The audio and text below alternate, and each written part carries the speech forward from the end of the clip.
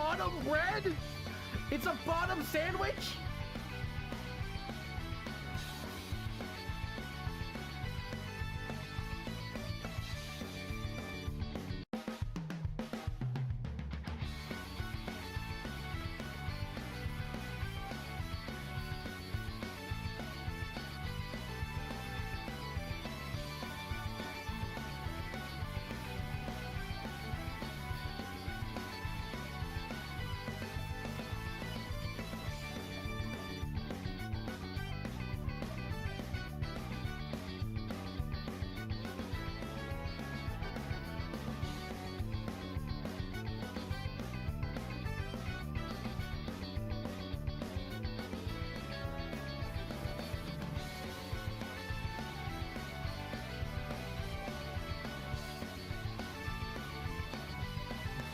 Bottom bread? It's a bottom sandwich? Ah. Hi everyone. I was on time. I just realized I feel like usually you all want to hear the bottom sandwich part. Am I right? I think the bottom sandwich part. I feel like that's maybe some of your favorites, and I'm not sure why, but it's okay. Either way, I'm moving up my audio. Can we hear the audio background? Yeah, but hello everyone. Welcome, welcome. That might still be too much.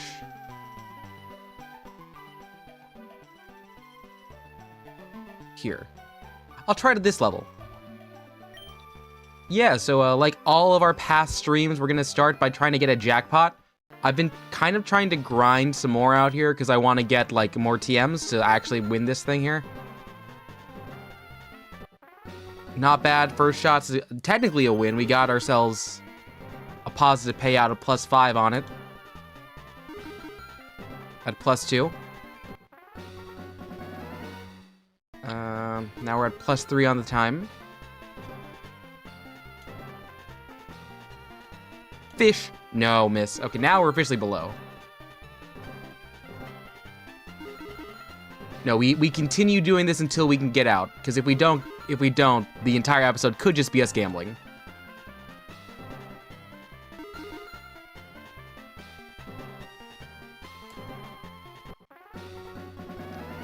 Because I cannot stress enough.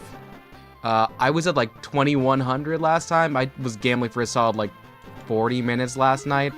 I didn't get to stream. I was a bit busy, but I felt like it was a worthwhile cause. I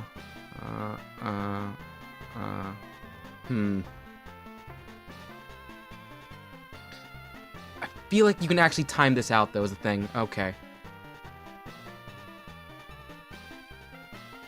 1, 2, 3, 4, 5, 6, 7, 8. No, we missed by a bit.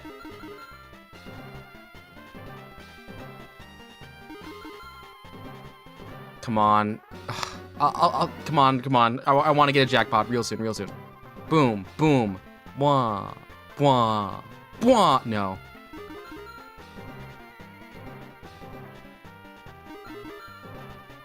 I'm not saying like I'm goated with the sauce, with the gamble sauce, but like I've gotten it pretty like common.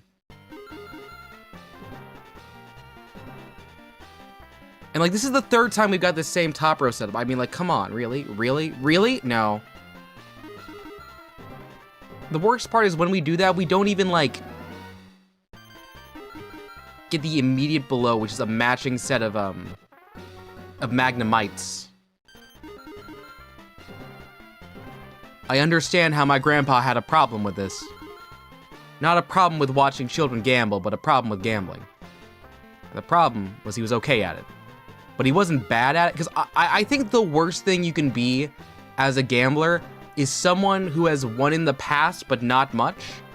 Because you have, you know, a semblance of hope. And this is the third time we've gotten this setup here. And the third time we failed it. Because, like, you know it's possible to get some return.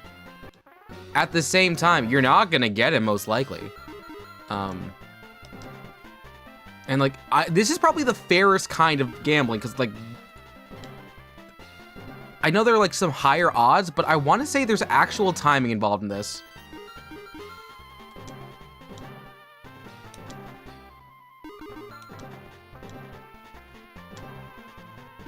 Two out of three. You know, the funniest thing about this, in all the hours I've been doing this, off screen, I've never gotten the 100. I've never gotten the Rocket R.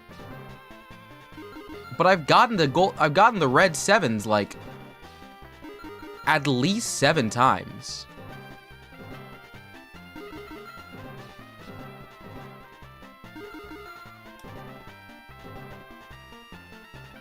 First time for everything? No. Please don't lock us out here. Please don't lock us out here. Anyways, I hope everyone's having a good day. I went to work a little bit late today. It's how I'm treating myself, because I know I'm coming into work on Saturday and Sunday. It's sad, but true. But sad, but true. But sad, but true. There it is! I timed it with the word true, and that's jackpot, which means we can actually do story progression after this. So here's the deal. Here's the deal. Couple routes we can go. The first one, which I think might be good to get people up to levels, is we could start making our way downtown, walking fast, faces past, and we're homebound. And by down, I mean going onto the surf. And when we do that, that lets us get a new encounter. Likewise, we could also get some more XP. Not everyone is at the even level for Sabrina. And the mons that we do have for Sabrina is not, let me see. Let me pull out the mons here. Hey, press fail. They wouldn't have added, I would disagree. I would disagree. There would be something. Probably not poker, but other games have gotten it. Glad they got it back. Press fail, here's the fun thing. It never went away because I'm not using the official copy.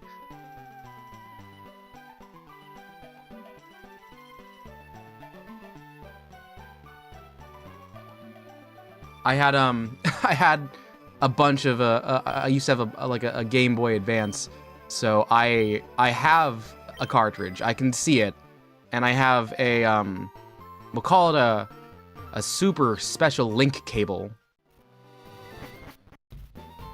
Yeah.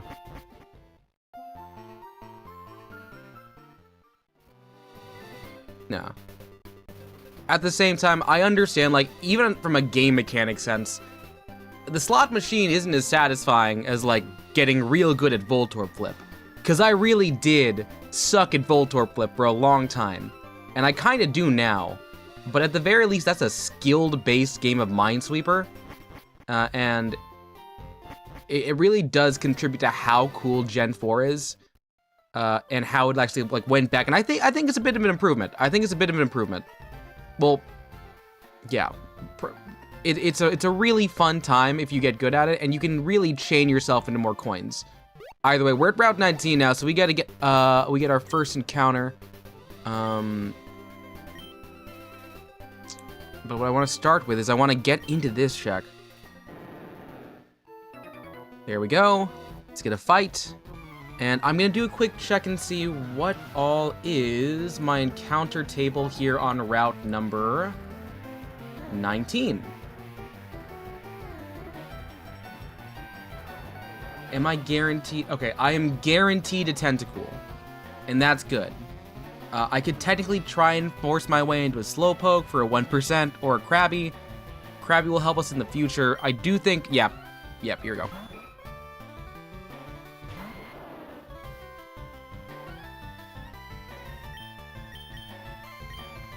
Oh, hey, what's up, Pedals? It's your boy Bonson. Bonson is still alive.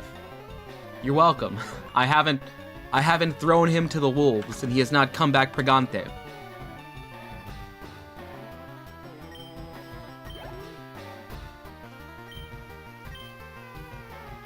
Pregnante?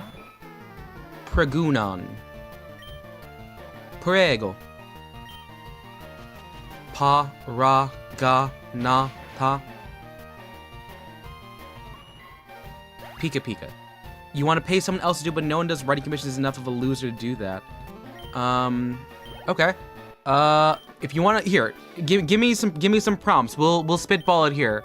I know there is one person on Twitter I follow who is also maybe someone. If you want me to pass them along to you, they're open for commissions. They do lore stuff.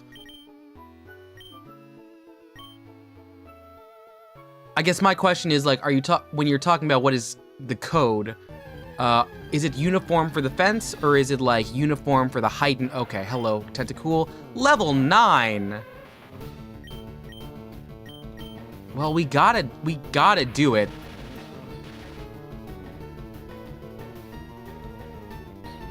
I swear, if this poisons me. Gah! Well, I said I'd swear.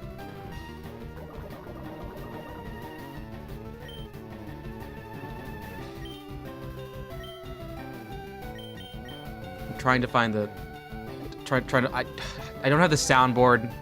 I was gonna get the dolphin noise. Joke didn't land. Joke had to stop. Joke is under arrest. The cardiac kind. It's dead.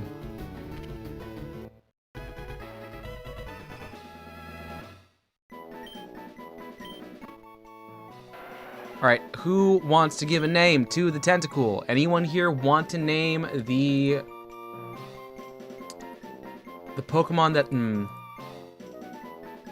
I'm trying to remember, like, there is a very specific episode I'm thinking of, where I'm fairly certain this goes in like a Godzilla rampage, and it happened really close to 9/11. So they did not allow for the episode with Tentacruel to air in the States. Okay, your fictional faction, the 3rd Battalion, has to paint a fence for a rich dude. The rich is going to make sure they have to follow every rule and regulation possible. Okay, so the funniest thing you could do is you could set standards for the paint quality, texture, and the brushes. And then if you want to be really antiquated, you can add math into it. So if you want to think about it, think of it as a series of sequences, a set of impossible sequences. For every vertical rung of a fence, it has to be shape X, Y, or Z. But also for every X distance between fence posts, they also need a specific pattern.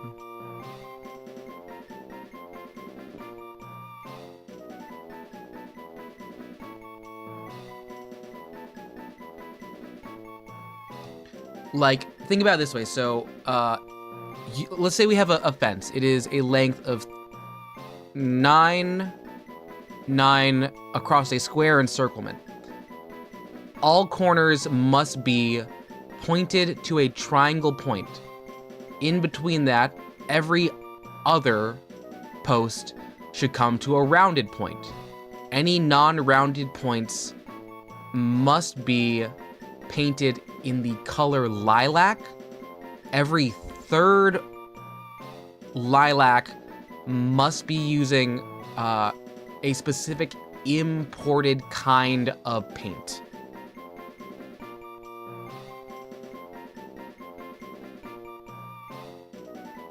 I actually like lilac as well, so we're gonna use lilac for the name of this one here. Gosh. I mean, I guess, like, it's good that it's a lower level, because if we do need to switch into it, that's nice. So that's lilac. The Tentacool is now on the team.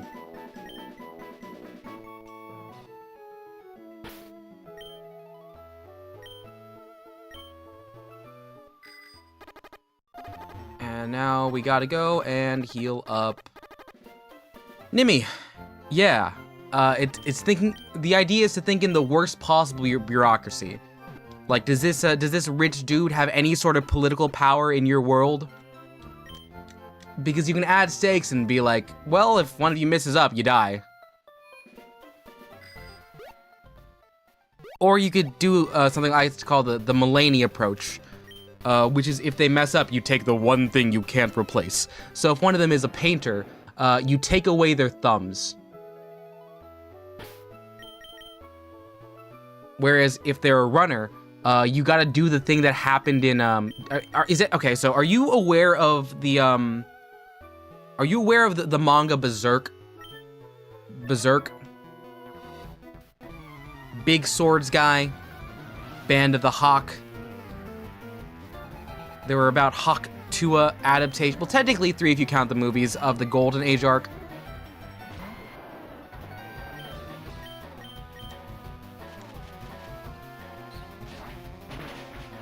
It's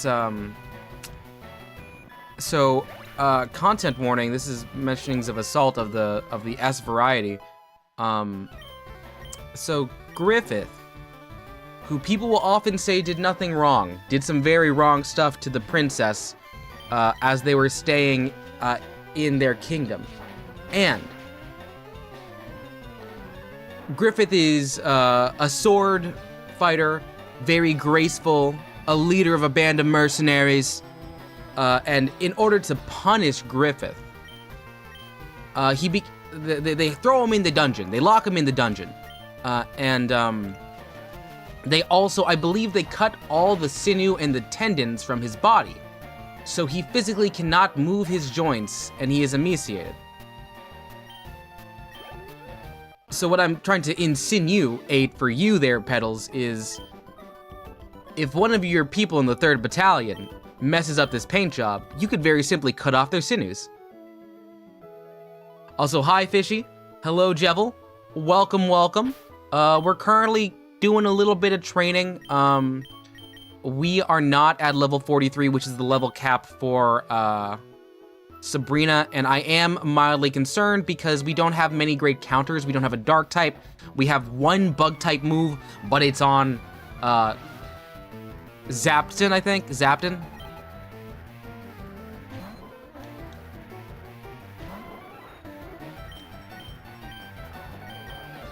Yes. So I'm gonna shock Zapson.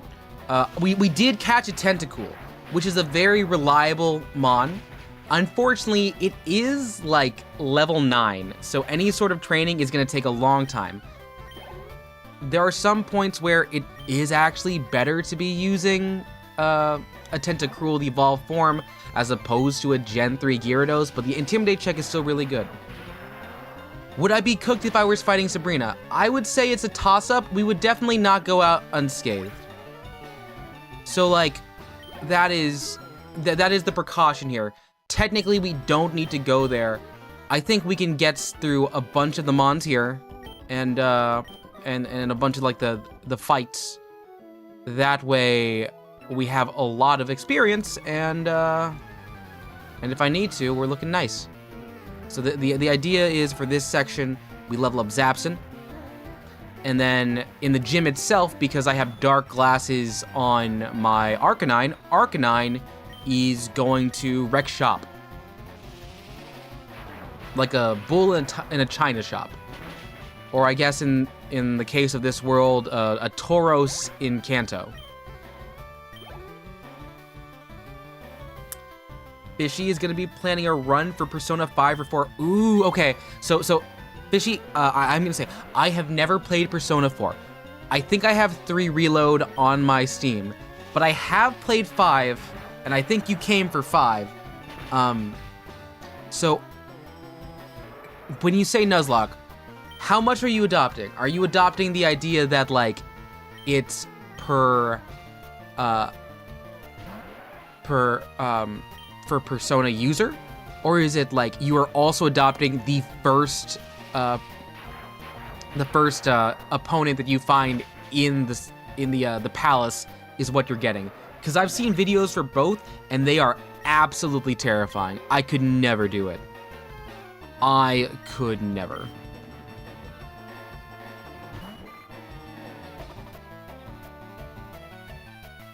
All right. Jevel, what kind of homework you doing? You in math? I forget. Are you and Mike in the same math class or the same math grade? I can never really get a hold as to like what y'all are learning. Usually I end up asking people what their major is or what they study in college or what they did for work, but I'm fairly certain neither of you. Math? Okay, yeah, it's math. Then I can't help you.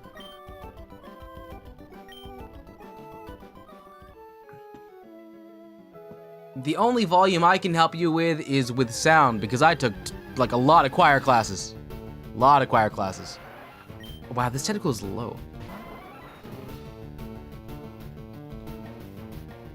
Now, Fishy's talking about having just started thinking about it. I can get that. What I would say is for you, how many times have you beat Persona 5?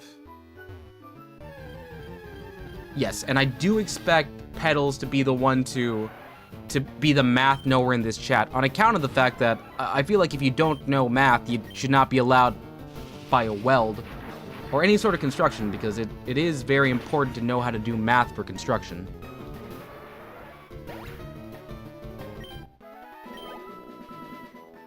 Three times, 2 new game saves, 1 new game plus. Okay, all right. That sounds very doable. I guess my question there, Fishy, is like, what palace gives you the most trouble? And Jevil, I like the optimism there. I do want to point out that is a significant portion left. Boops your bops? Hey, Ace, what's up? You missed it. We just caught another Pokemon. We caught ourselves a level 9 Tentacool. So we are kind of in the big land of really just trusting that Gyarados will not be outclassed, even though in Generation 3 it's very special based, but its stats say physical. We're doing good right now. Okumura and Kamosha. Okay, so Okumura, yeah, you're gonna need to make sure a lot of things are working for you, because I know that with Okumura, you gotta have the very specific setup. You gotta have that specific setup, otherwise it kind of goes to hell. So like, you're gonna build around that most likely. What happened to my voice? Is it low? Let me see. The fuck happened to what? I don't know what you're talking about. Let's see. You're worried your cat is gonna jump you? Are they gonna jump your homework? I sound sick. I'm a little sick. Like, not much.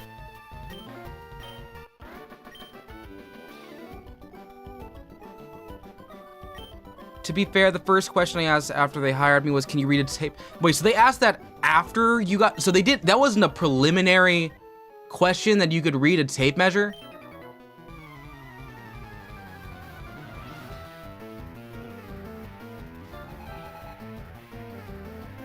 Did the third ball drop you got more bass? I can be a bass sometimes.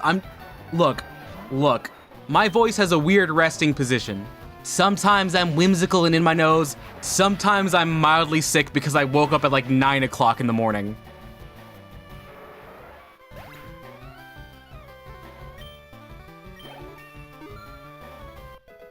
Okay, let's see. Look, you know what, Petals, here's the thing. I understand people don't like nepotism hires. In theory, I would be too, but if you put out good work, I'm okay with it. And like, from what I've known, you have not caused like any certain like pipelines to burst, so I would still trust you with that.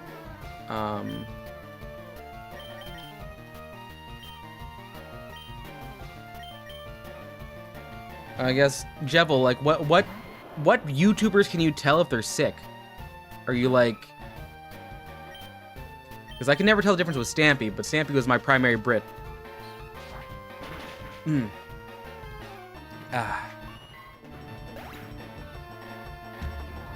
I guess oh, Griant, okay. I technically was like a nepotism hire, but it was for like, you know, I'm not gonna say unskilled labor.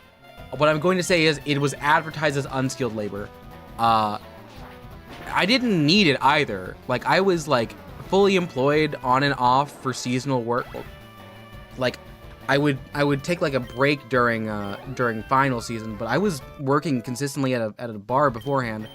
But I took a brief like summer and a winter working at a factory for like American products, and because my dad worked there and because we had family friends working there, I got to skip taking a P test, but I didn't do drugs, so it didn't even matter.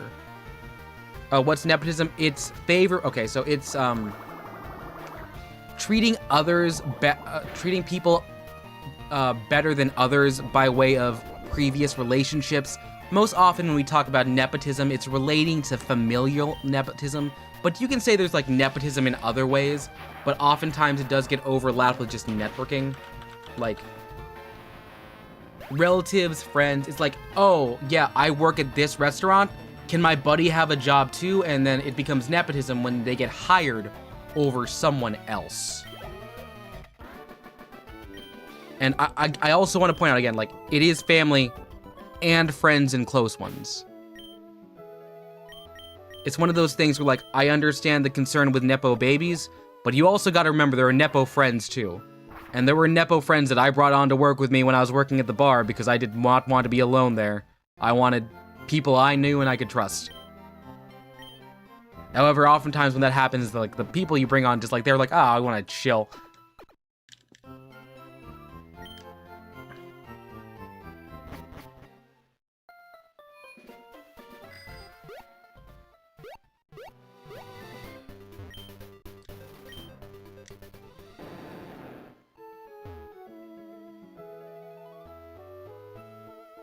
What do we got here? Okay.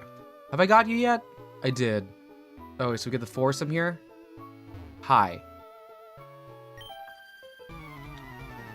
Sunburns wouldn't know it.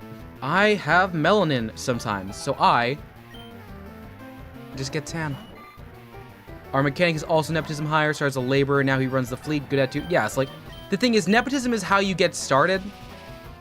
I'm always someone who says, you know, if you're in a position that requires skill, and, like, it's a public job, so maybe not, like, the manager at a car place, because oftentimes those things just get passed down. Like, you will get fired from it. Like, there are a bunch of actors' kids who have had, like, one big movie role because their parents are in it. And you're like, yeah, they're not good. And then they end up in less movie roles because they're not in hire. Like, think about it.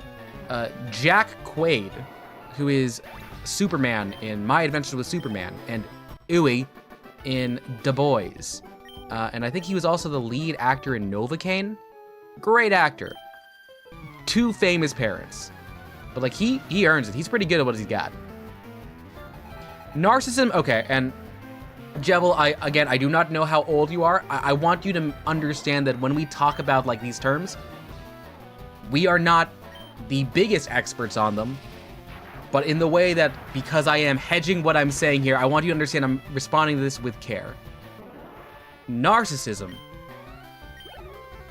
is something that I believe, let me check, is narcissism in DSM-5?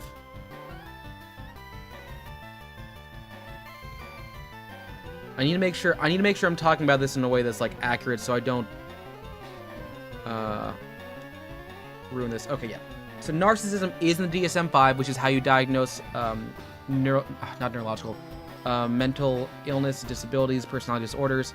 It is a set of different criteria where you don't need to fit every criteria. Mostly, it's saying that you have like a general vibe of, like, a lack of like humility, where you're looking very inward for attention. And Petals, yes, you're right.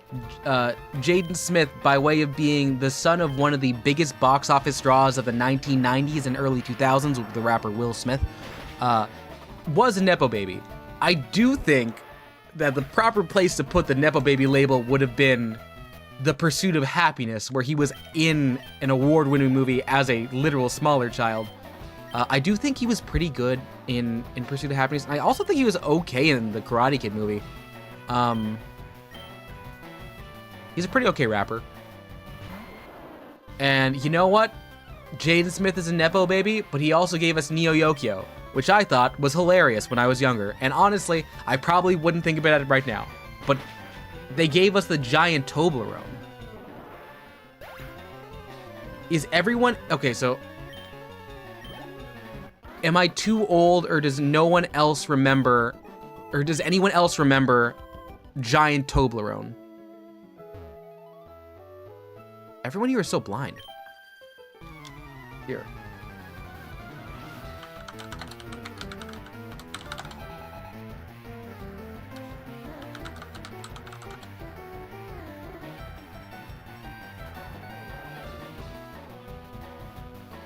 There is... Oh, gosh.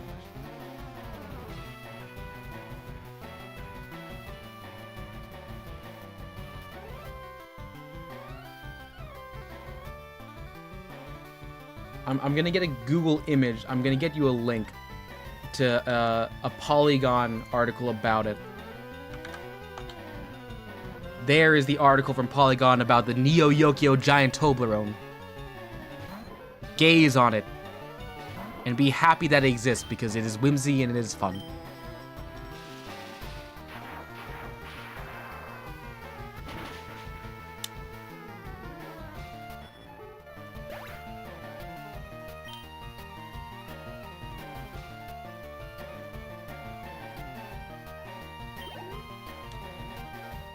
Okay, Anya, let's keep you going.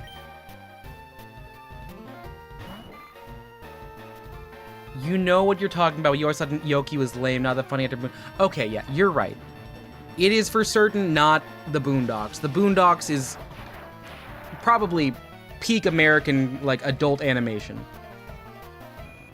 I think I'm grading it on the curve of I was in high school, so I was happy when things were irreverent and kind of stupid.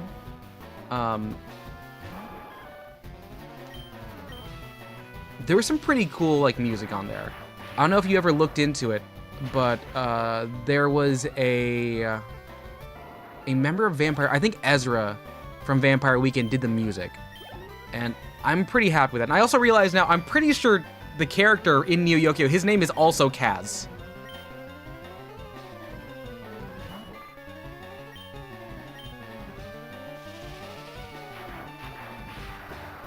I'm now listening to it right now, and it is for certain that his name is Kaz. I come from a long line of cringe Kazes. I got Kazuma, I got Kazuya, I got Kaz Neo Yokio. That's great.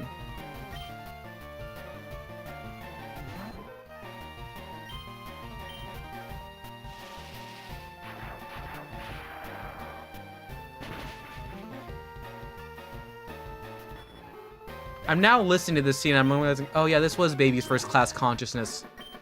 Which is funny because Jaden Smith plus class consciousness is a weird one.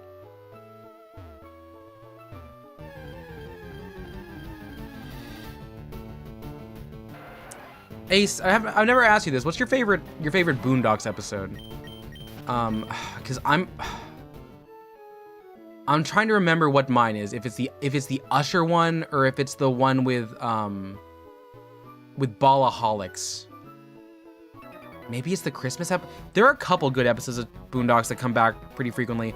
The kickball one's really fun.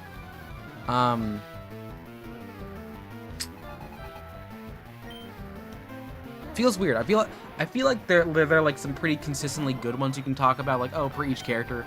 Like for if you're talking about episodes of the Boondocks with Riley, anytime he has to do a sport's pretty fun.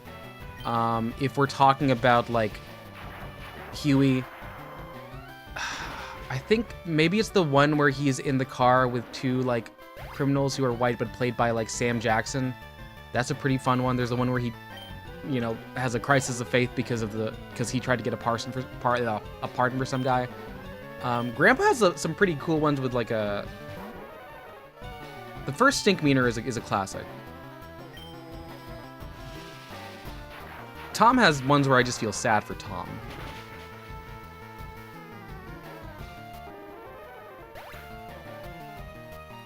Sometimes I hope Tom feels better. Okay, you thought about this a few times. That is a good first heuristic, to cut down everything before season 4.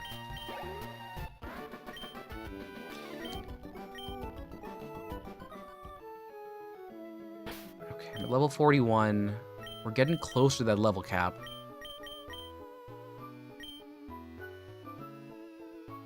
Technically, I'm on a new route, so the next thing we get is an encounter.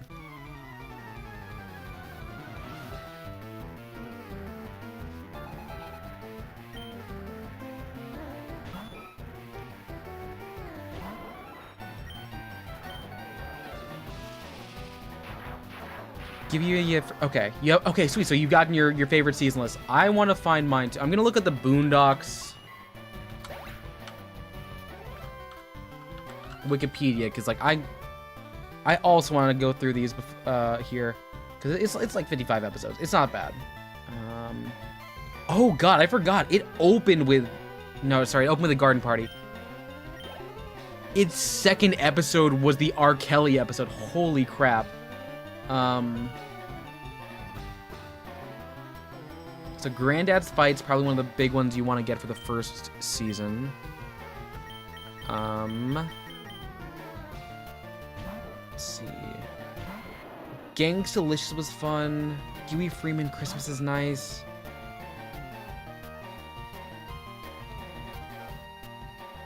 The Itis was one that I watched a lot because it was there a lot. On Cartoon Network or Adult Swim.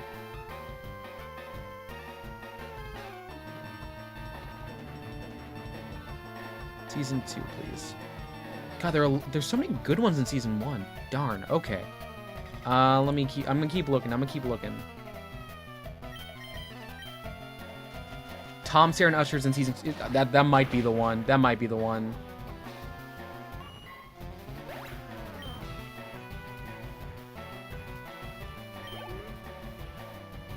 Thugnificence also. Oh my god, yeah. I remember Thugnificence is like an episode I liked a lot.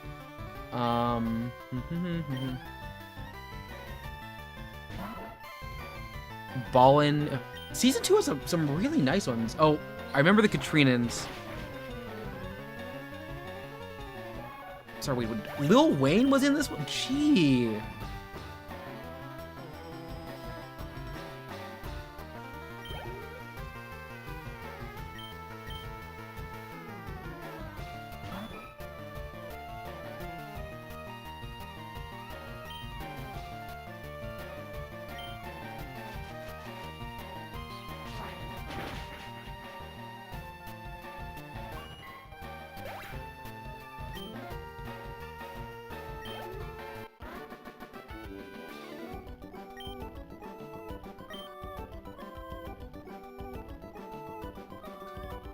Oh, Pause. I remember Pause was also one. I remember Pause.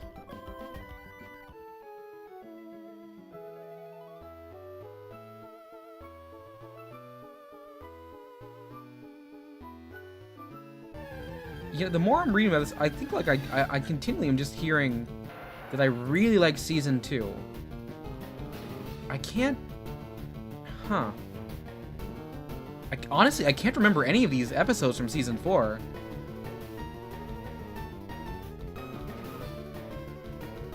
Yeah, Ace, I'll await your response there. Let me make sure I'm looking at live chat.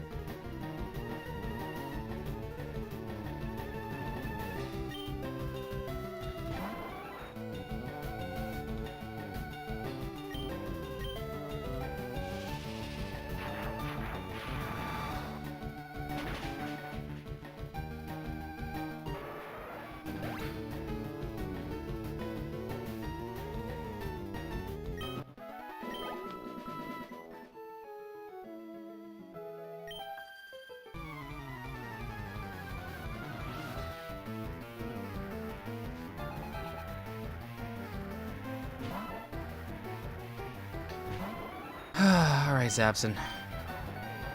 Zapson's been doing a lot of shocking.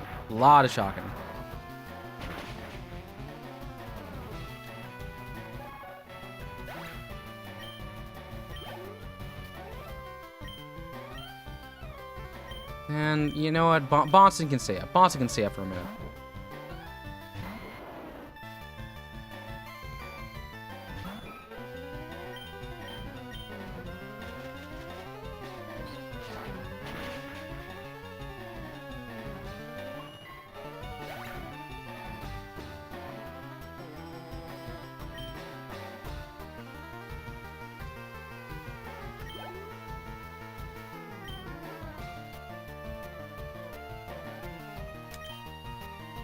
I think it's still a water type. It's not a Kingdra yet, so it's neutral. It's not neutral. It's super effective. Okay, 4 is Freedom Ride, 3 is Red Ball, and Fundraise. Okay. No Snitching is a good episode. I do like No Snitching. Okay, so we have a couple different ones. I feel like I'm picking a lot of the ones that have fights. Yeah. No, I understand that you can't pick a season 1 one. It is a lot of quality right out the gate. I do think the answer is R. Kelly. I think the answer is R. Kelly.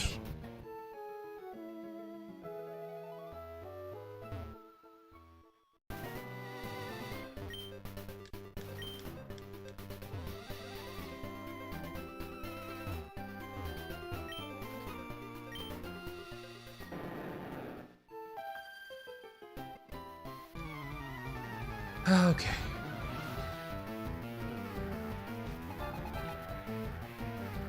Looking back outside of season 3 and 4, they're slow. It's a really good show. It's a really good show that, like, I am not the target demographic for. But if you want to get some racial and class consciousness, you got a good... Ooh, zap and stay alive, zap and stay alive, zap and zap and zap and... There we go. If you want to get some class consciousness there, you can.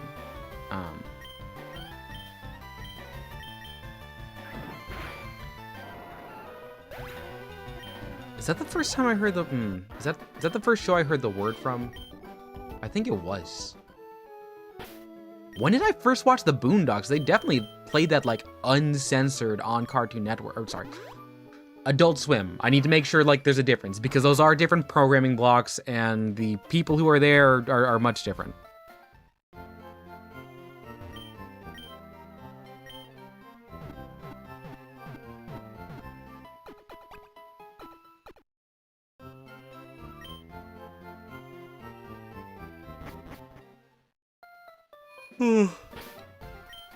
Oh. Now, I do have to give a quick warning. I am very reluctant for people who say their favorite character is Uncle Ruckus. Because even though he is very funnily written and very absurd, I'm very concerned that sometimes when people like Uncle Ruckus, they like him for other reasons. Like, they like him for other reasons. Same with, like, people who like Clayton Bigsby, in terms of, like, if you're saying your favorite character from the Chappelle Show is Clayton Bigsby, I'm like, okay, please tell me why.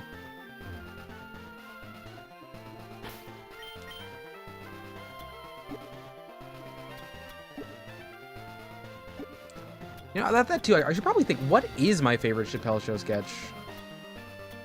Is it the racial draft? I think it is. I think it is. Because, like, the Wu-Tang bit is hilarious. And I will not take anyone saying otherwise. It holds up very well. You like him for the other reasons at times. Yeah, out of pocket can be funny. I know some people like, you know, this man's got a point. It's like, no, Uncle Ruckus does not have a point. You cannot say that. That is not what you should be doing in the year of our Lord 2023. Okay, I was like, you're calling down thunder. Okay. 100%? Yeah. Okay, come on, get it.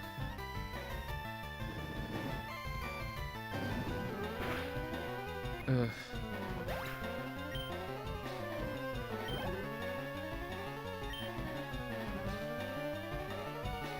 There was also, oh god, it wasn't Crank Yankers. It wasn't like, but it did have a puppet. I remember there was one sketch in the Chappelle Show where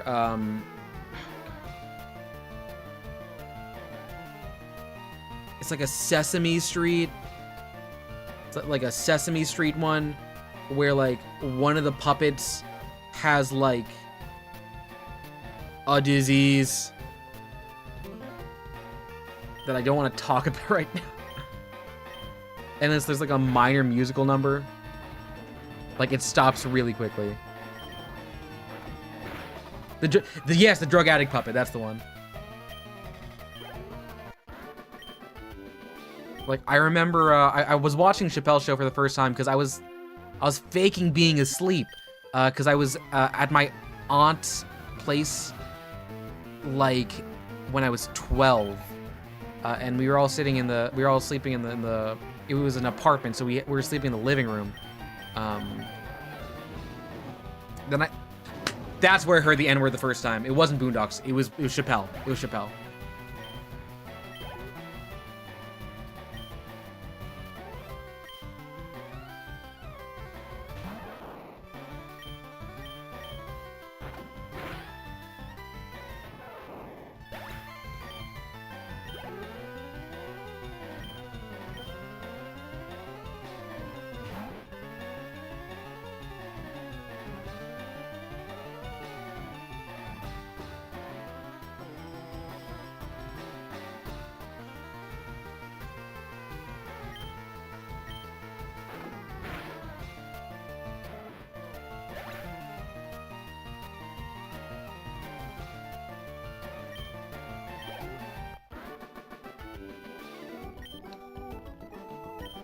You know who I haven't seen in a minute? I haven't seen Wayne Brady, and that's partially because I haven't been watching Whose Line Is Anyway, but I like Wayne Brady a lot.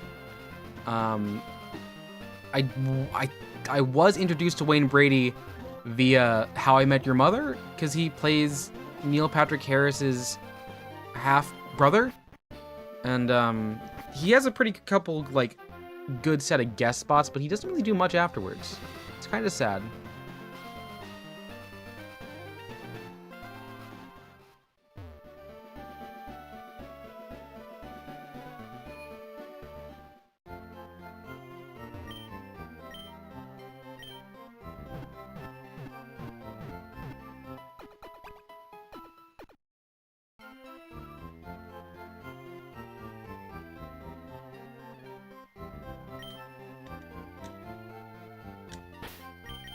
Quick save.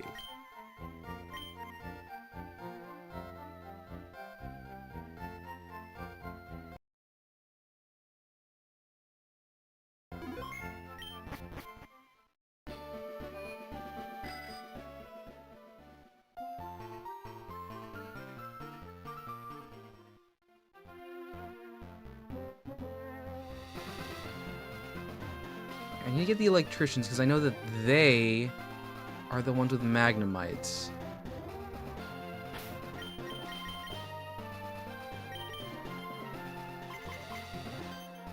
Alright, all three of them. Okay.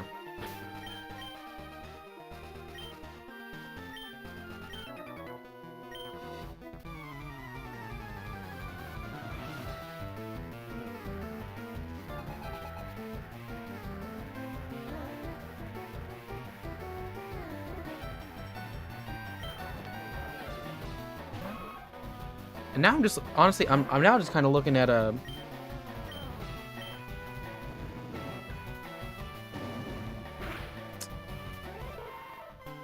Oh, God. Now I'm just, like, looking at... Oh, my... Oh, wow. That is not what Chappelle should be wearing right now. I was looking at the racial draft, and, ooh. Not the best look there, Dave. Not the best look.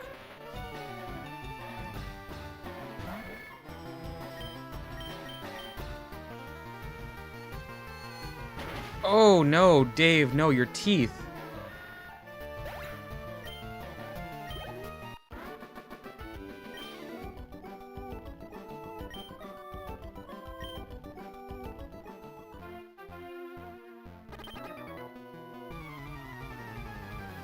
Yeah, maybe not his best work there. At least it's only like 3 minutes. Okay. That's enough Chappelle for now. That's enough Chappelle for now.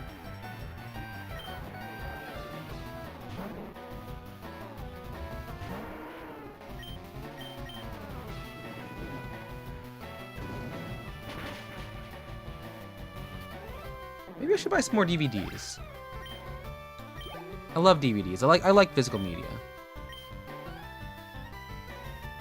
It also, like, I've never actually seen any of the DVD extras for Chappelle. I swear there's got to be some more like that, because there's like the Lost Season tape, but I think there's more.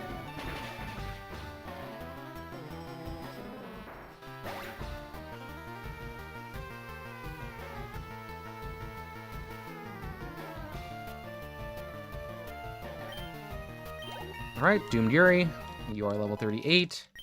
Great, most of the levels are going to be gained in the middle, and now we got to get ourselves into this electrician fight.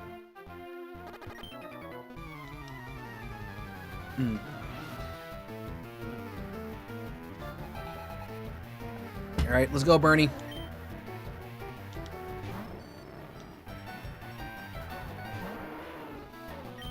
How many magnetons are we getting out of this? 3? I think a decent amount, right?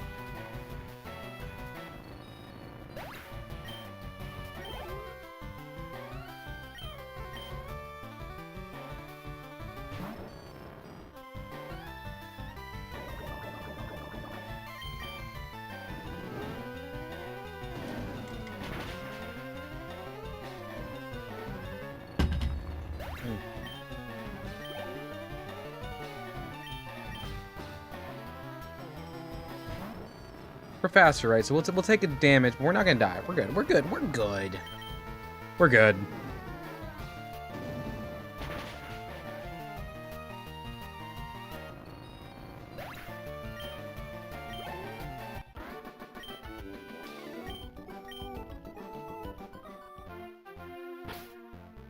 Okay. Let's open up Beak Esquire, fly us over to Saffron, and now let's just start seeing what is available to us here today. We're gonna be doing some just a lot of ghosts, but also occasionally a slowpoke, which means that's gonna be going over to not them.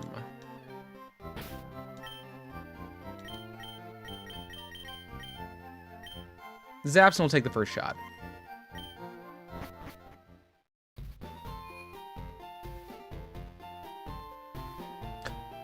Oh, I'm realizing some of these people have Destiny Bond. That's not good. That's not good at all. That's an automatically dropout. Well, let's start working through it.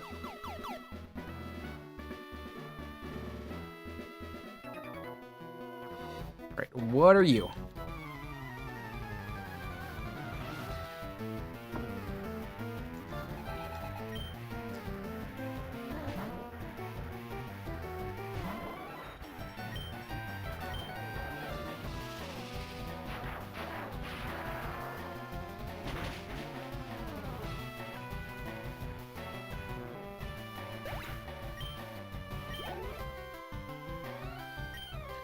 Yeah, and Zapson can just console this. They can solo.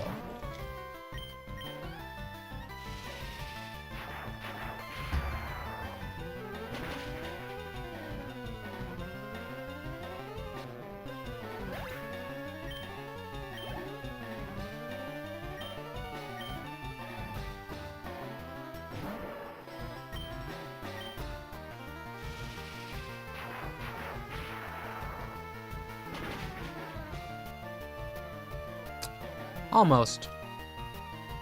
Oh, they missed. Okay, well, you know, let's try a pin, but let's see if we can get this in one shot. It should. It's, oh no, that's 25. That's low. And is that super? That's not good for Zapson. Zapson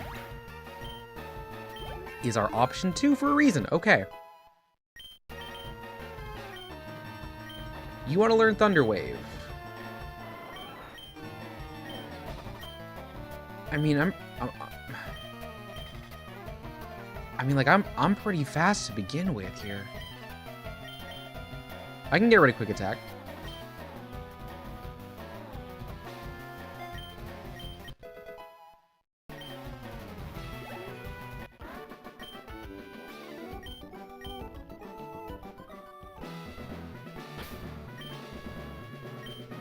Right. Here we go, Doomgury. What are you?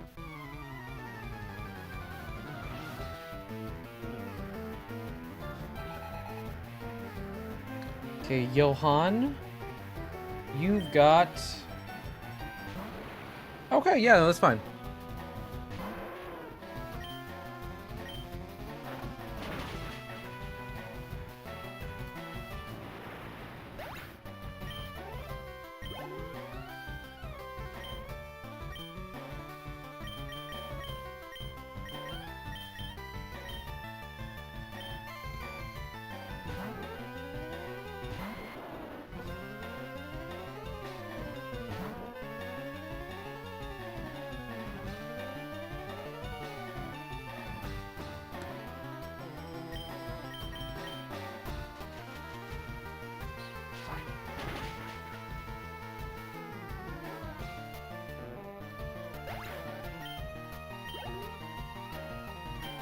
Right, now back over to Doomgury. You are still below the board right now.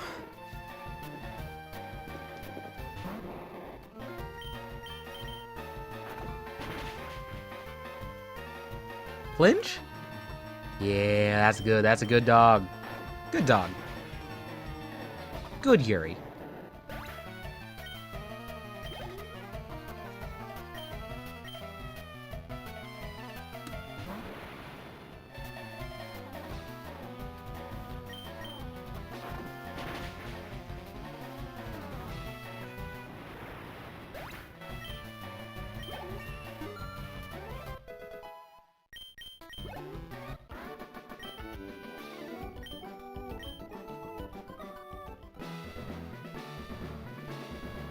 Down here?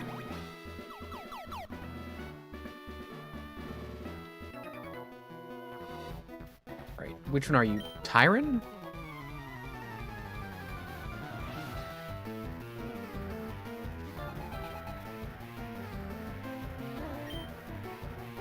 No, a Slowbro. That's bad. Brick is here, however.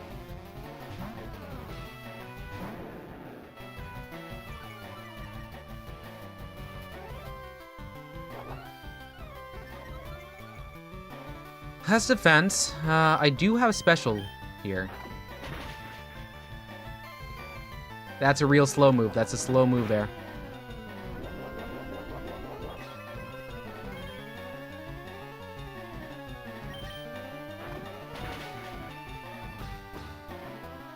Yo, Kruka, what's happening?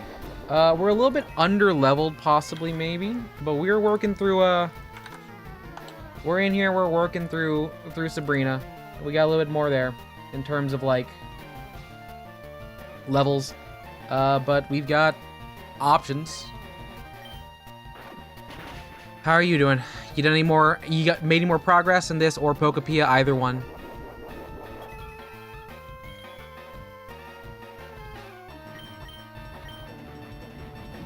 Dragon Rage still being on this and still being oddly viable.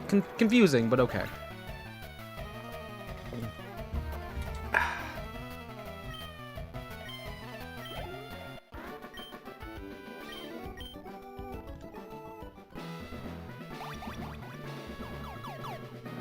That's a Channeler. I don't want to fight.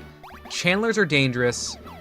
The Channelers have Mons with, like, Destiny Bond, which can just take us out. Oh god, they are just sending us in circles here.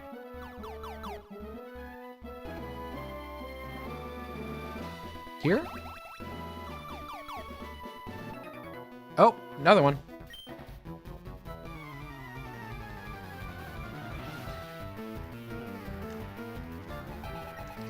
There's Tyrant and the Mr. Mime. And with this, I should be just fine to bite.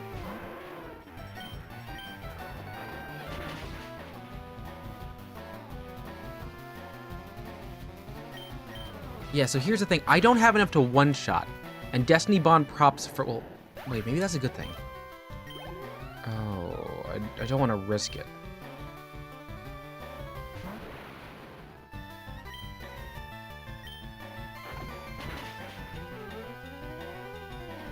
Yeah, and Kadabra 34 is supposed to be a glass cannon, and if I can't take it down to like in one shot, this is... We might actually want to save this for post-blade, not post-blade, because that's a different step. The worst part is, like, there's no really good place to level up this fire-type mob. Anything here? No. Send me out. Send me out. Stop. I don't want to talk to the channelers here.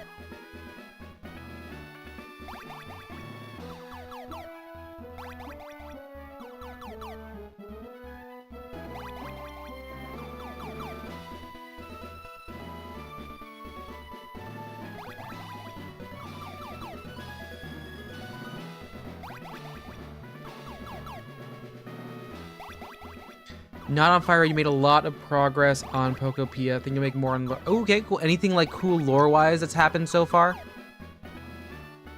Oh, shoot. I forgot to go to... okay. All right. We gotta...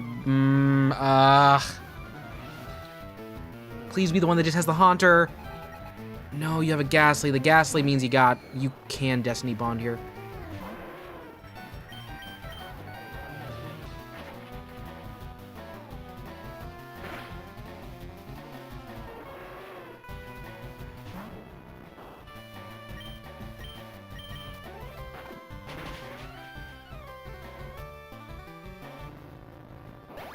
Okay, so that Haunter went down in one shot, which makes me think I can get it in one shot here. It's just bad.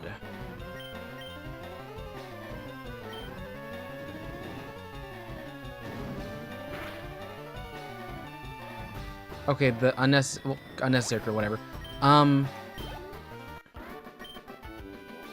Real close to level 40, which would be good to have before this.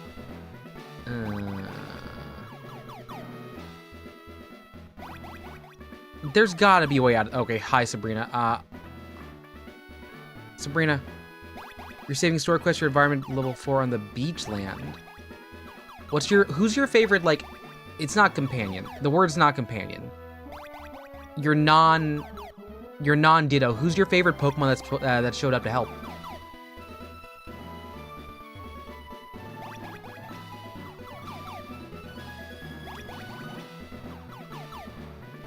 Can I please get out of here? I want to leave. I want to leave.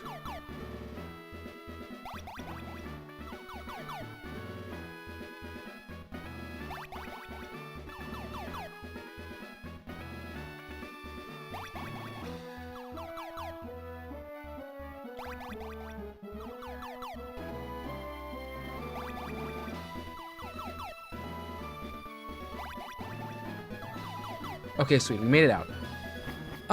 Alright. Where am I training? If I go too far to the left, that puts me at the not the boom. That's a different thing. That's gonna take me over to Cycling Road. With Cycling Road, that runs the issue of sometimes I run into big explosions. Could he fight the birds?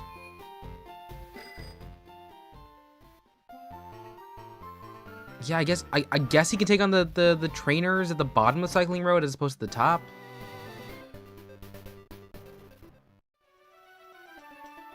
Can't really think of a place that has primarily like grass types. There's not anything that can help with the bugs, can we? I don't think so.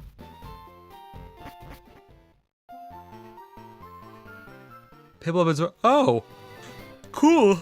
Oh. What are they doing to help you out? I'm fully blind on Pokopia, so I have not seen like anything.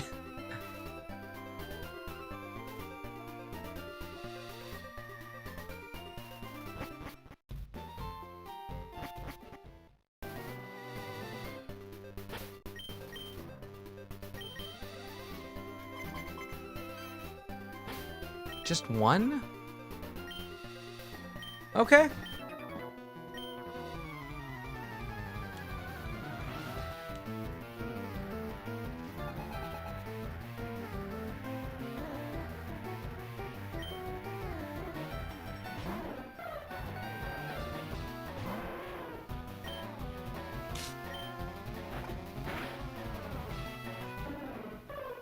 So I'm getting neutral on a stage 1 Pokemon. There's not going to be many stage 1s to go. Fearow, this is a fully evolved. They might have Mirror Move. So, bite, flinch, something, do it. Pursuit. Piplup makes bubbles to help you wash them out of the land. Okay, so Zoroark is there to farm Aura. That's a respectable thing in a game as well. Sweet. We hit level 40. Can I get to 41? There's gotta be more birds. There's gotta be more birds.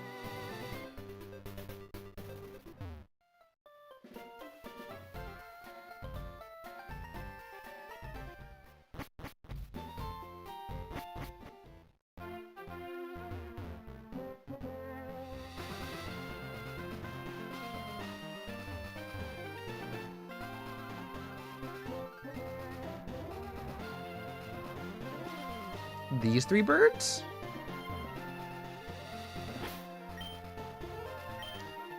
There's some personality of the Pokemon. Would you say they have more personality than Mystery Dungeon, or is it just like a feeling about the same baseline?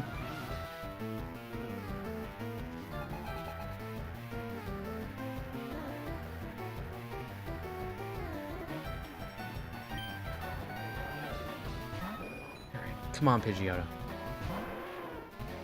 Okay.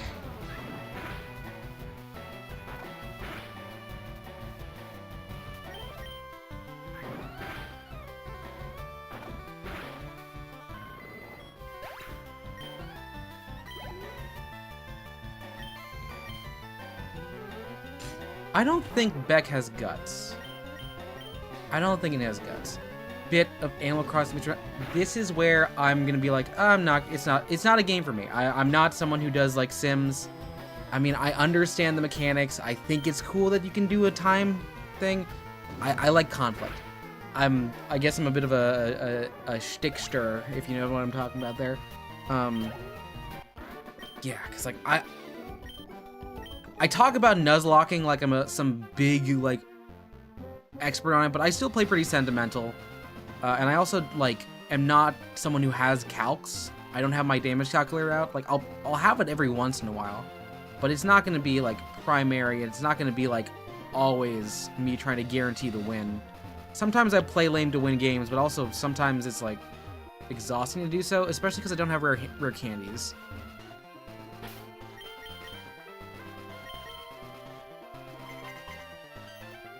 All three.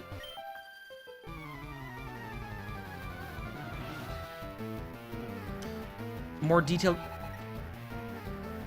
No, paying attention to detail, I mean like paying attention to like the mechanics of like making sure that something is going to be the most optimal way to do it.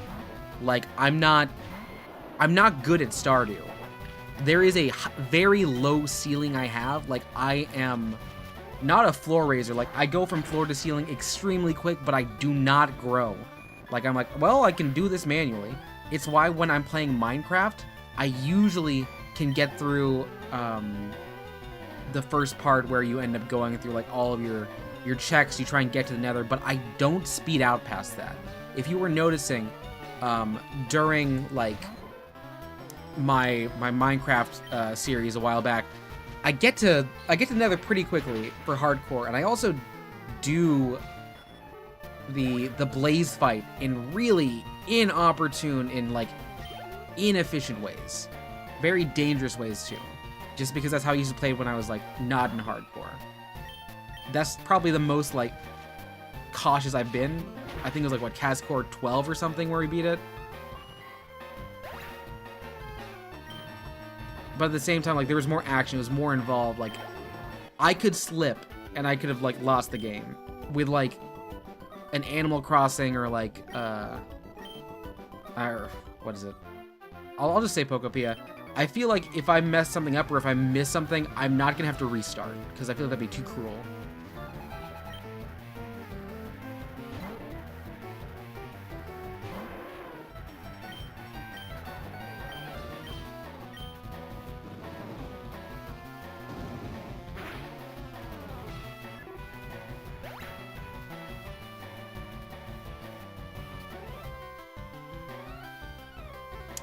Hey, Kasia.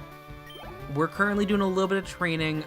We've got like a little bit more before we go into our fight with Sabrina. And Doomed Yuri somehow is our primary person here.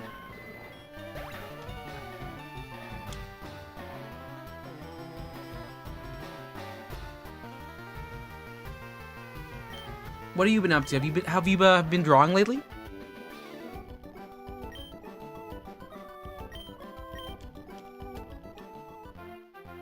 There's one more down here? Yeah, one more. Okay. Have a grass type, please?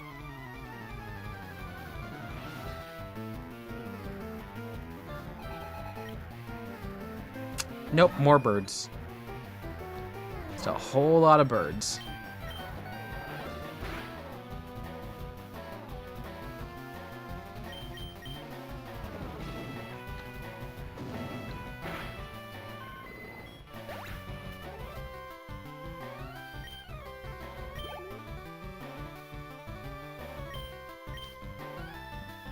Haven't been able to focus on drawing. You have a big lab report to finish. Oh, what's the lab report on?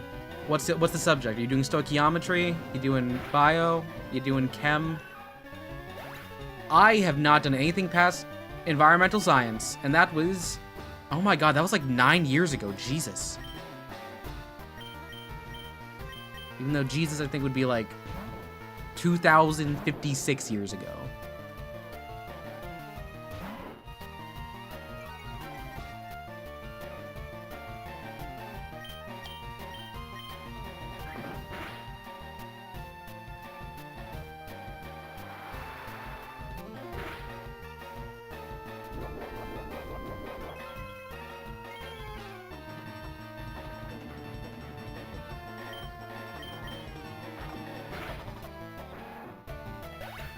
You have a highly suspicious amount of knowledge on ethyl cyanoacrylate.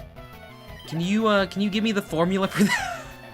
No, you don't need to give me the formula. I really have no clue what you'd be putting out there. But what are the use cases? What are you trying to do with it?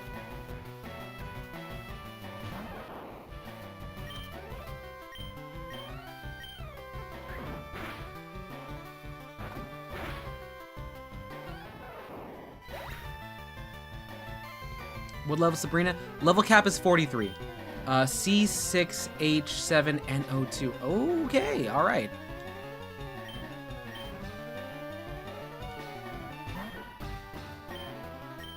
I have absolutely no idea of what the usage is for that.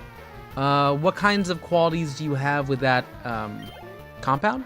Compound? Yes. I think. And you don't need to give me the atomic weight. I'm not gonna know what to do with that either.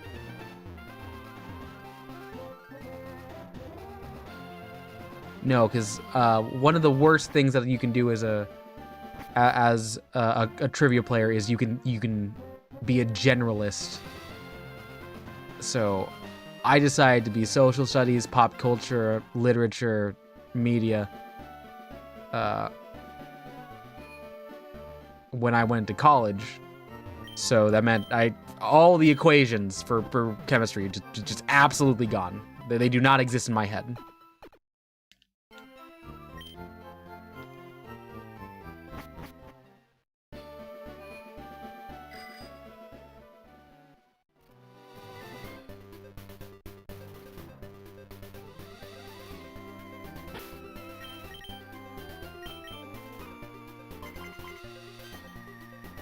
Just one.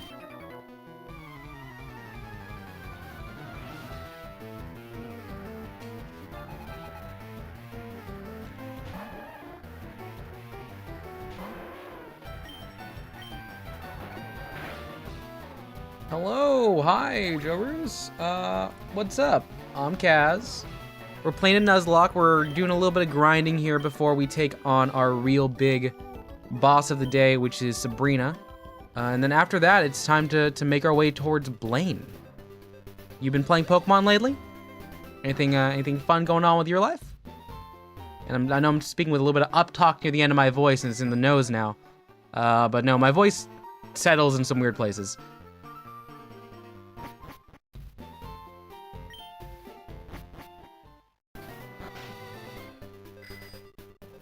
Maybe I can fight the Nugget Bridge again? Let's give it a shot. Yeah, sure. I mean, we're currently just like doing, you don't play Pokemon? Well, Joe, what do you like? What brings you here? I mean, I'm grateful to see you here, but I want to make sure you're looking pretty chill. Yeah, Petals, I'm going on Discord. Hit the call. Also, you normally find a liquid form of monomers when exposed to electronegative molecules or ions, forms a bond, and in short, can also be bonded by others. And here comes Petals with a shark. Yo. Petals? There we are. Oh, you might be actually super low. Give me a sec. Here, I'm gonna really quickly turn off our Poke music. All right, Petals, go ahead, say something. Okay. Test. Test. I'm a shark and weld. I don't weld. You don't weld. Yes, that's the story we're going with. And ooh, Joe is a fan of Assassin's Creed Origins. I've not played an Assassin's Creed game. I don't have I think the only Ubisoft game I think I have is actually Uno. Do you have Uno? I don't think so, but someone told me it came with my Xbox. Gosh darn, I was gonna jump into that. Okay, yeah, okay. What was your question there, Petals? So, and I want to apologize in advance. Do you think there is a specific rule that will prevent me from streaming while actively taking a poop? Like, that's not on screen, but like I think audio's there. If the sound is there and it drops, I think so. But people can have like a fart sound on their stream and it's fine? I think because there's not a full disconnect. Like, if we know it's you making the sounds In the moment, in the I think so. You'd probably want to look at TOS. If I recorded sounds of me taking a poop and played them on stream, then do you think it would be fine? I'm not going to do this for the record. There might be like intention. there might be a clause for like informational and educational content. You could probably get away with that. It'd be easier. Definitely easier. Not saying you're home free, but like that's probably a better case than just like having a loose poop on stream. Okay. Yeah. Like. Also, hi Aaron, nice to see you here. Joe, you going to play? I am not playing AC Origins because I don't have Assassin's Creed. If you're in the middle of that, how many percents are you in? What do you mean you don't have it? It came with your Xbox. I don't have Assassin's Creed. At least not Origins. All I have is Black Flag. Hey, that's almost as good as Assassin's Creed 3. I have no frame of reference here, Joe, if you know what's going on there. What? Oh. Black Flag is decent. The pirate one, right? Yeah. Assassin's Creed 3 on the original Xbox 360 without any sort of updates is the most glitchy Ubisoft mess you will ever find that is still fully playable and a really good time. Yeah. Oh my god, everyone came in at once right now. Hi everyone. Wow. Yeah, Pedals is here. We're talking. Hi Glenn. Yeah. We're not talking about the cannons. Pedals had a serious question about like, you know, what's it like? Would I get banned off of X, Y, and Z if I was dropping some? Yeah, go on. Explain. Hello, audience of Kaz Cassidy. It's wonderful to see you. Today, I am asking a simple question. If I were to stream as a VTuber and take a poop while streaming and you could like hear it, would it be something that they'd ban me for? And my thought is if it hits and you can hear it, yes. So now I'm trying to think of ways to get around that. Like, what if it was pre-recorded? Plopples. Yes, if there are audible plopples, then your career will stopples. Yeah. Let's see. Just in case also I did also hi Easling, hi Wilku. Yes, I am aware of your girlfriend's name. Got a bit sidetracked by the poop conversation. And yes, Acacia, super cool. Can you mass produce that molecule? Like, what is it like used for, like industrial? Actually, are you familiar with this here Pedals? I believe it was pulling back up again. Ethyl cyanoacrylate. All right, looks like Easling's talking about like calling the YouTube police on you if it is you, if you do that. Do. Fucking snitch. Oh, it's super glue. Okay, that makes sense. FireRed is fun. Yeah. Yeah, you are not allowed to use that in welding. You can't? No, Joe, I'm trying. There's so many of you, and I'm probably not going to be playing Assassin's Creed. Quite honestly, I have so many games on backlog. I have 2 Persona games. I still haven't done the post game for 5 Royal, and that series was kind of done in January. Dang. Yeah. You know, we'll go. I like FireRed too. I've played a lot in my day, on my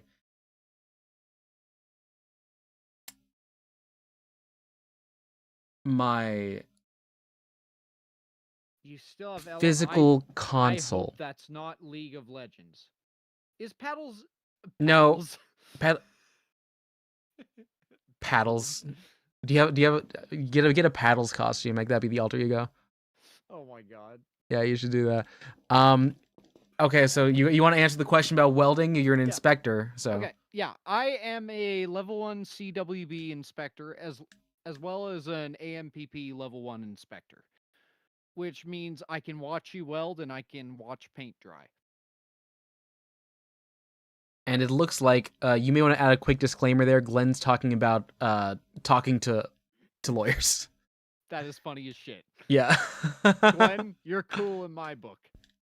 Not Okay. just because at one point I worked for a guy named Glenn. Well, you're not even going to hit a single disclaimer about the not legal advice here? It just, I mean, look, at the end of the day, if it holds, it holds, but I don't think it'll be up to code. I'm a certified MIG welder myself. Fuck yeah. Make the pop. Send me some welds. Make a Plopples alt. That, honestly, the only thing there is you'd have to watch out for the IP bans, because they do ban IPs. Oh, yeah. So like, I don't know. So I'd have to borrow a Starlink from work, and then, yeah, just stream off a work computer, and then just a sort of like a, and then then I get fired. But that's not the point, because as long as I keep my YouTube channel, that's what matters. Yeah, we love priorities here.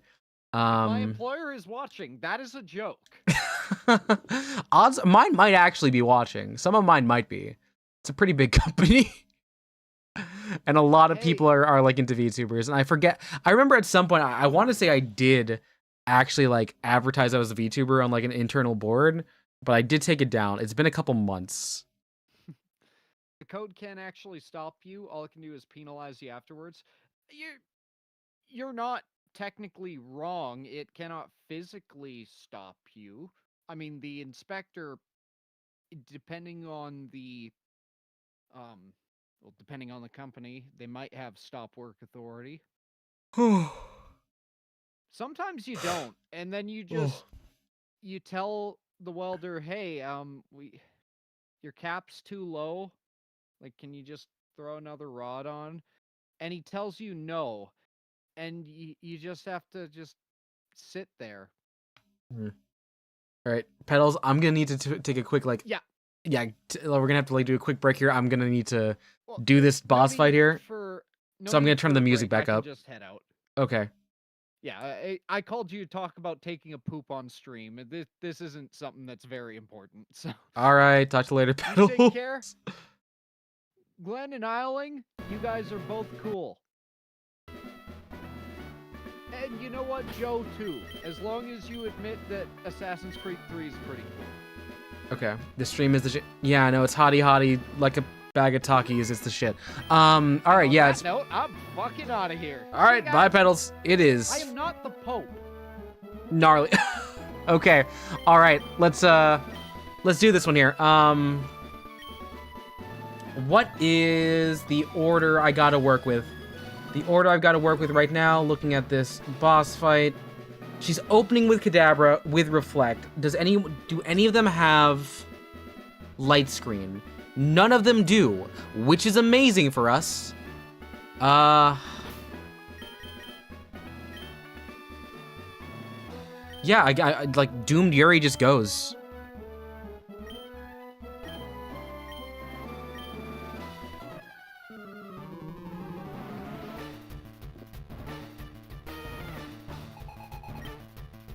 All right, there's Kadabra.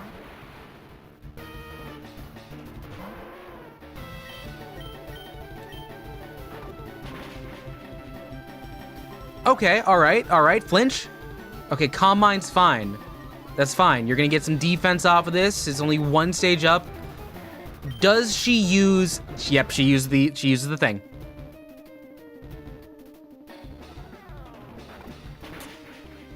Ace, I didn't want to bring it up. I was going to bring it up as you were leaving, but yes, he did not bring you up. All right, one down for Doomed Yuri. Mr. Mime. We're going to keep you in here, Doomed Yuri.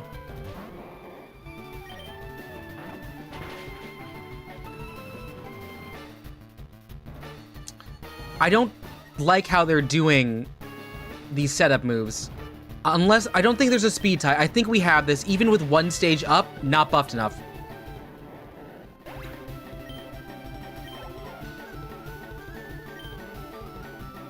Venomoth. Let's see, what can Venomoth set up? Venomoth. Psybeam, Gustly types. Okay, so this one's actually kind of garbage. It doesn't set up on anything. So let's actually take a brief swap over to Beak Esquire. And then we'll just use Beak Esquire to do something. Best thing this thing can do is try and, like, hit us with a confusion. Thank you, Beak Esquire. Full crit. All right,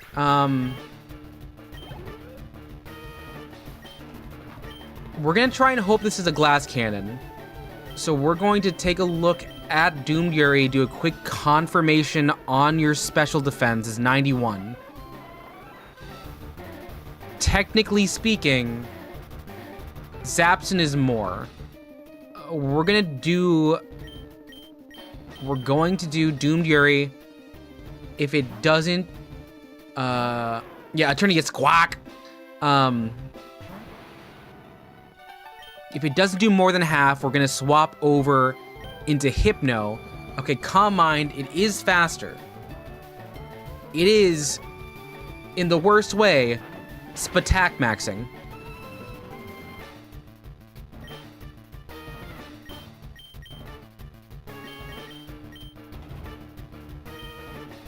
Nemi's gonna take this here. Take it, break and drop. All good, Acacia. Do what you gotta do there. Psychic, take that resi, take that resi. 36 on the +1 stage. Okay, Thunder Wave it. Damn it, no, this is bad. Oh, this thing's setting up to sweep.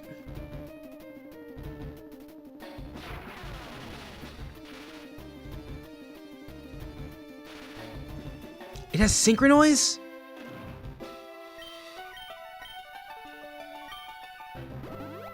Fuck you! Why? You have 2 of them? Oh, shoot. It's like 50. Alright, fine. We got him back to slowed. You know what? I'm mad at you. We're using it.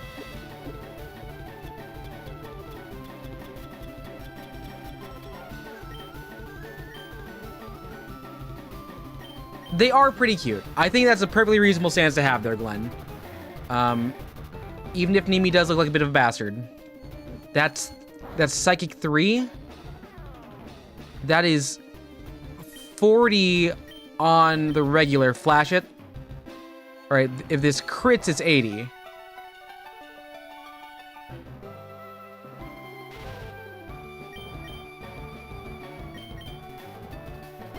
I can stall out all we want. You chose to use the full heals.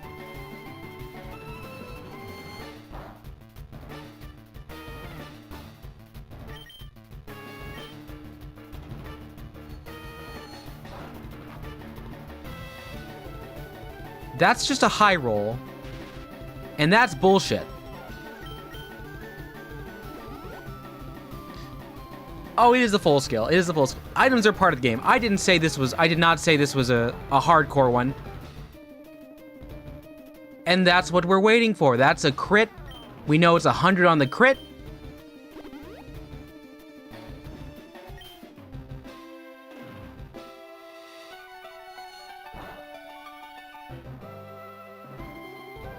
Knowing it's 100 on crit means I can use the last super potion.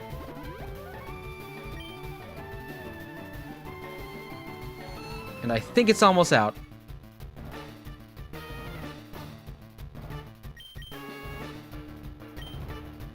That crit is now more than 100, actually.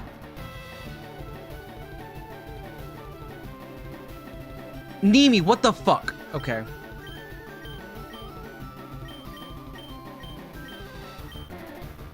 We're playing a game of, was that 10?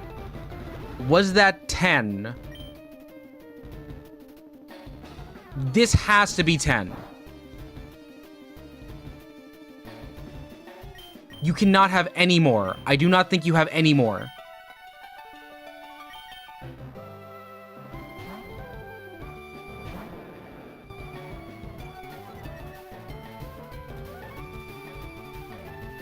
That's the first time it got paralyzed. Okay, all right.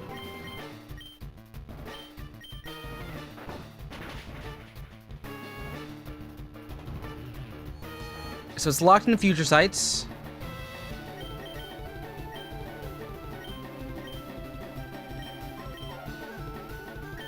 I'm gonna guess this has 80.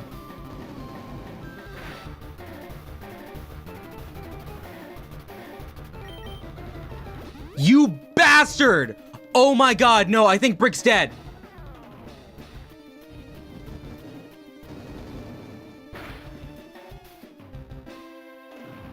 I think Brick is dead. It's not, okay. Never mind. It's fine. I have no more healing. Except for leftovers. This was the cheesiest fight we've had this entire time. Fuck you. I know I did like 10 healing items. You did 3 still. On your last guy. There was a way we could have played around that one. The play around that one would have been to do roar, because it's 100%. We can shuffle off. We can like debuff them every single time. The issue though is it is just a really high special attack stat times 5.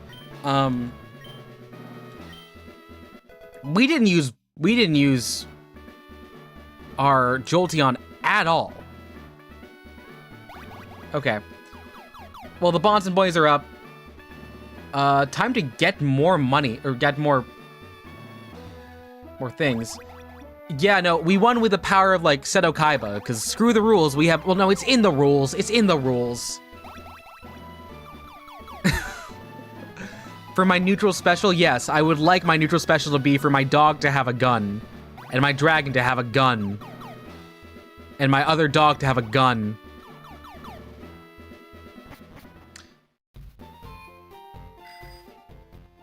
Okay, but yeah, it's it's time to go a bit broke here. We gotta buy more items because we are running low on items.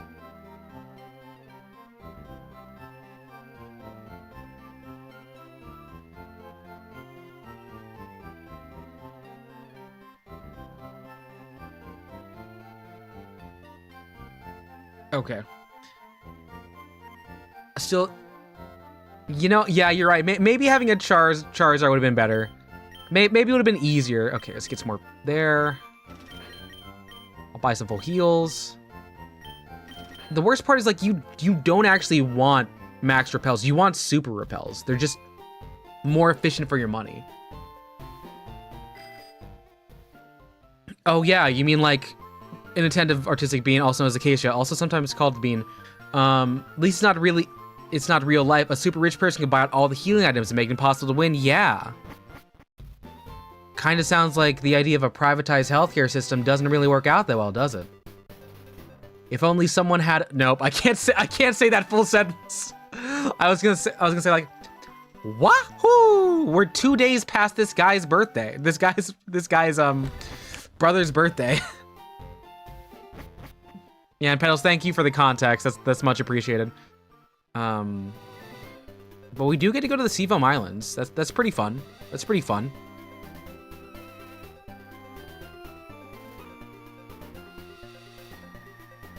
Yeah. Consume the opulent. And I also want to, like... Look, I just got back from a DSA meeting, like, literally last night, so I'm gonna say it. I think we also need to understand the opulent is on a scale level. So you can scale your hatred of people. You can hate billionaires more than millionaires. Because the amount of money it takes to be a billionaire is significantly more than it is to be a millionaire. And that's a stronger concentration.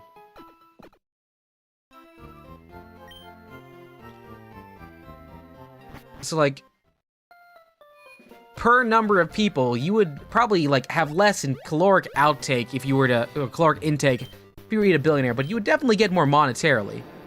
Assuming this is like a Kirby thing where like if you consume a rich person, you get all of their benefits. If I ate Jeffrey Bezos, would I become bald? These are real questions. Case is saying, when you were little, you were told the best Pokemon card was some crazy Charizard. Yes. You're probably thinking of a grade 10 Charizard. That is one of the ones that I unfortunately know that because of Logan Paul, because as a pro wrestler, he has it like framed and he wears it around his neck. Which is funny. Nuance is a myth created by smart people to make my ginormous Neolithic forehead hurt. Look, I make fun of Nuance, but only when writers do that. Because, like, you know writers that do Nuance and they're cowards. You hate billionaires just as much as third-gen millionaires? No, I think... And Glenn, I'm not saying to... sorry, not Glenn. Ace, I'm not saying to minimize your hatred of millionaires. I'm saying to amplify your hatred of billionaires. Hate is not a finite resource. You can do more.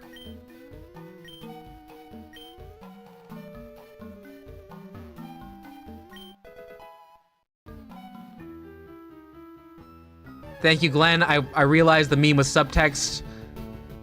I'm good here. I'm good here, actually, because I have a, we have a Zubat in the box. We have a Zubat in the box.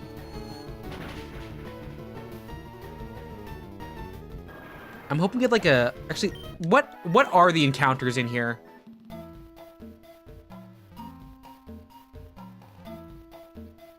Wow, I'm seeing half the room left when I talked about eating Jeffrey Bezos.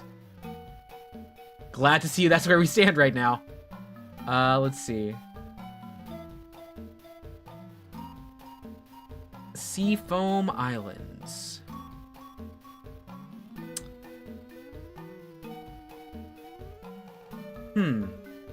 Low-key, I want to get a max repel on right now just because I don't want to get a Golduck.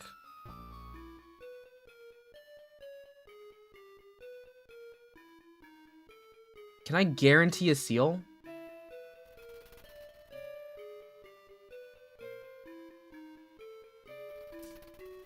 You know what? Actually, no. The better way around this is to just not go to Seafoam Islands.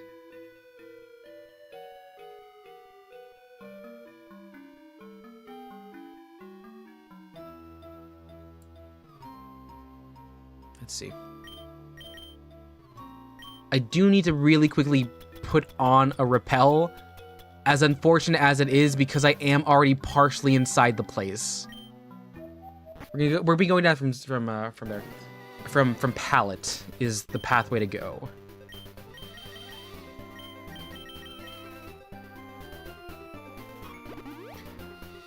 Okay, let's see. What does Golbat have, an over or not? They have a crossbite, I think. Either that or it becomes like a little convex. Well, wait, no. It caves in and its ass gets real fat because it's kind of like doing a thing where it bends over. If you're third gen, that means you're most likely wasting and become... Yeah, I do think also, Ace, we should be talking about like full actions. Like when someone is rich like that, you will know based on what they do. If Kirby swallowed a billionaire, the stats was increasing. If Kirby swallowed a star... there are some Kirby experts in here. If Jevil shows back up, we'll have an answer. Meanwhile, Route 21, what are my encounters? Tangela or Krabby? Do I have a Horsey?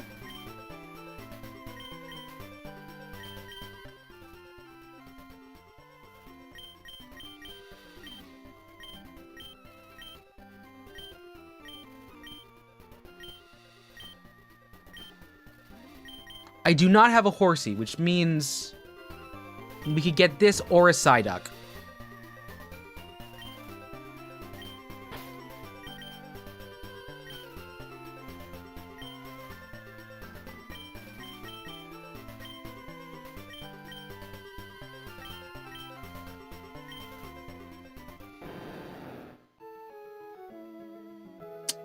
I think we want the Psyduck more, though.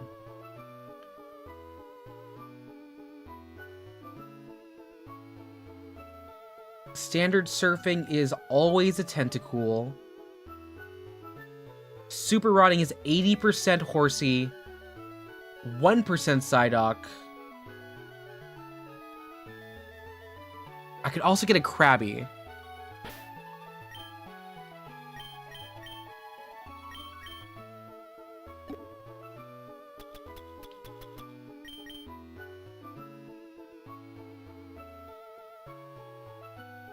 Whereas Lapras, we have a Lapras. Lapras is in the box.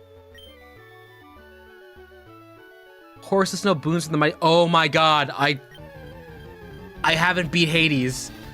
I've been so distracted by everything that I haven't been able to beat Hades. I don't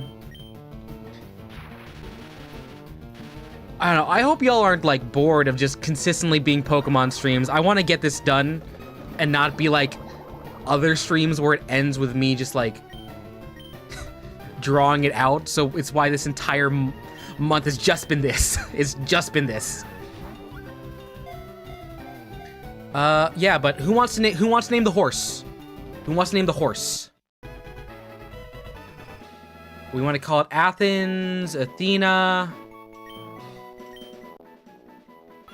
Got a famous horse you want to name it after? Tachyon? Let's do it. And sorry, Aaron, I saw Tachyon first.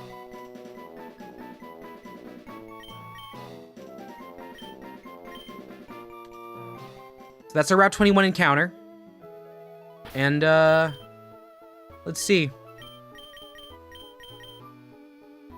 We want Bonston and Brick to be getting more levels because, well, we want to be better. There's no way. I'm sorry, every pony. Nar. Okay. Yo, why is this guy kind of throwing it back? Oh my god. It's the mythical 5 well, is this 6 Magikarps? It's 6 Magikarps. Okay. Well, now's the part where we just... Bonson, you haven't done this in a while. But do you have to keep missing a 95% move?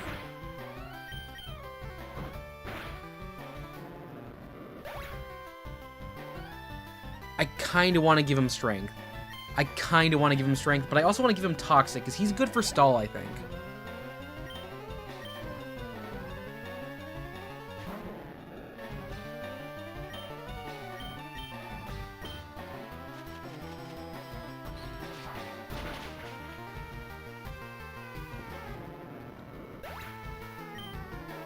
Okay.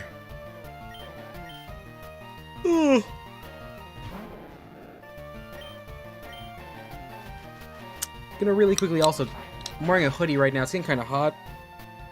There we go. Up. And over. And I'm clean. Sweet.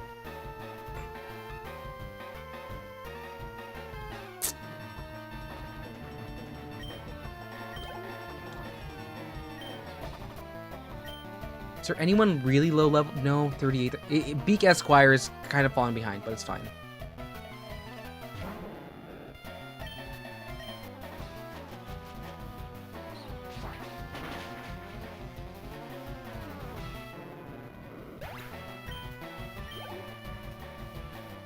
You're cackling, gonna get No, don't break TOS. I have a shirt. I'm wearing a shirt. I was wearing a hoodie. Wearing a shirt. Now the shirt is a Weezer shirt, so like it might be worse than if I wasn't, but it's a shirt.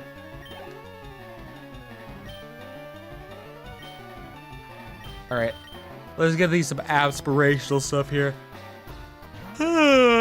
Oh hey, look what you could evolve into many levels ago, because you evolved at 20. Why are you at 27? Oh, the Magikarp gentleman. Oh, are you gonna make the reference to Suzaku from Code Geass with the fish? The fish thingy.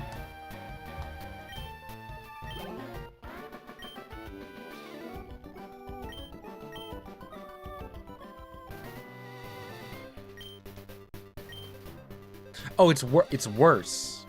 It's worse?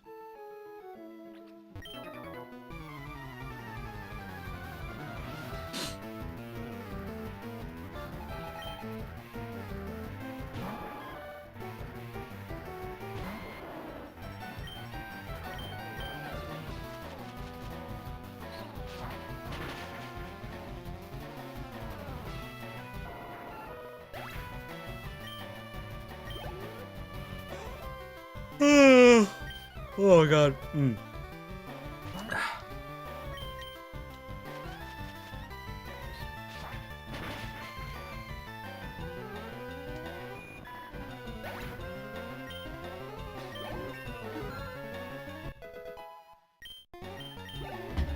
Bonds is pretty nice. Seeking.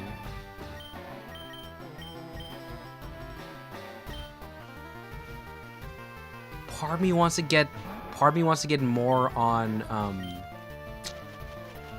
is there? Oh, hey, yo, what's up? PSS6. Hey, you know, maybe it happened. I told the stream I was wearing the Weezer shirt, and I think I summoned you. Your rival is called Kaz. What did I do? PSS674. Oh, fuck. I said 6-7. So there's that. That's fair. That's reasonable. How's it hanging, dude? Did you choose to show up to this one because did I title this one Across the Sea? No, I didn't. It's Across the Sea on the, I think it's on the Twitch one. It is.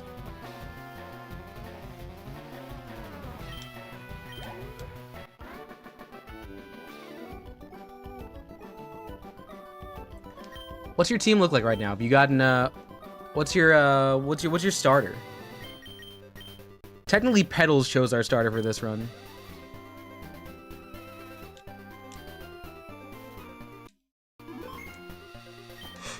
The IRL karaoke something. Oh, sweet. Yeah, no, that was fun. I was drunk off my ass. I was like 8 sakes in.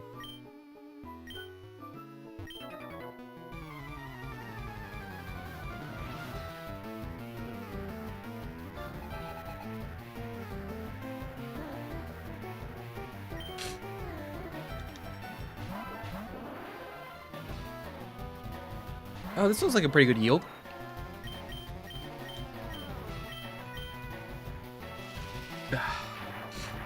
Maybe I should have gone the Starmie.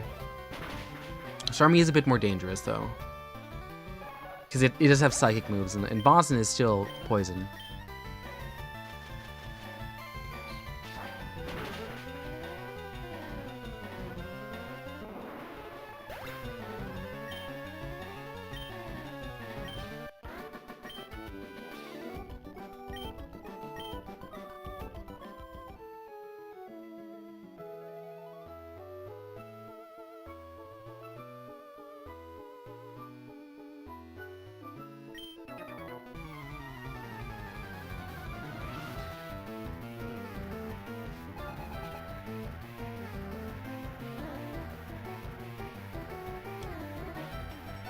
How is that live karaoke thing going right now? What's the stat look like? 13. Ooh, okay, that's it. That's nice. That is 1,300 views. I'm happy with that. That's good. No, it's if you have any questions, let me know. But no, the idea was I had just ate some very nice duck with friends, and we had left, and I had to miss a couple good panels that I wanted to go to. And I was like, well, I don't really have access to karaoke right now. So I went to do karaoke on the panel about karaoke. I was sitting there about 50 minutes before, I got in line, and then I got super duper lucky because there was a lot of tech issues. There's a full version of that where we have to go through like a full minute. I'm like vamping. I'm talking around like all the issues, and it's like, oh, funny, ha. And I ran out of jokes real quick. My voice gives out like maybe a minute after the end of that short. It gets real bad near the end. But I'm making so many choices, like so many acting choices. I do not stand still. My head is facing all different directions. It's crossing over. Like this is an accurate description of what I'm doing. Like, yeah. So you had a dream last night about getting up in the morning, going to school, and wake up. So, okay, so I've had that before where I'm living basically an entire life in the dream. Yeah, the extra time you have there is awk. Like, real awkward. Real awko taco. What tipped you off? Was it just, like, a better breakfast? Did you take the time to eat breakfast in the dream? Because sometimes it's really hard to tell. Am I still max repelled right now? think so. Reminds you, people who are able to lucid dream during work is like, yes.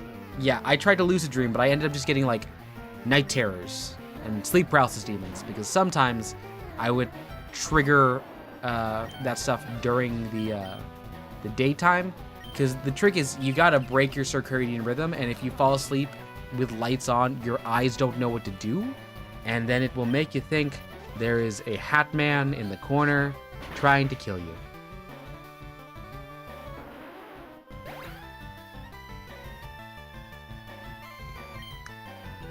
Also panic attacks. Those are also very similar.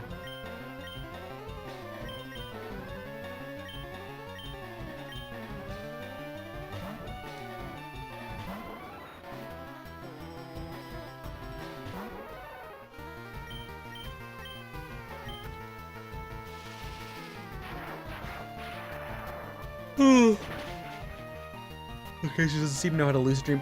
There are ways you can train yourself to lucid dream. It's like mindfulness, but with extra steps. A lot of perception.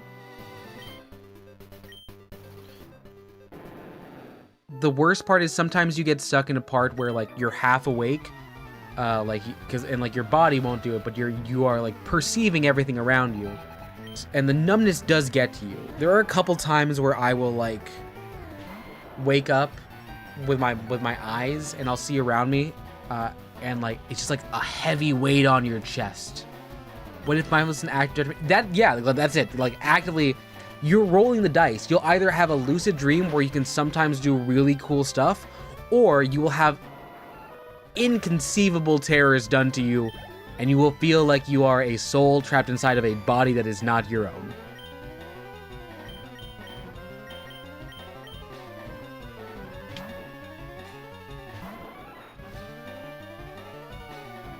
Casey, you want to tell me about the future? Because like, you want to tell me about the future aspect of that? Because like, with dreams are very much a construction of our thoughts and feelings and our subconscious. So I can see where sometimes that goes through, but like, have you predicted like a natural disaster in a dream? Could you have warned us of 9/11? You know, I've already talked about 9/11 enough today. I've Seth MacFarlane a bit, so maybe I should probably stop.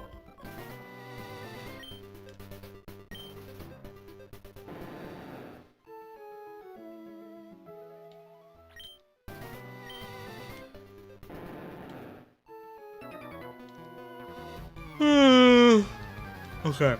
You're able to tell the future with your dreams for a while. Only remember the dreams when that future comes. That sounds like deja vu, which might not be that. A second 9/11? No, Glenn. This would be the worst project. But if you could, and not specifically you, if you were to take a look at every single stream from beginning to end, I would say there is maybe a 5% chance there is a 9/11 mention. It comes up very frequently.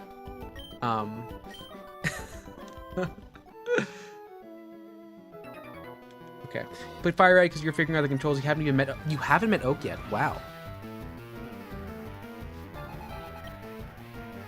You do know how to get there, right? You know how to find them, PSS?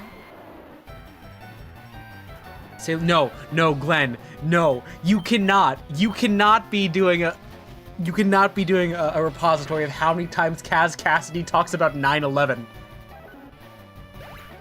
The funniest, I do think the funniest 9/11 one is the one where I'm talking about, oh Jesus, when was it?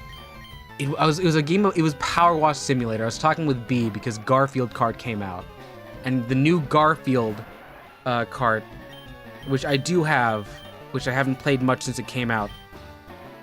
I believe it did actually get released on 9/11 weekend. So that's like a full conversation. I think I'm cleaning up Midgar because it was like a DLC for Final Fantasy VII, and like I'm just talking about 9/11 so much. Okay, all right. Talking to your PhD supervisor. There are a couple other things I've noticed, like commonality-wise. You'll hear me talk about. you'll hear me talk about politics a lot more in the past couple months, but I do very frequently make jokes and then immediately say sorry. And you'll notice that also when you take a look at the at many of the shorts, because I think I keep the part where I apologize for the jokes in more often than I don't. Let's see. Across the sky. Yeah, okay. All right, PSS, that's what it is. Recently been able to remember the dreams and know the future will come in advance, predicting these super significant, always perfectly accurate somehow. I would like to know some examples here, not because I doubt you, but because I want to know if you do end up predicting lottery numbers, if you can tell me them.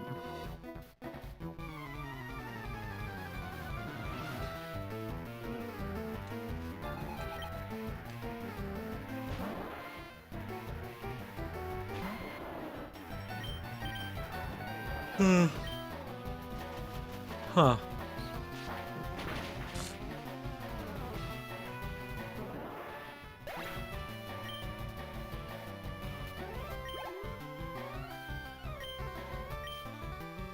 I'm almost out of razor leaves here.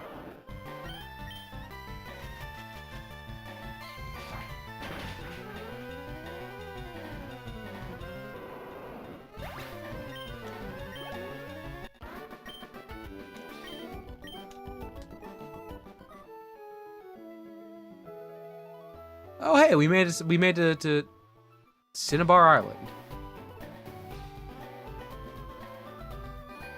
You know the exact feeling. It's always weird because when you're dreaming a location you've never seen in conversation. Okay.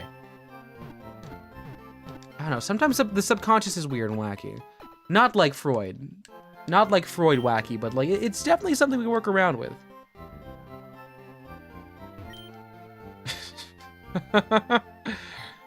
Okay, alright. You predicted winning a band term in middle school from a dream. Now, here's something I also want to point out. That wasn't dream. That was you putting in the work. So, like... maybe it's not like fate, but maybe you just, like, really believed about it. Real divination? Okay. Now, my question there... Acacia, if you are going to divination, what kind are we talking? We talking, like... bones? Leaves?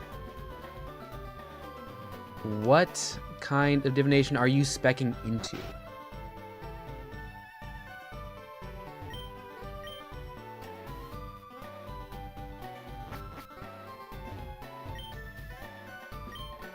There's a Raichu for an Electrode, bad trade. Venonat for Tangela. We could make that trade, we don't want it though. I forget, is there an Electabuzz trade in here?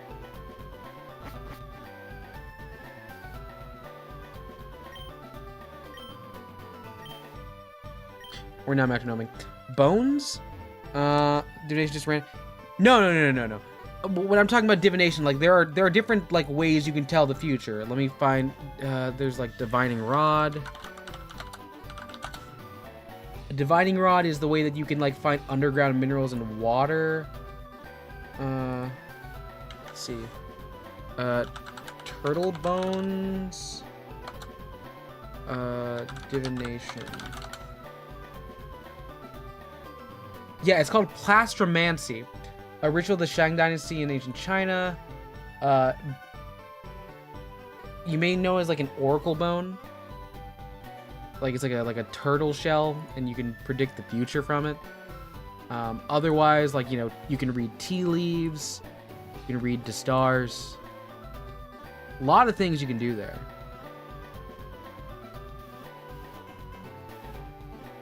And no, they would not be your bones; they would be turtle bones.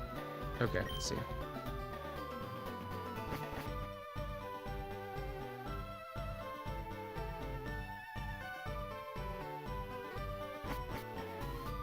Jimmy Henderson. Jimmy, I don't know. Okay, so Acacia, I am interested here. More like superstition. Wait, what's this? What's this trade? Ponyta? We don't have that. I'm not saying anything about you in particular, but Could you explain what you mean by fortune teller program? Do you mean like fortune teller program in the state of Texas, or using a TI?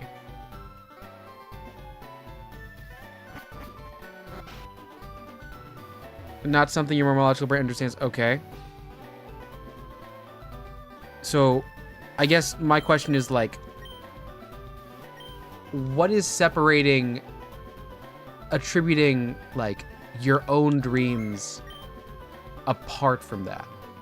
Like, what's the logic there? Because like you got a logical brain, so like what is the functional difference between divination and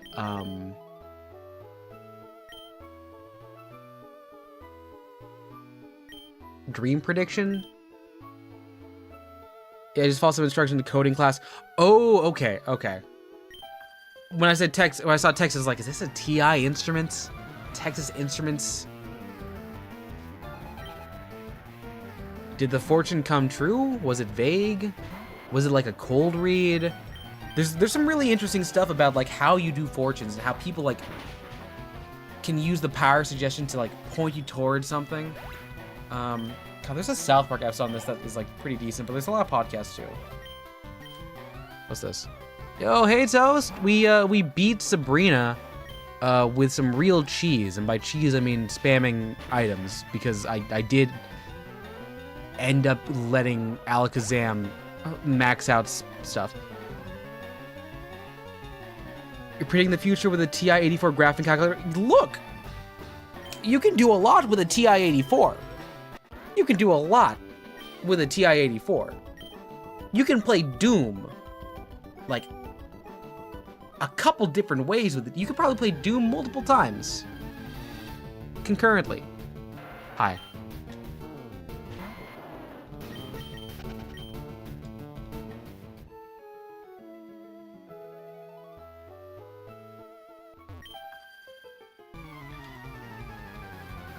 Xbox Game Pass Instagram store. Are you Cyberpunk? I am not. I don't have that. It is that is like a big time sink, and I want to make sure y'all are aware. Most of my gaming time I spend with y'all. Like, I don't have time to like do games outside of this, so there's a reason why I don't play long games very often. Unless I'm really into it, it's not. They usually just don't get finished. You want nothing to do with Texas? I have heard that sentiment very frequently. I don't know. I'm kind of hopeful. I feel like there was a lot of motion in the primaries. We've talked about the Tallarico Crockett thing. Crockett seems to be taking it pretty gracefully, even though I do think she has like some like claim to make, even though it wouldn't be against like Tallarico, it'd be against Abbott.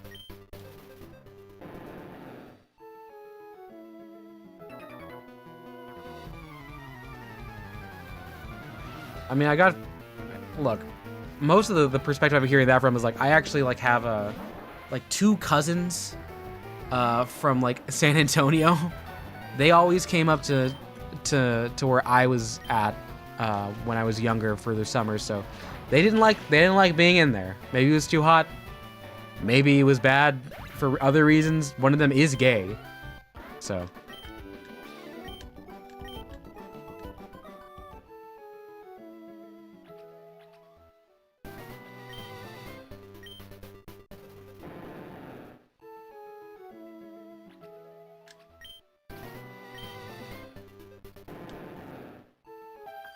Ooh, we got a slide.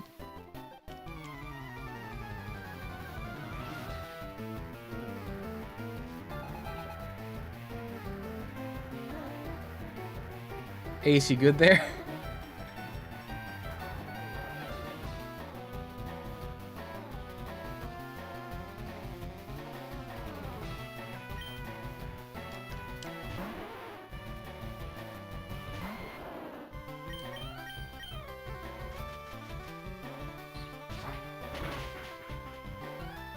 If they came from San Antonio, is that it's San Antonio? Okay, what about Amarillo? I had some like high school friends and a teacher from Amarillo, and they seemed ambivalent. Yo, DL, what's up? We are we beat Sabrina, and we gotta get some levels because this is where things get kind of wonky. Things get kind of wonky here. Amarillo, more like armadillo. I do think like they're like what, Dust Devils is the name of their like local teams. It's Dust something. It's Dust Tornadoes, Dust Twisters. Pretty metal though. You remember Alamo, but that's a tourist. Okay, yeah. Oh, Toast, you got Burger King? What did you get? I'm a big fan of like mostly chicken wraps, and they have good chicken wraps. And like cheaper than when McDonald's had the chicken wraps, which were probably better quality. But you know, if you can get me a spicy and a honey mustard in like less than 2 minutes, I'm happy.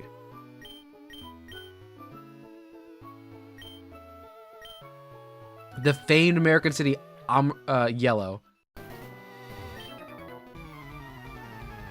Oh yeah, you're right. Amarillo. Is that the one J-pop song was about? You know, I'm not sure. J-pop and J-rock and really a lot of like non-American American songs will just kind of like call out to that for like proximity to American culture. Oh my god, B's there. B! Hi, B! How's it going? Was it all yellow? Don't make me play Coldplay. I haven't brought the guitar on stream in a minute. How is gaming? We're doing okay. We had to cheese. We used a lot of items, which for a Nuzlocke is whatever, but I didn't say it was a hardcore Nuzlocke. Toast has a Whopper. Whopper, bacon Whopper. Fry somewhere else like a cheeseburger. No, I get that. I get that so much. And speaking of singing, if you haven't seen yet, I have an IRL short. I've got an IRL short where I'm singing. I'm drunk. I'm making all the acting choices that you don't get to see in full. No, because my face is a mess. My face is a mess in that short. I just cover it up with my VTuber face. All right.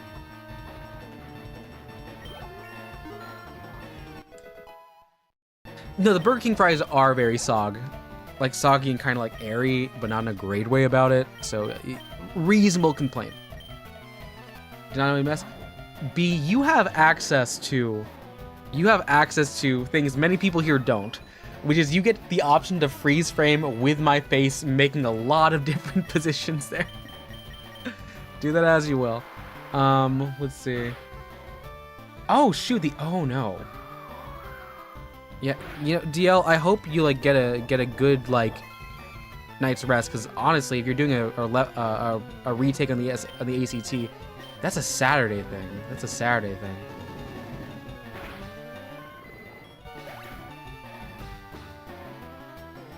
Only evil people and yourself will do that? Well, of course I was evil. Remember, I had to go frame by frame. I don't have DaVinci Pro. I had to drag that like mask every single sec. Missing class tomorrow. They are having you wait, DL, they're having you do that like during the day? They're proctoring you an exam? Isn't the AC like is this the ACT or the pre-ACT?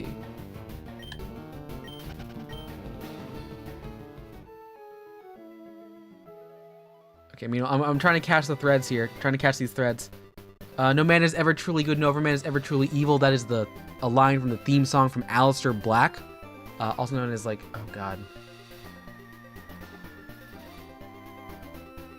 Oh my god, what is his name? Tommy and Aleister Black. The fuck? I gotta do a quick check. Aleister Black is a wrestler. He is Dutch. He's married to Zelina Vega. His name was Malachi Black too. Okay. Yeah, look, he has a really good theme song. That's why it's coming to mind. Yeah, I had to frame by frame to make sure I didn't accidentally show my face. That's how it goes. I am also seeing this here. DL, I cannot express how confused I am, because usually the ACT is proctored by specific organizations, and they have specific days where it's allowed to be done. Unless they have like enough people missing that they can get y'all there. That's a lot. You clapped at a... Oh, nice. Good job. I haven't taken a math class in years. And I also realized I missed a whole lot there. Are we just like gonna gloss over the fact that BZell has seen The Wicker Man? The one where we're okay, who wants to say the line? Who wants to say the line? I know I have enough film buffs in here that they understand what the Nick Cage Wicker Man line is. The one that isn't a line but is really funny is where like Nick Cage is in a bear costume, he just like punches a person. Just like runs up and it's like, ah, punch. The line. It was your first time seeing The Wicker Man? Oh my gosh. Oh god, I'm old. It's the one where you have like a Nicolas Cage. He's got his. Glenn's got it. That's the one. It's like not the bees, not the bees. Ah! And it's they really went overboard with the thing there. Oh my god, yeah. It's where the bee quotes come from. Oh my god, you just learned that one. Well, B, I think you've learned a valuable lesson. Bad movies are better when they're memorable. Okay, Ace has heard it too. Melissaphobia. I mean, I'm not afraid of people named Melissa. Some of the best people I worked with were named Melissa. Conversely, some of the worst ones were named Natalie. Yeah. Wicker Man, the original one, is like pretty classic film for the genre. Wicker Man with Nicolas Cage is a Nicolas Cage film through and through. Yeah, no, Melissa's. I know. I was trying to be obtuse, as opposed to when I'm drunk when I try and be acute.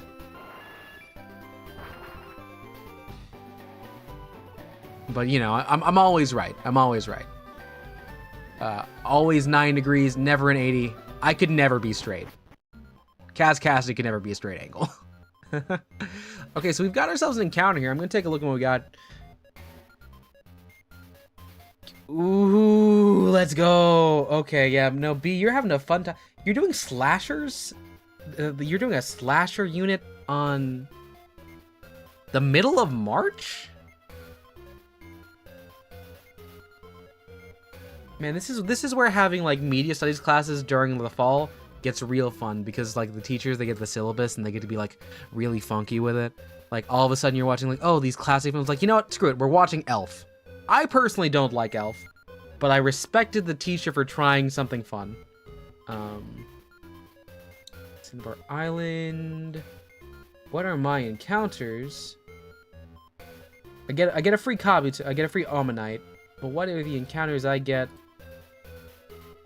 in the mansion? So I have Eradicate. I am either going to be getting a Coughing or a Grimer.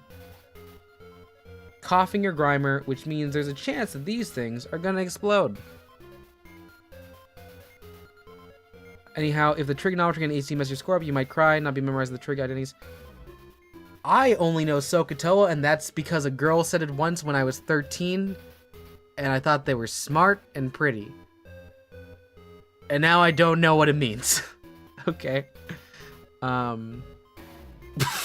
Alright, Glenn, if you wanna info dump about Bionicle, I'm not gonna stop you. The homework is Midsommar. You already seen it, now you can inspire Midsommar from work. Yeah. Yeah, and oh my god, Midsommar is like look, Ace, we'll talk about Elf after this. Let's talk about Midsommar first.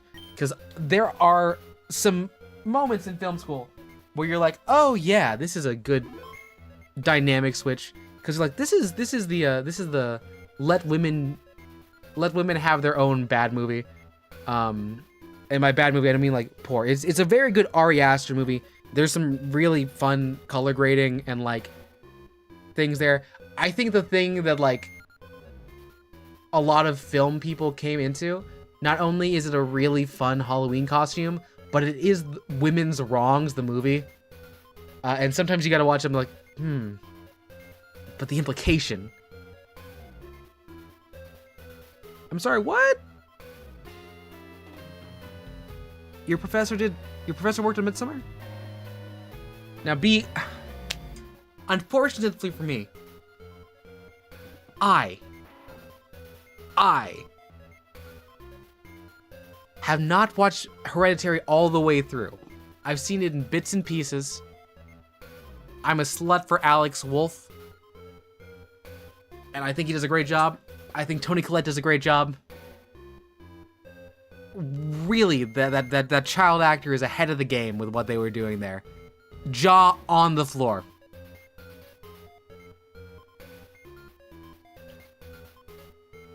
Speechless. Absolutely nuts what happened there.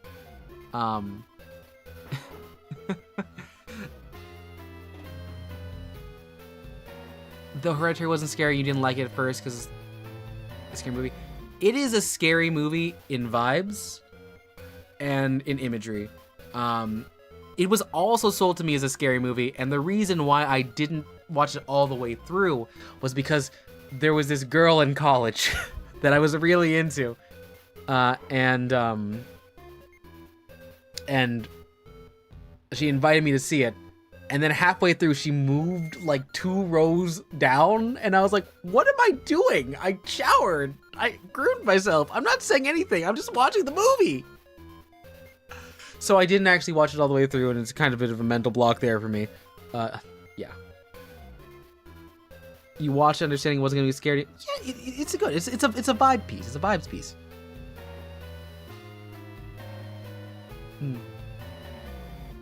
I did not either. I did not. Yeah. So again, I'd like to point, Glenn. Thank you again for also room posting. Room posting is also really fun. Midsummer is a movie. It is a movie. My aura was too intense. No. My aura was off-putting. I understand that. I very much gave off a lot of vibes that were not good. I also looked like a gecko. Like an actual gecko. Like I had the face and body structure of a gecko. I had not yet experienced twink death. But it was going. Oh,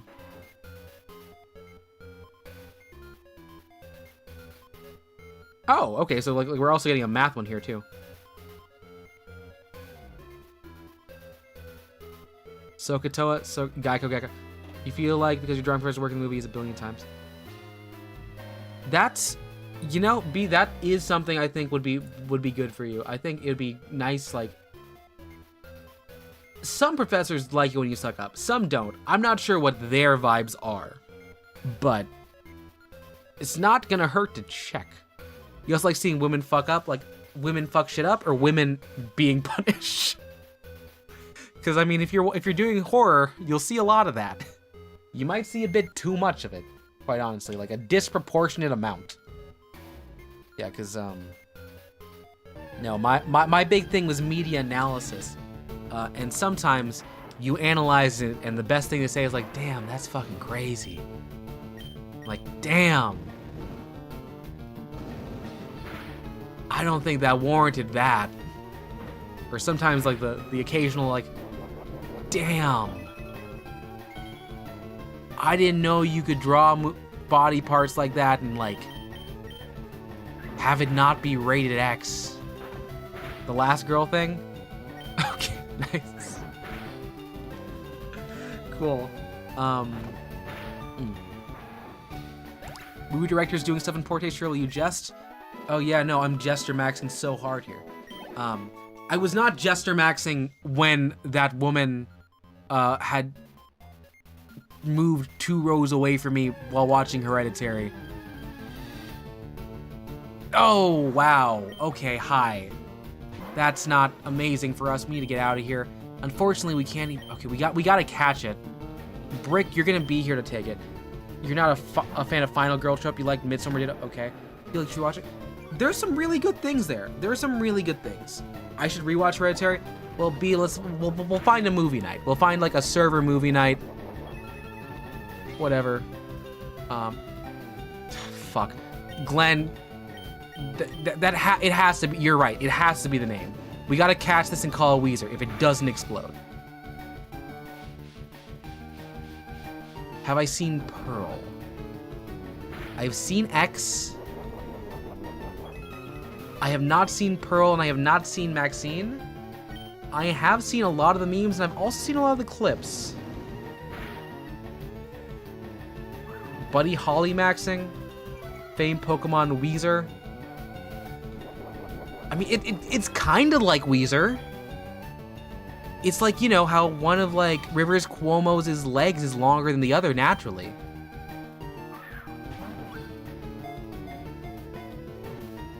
Where are you? Why are you so far away from me?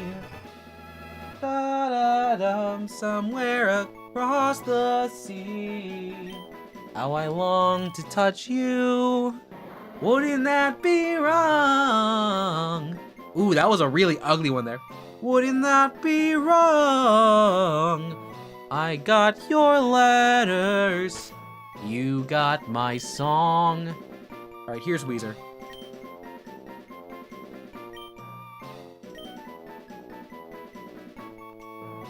Acacia, it was the 90s. All right, it's time to sleep, Max. Okay, later, Glenn. Have a good night. Oh, gosh. No, you're all good. You're all good. Blame Rivers Cuomo and Pinkerton for Pinkertoning. I feel like there's another thread we were going. Oh my god, yeah. Did we have to explain why I don't like Elf?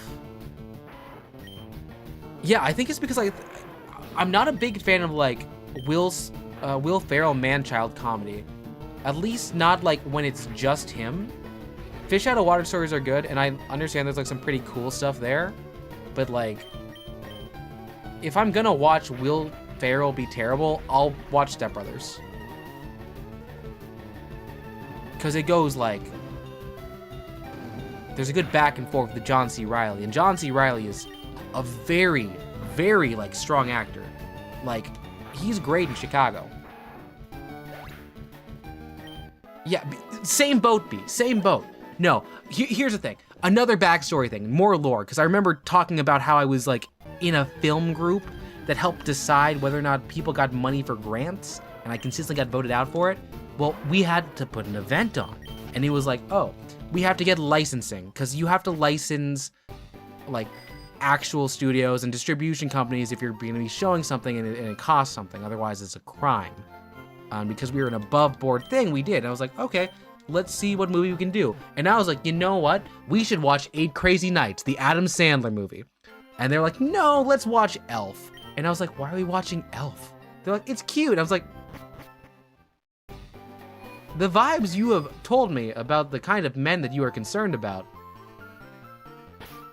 are exactly what's wrong with Will Ferrell in that movie. I'm surprised we're doing this.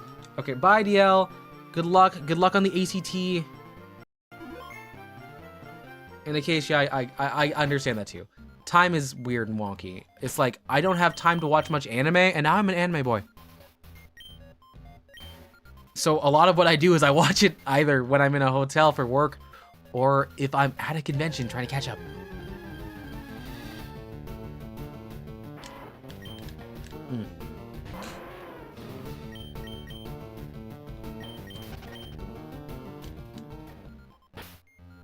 So, B, I do have a question now. If you're, oh, we're talking about something else. Okay, so I do want to know what makes you like Pearl more than X? Nightmare Before Christmas has always been your favorite Christmas movie. I don't know if that's just what you grew up with or you liked when you were a kid. Now, B, you are not beating the Hot Topic child allegations. Again, something I cannot deny, because almost all of my clothes are Hot Topic, but I made those choices as an adult. So it might be worse for me, actually. Actually, no, I think that is worse for me. You just think the prequel is much more interesting and better than X? Okay. I'm a fan of X mainly because like I like the ensemble nature of it. Jenna Ortega's a really good scream queen. And I also like Kid Cudi. Kid Cudi plays a pretty nice one there. And, oh, the not, like, problematic person from like Pitch Perfect also has a pretty good turn. Story and acting, I get that. Night Before Christmas is a good Christmas. It is. I don't know. The aesthetic is like something. You have an aversion to watching movies and TV shows because it feels unproductive. It isn't playable like a game. Your brain is so picky. I think. Let me do my film kid thing here for a second and just like talk about like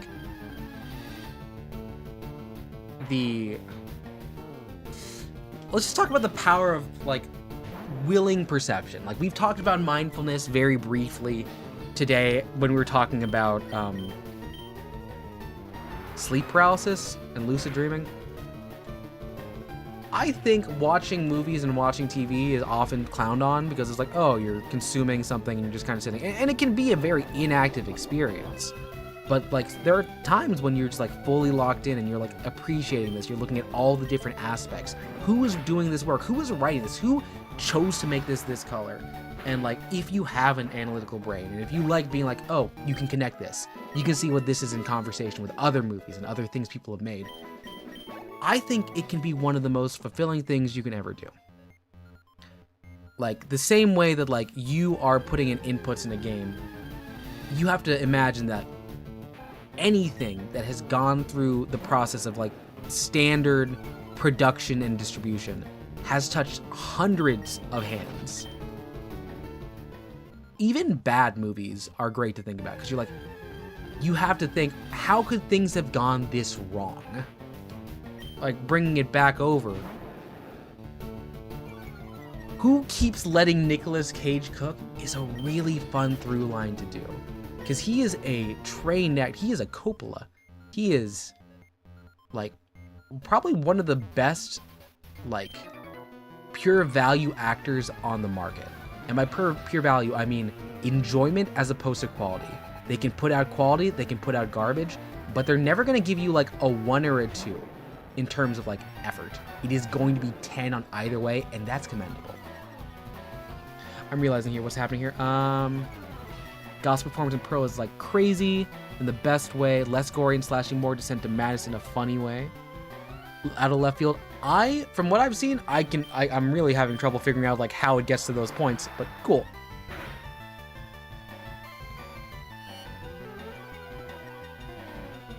Grug eat cooked steak in order to think better. Grug currently thinking about color theory and stuff. Yes, that is also cool. Color theory is like also super chill, super nice. Like, look, we associate things with certain things. Did I choose my color scheme for any particular reason? I did. Like, I based it around like, oh, I want to have something that pops out, but also like is vaguely calming, which is why I went with the fiery orange and then also the pastel. That's how you was with movies and TV, even with shows. Just like, yeah.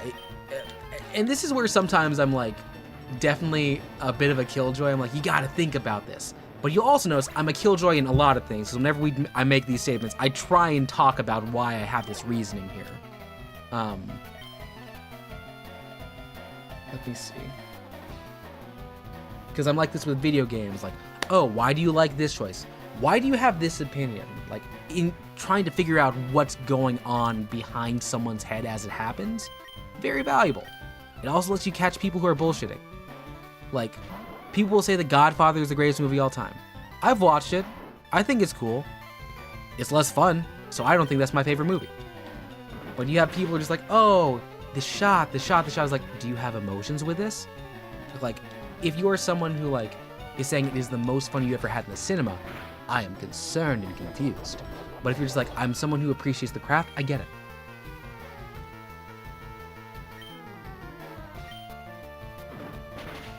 That too also. Color theory, not exactly color theory, but color scheme based on conversations you've had with other media. It's like, when I look at Zapson, I think of The Simpsons, because The Simpsons are so good at getting that like signifier of the color yellow. Like, I can't not think of The Simpsons when I see the color yellow. That's 30 years of history on the air, like really pushing that home. Yeah, maybe the fun is the craftsmanship. No, but it is one of those things where I'm like, huh. If I'm looking at your Letterboxd top 4, and you have Spider-Verse, Everything Everywhere All at Once, Baby Driver, and then The Godfather, I'm like, you have very consistent beliefs here. Are you putting The Godfather up there to look like you're smart? Because you're smart because you pick movies you like. Baby Driver is it's an Edgar Wright movie, the person who made Scott Pilgrim. It has a very problematic cast.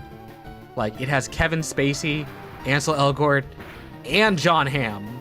But it is such a kinetic ride, and it's like so stylish and smooth. A very well made movie with some bad people.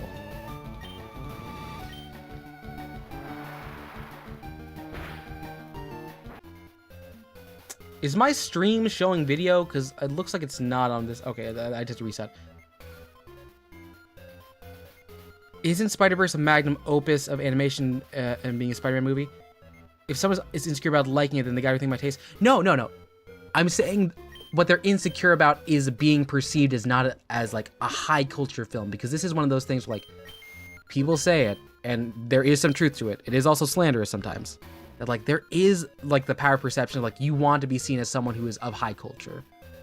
Northern Lion talks about this a lot, about people who are like putting films on there like, oh, they're doing this for like appearances and to look like they're legitimate critiques. Like, if your favorite movie of all time is Spider-Verse, it's your favorite movie. It's a good favorite movie. But it's also like a very different film than The Godfather. The Godfather is contemplative. It is very peaceful. Whereas my favorite movie is Everything Everywhere All at Once, because it's so everything everywhere all at once. I also got to watch it blind with a friend who is no longer my friend. And as someone who is so scatterbrained all the time, who was writing things like Dakimakura Man, who was like, you know, maybe a bit too interpelled, that was the perfect movie for me. Also, as an Asian American, that was also a part that was like there. No, because the thing that I clocked the first time that not many people, when we're walking out, were talking about, besides the pro wrestling, was the use of the song Absolutely Story of a Girl by 9 Days.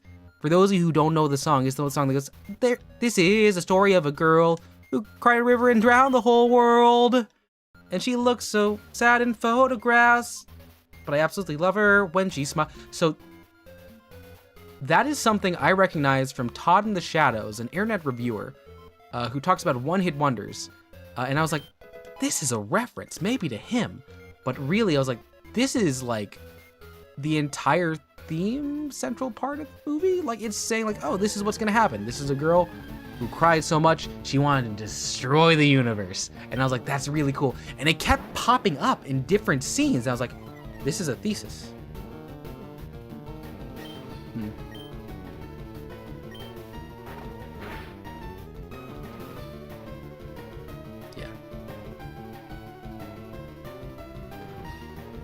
Yeah, I have it on Blu-ray, and I am so happy I have it on Blu-ray.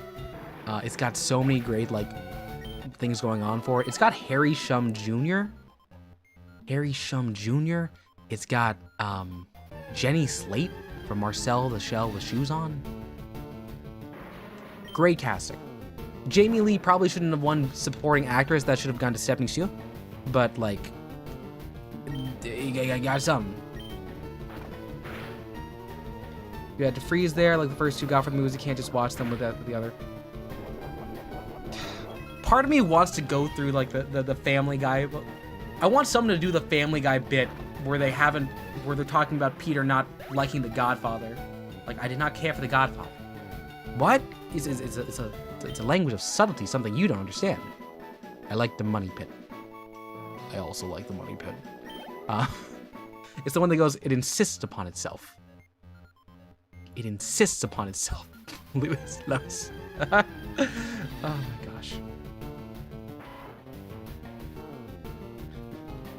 Okay, I gotta figure out where can I watch Pearl? Where can I watch Pearl right now?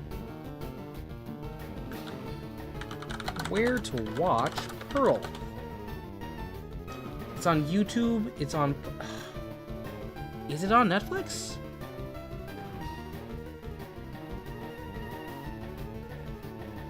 It's on Tubi, which I believe is free. I can watch that after this tonight. Male brain ab movie. It is kind of. It is. It is a film. Well, this is what I'm talking about, like, when I'm talking about perception among film. That is the real root here. It's like wanting to put up a facade of who you are or who you aren't, to like be like keeping up appearances, being like, oh yes, this is exactly what my taste is. Artsy movies. Meanwhile, I'm like, I have like 3 Adam Sandlers in my top 20.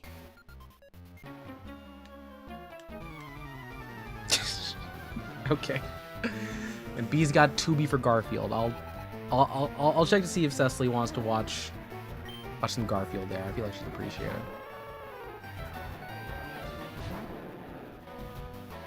Like, I'm trying to think, because like Film Bro has like a lot of connotations, and a lot of them are accurate. But what are the Film Bro canon? The Film Bro canon, I think, is The Godfather. I think it's Scott Pilgrim, which is probably mine. And then also, what is the other one? Oh my god. Taxi Driver? Pulp Fiction. Yes. Fight Club. That's the one. Yes, that's the one. That's the Film Bro one. And also Dark Knight.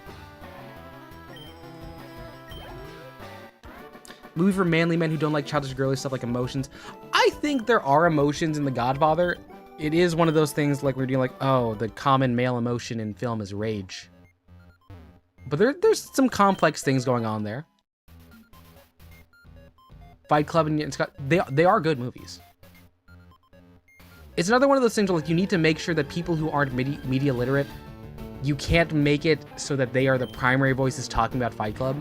Because Fight Club, people are like, oh, we think about the line. The same way like people think about the Wicker Man as the Not the Bees one. People are going to be like, it's the Fight Club.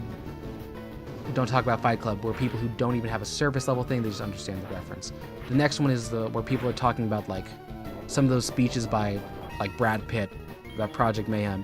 And then like the people are like, oh, they missed the whole his name was Robert Paulson. And where it's like, oh, this is like about the dangers of toxic masculinity underneath like economic woes. So it's one of those things where Fight Club is a great movie. Great score. The Pixies is a great needle drop at the end. But it's about economic anxieties and the wrong way to approach economic anxieties in a society.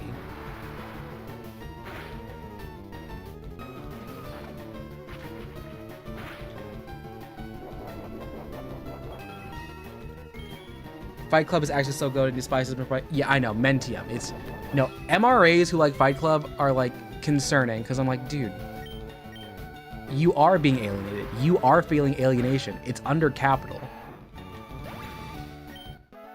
And like maybe the solution is firebomb a Walmart, but like the things you're doing at the same time, like you don't need to assert masculinity through violence.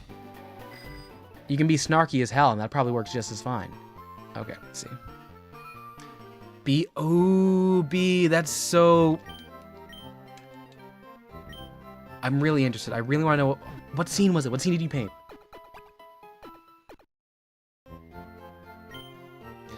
Live action art pass was good. That was good.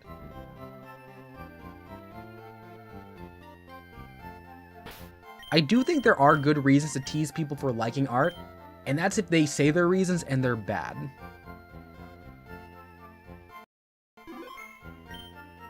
I think you can tease people for stuff, but you should be accurate about it. It's one of the reasons why, like, I will invite any of you to clown on me for liking Rent a Girlfriend, but I will get on your ass if you do not do it accurately. There are genuine reasons to hate it, and I hate it too, but you gotta be right about it.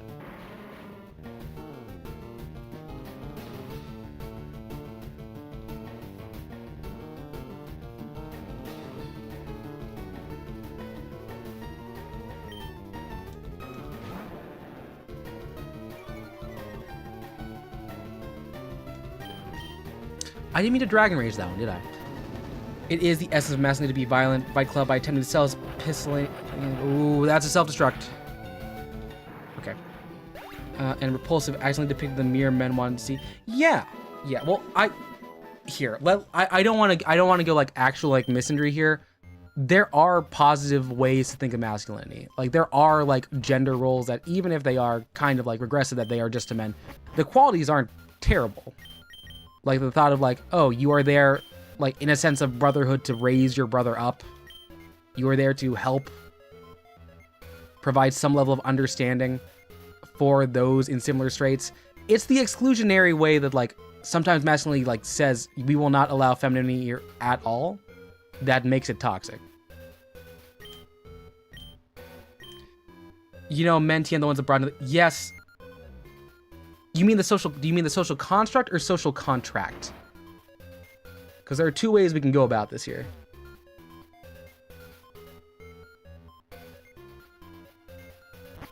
Yeah, and occasionally, yeah, you can play Roblox. Like, sometimes the answer is you like something because it brings you joy. And, like, maybe you can try and, like, figure out, like, if it bringing you joy is a good kind of joy or a healthy kind of joy.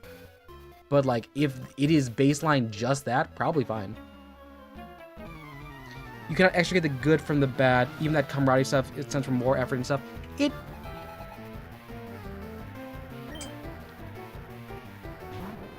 I want to avoid dogma here. I want to avoid dogma because there is such a thing as like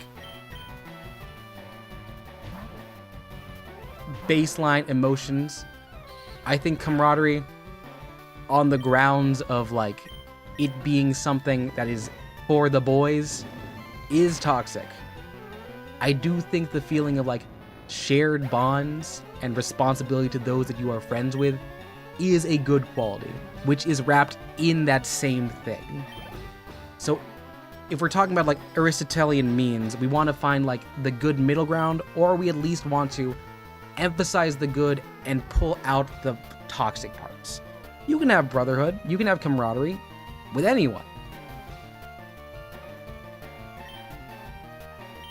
Like I've had some camaraderie with some very, very chill people, many of which do not identify as male. Actually, most of them actually non-binary, the ones that I hang out with. Do we like jovially do bros and like do like really juvenile stuff? Yeah. You find joy in it. Some men take Fight Club too seriously, don't really think about a satire. No, it is a satire. It is a satire because like it is so absolutely elevated where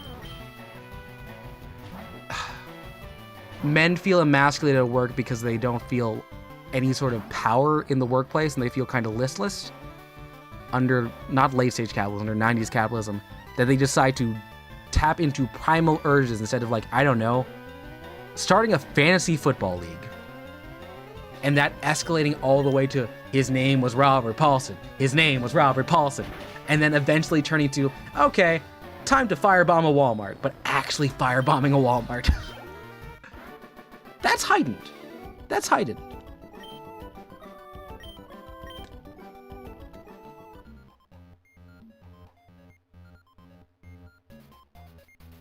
And B, I'm scared to meet the people who say it's not a satire. I do remember when I was in high school, they did start a fight club. They did start a fight club like in the forest, like maybe a mile and a half from the high school. And I never joined because I was frail. But there were some people I was like, it makes sense that you're here. But I don't know why you feel like you needed a fight club. That is also true. Like I said, sometimes you just like things because they're vibes. Cool guys and cool fight scenes, that's chill. Look, I understand there are problematic elements to Scott Pilgrim, and I understand that's also the point. But also, dude, sometimes that like Gideon fight goes super hard. You saw a physical altercation for the first time in Texas? For the first time?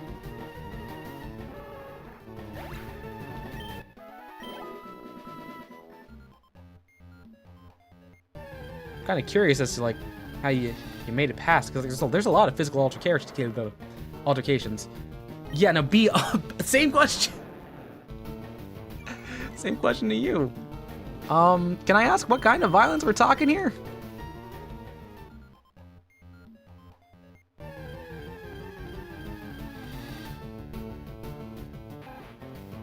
Yo, B, that's sick. That's so cool. Oh my god. You got the bloody nose! Dude, that's awesome. I hate that I don't have any good frame of reference. I'm like, kind of like, I was like, Van Gogh? No. It's not Picasso. Is this a... I swear I've seen this, like, this style before. Maybe it's just the blue colors that's making me think of Starry Night. I don't know. I'm not as cultured as I am on the art world.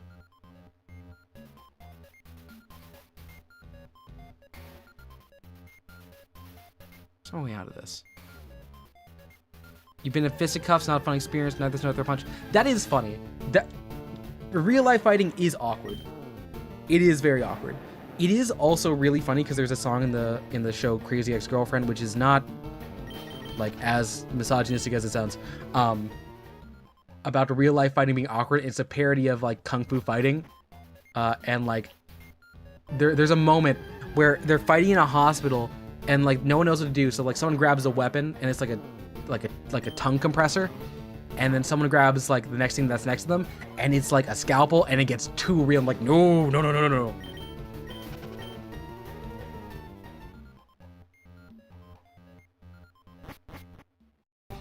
I like them. The mess is cool. Okay, so I have not gotten like in a physical altercation like I was mad at someone. I did get into one where like we were just like, all right, we got boxing gloves, let's fight. And I didn't do great. Like, again, very frail. I also realized I am not good at motion.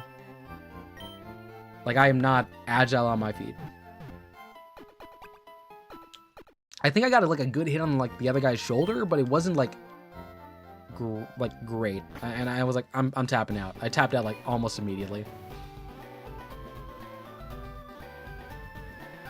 Let's see.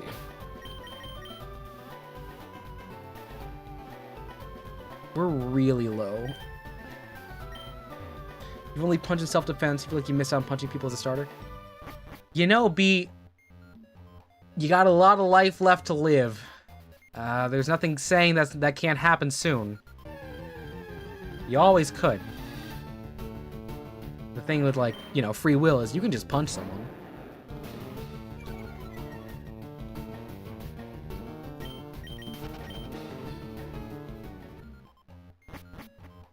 You wouldn't last a second to fight, you don't work out, just walk.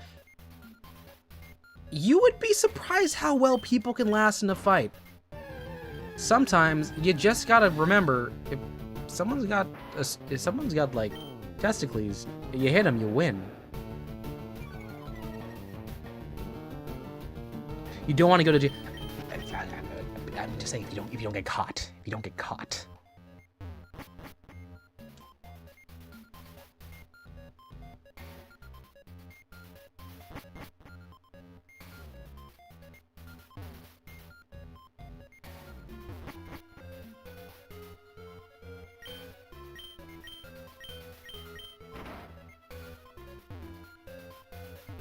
This way? Alright, we're in the mansion. Yumi's here! How long? No, Yumi, you would last like literally 2 seconds. I have been in a room with you. You are not lasting anywhere close to time in a fight. Somehow less than me. Somehow less than me. Oh god, no, not alpha. We can't alpha. Ooh, no. Okay.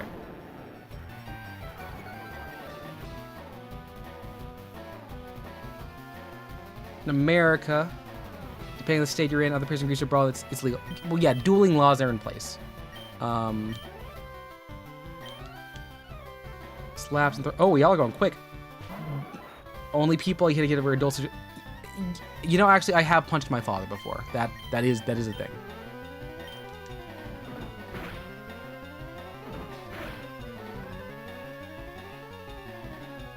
Do not try ball punching in a fight. You can kick them in the balls. You can kick them in the balls. You say, that's my purse, I don't know you, and then you win.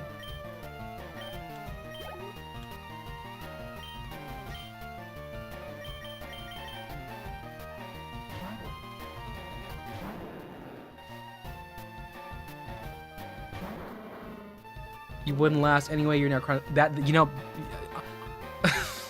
Oh my god, I'm so sorry. The first thing that came to mind when I saw B say, you're chronically ill, was like, is B Zell versus Yumi coughing baby versus coughing baby? Oh my god.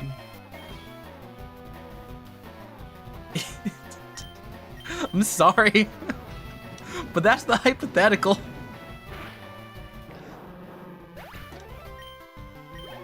Look, I'm gonna be honest. Based on knowing both of you, at least one of you is the coughing baby at any given point in time. Maybe it's gunk, but oftentimes it's cough. Bobby Hill was acting in that scene. No.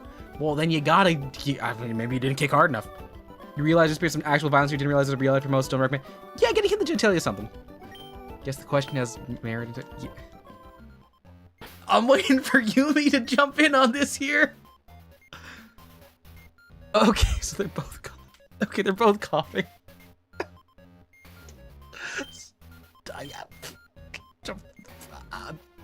Look, I'm right sometimes. I just am. I just am. Ugh.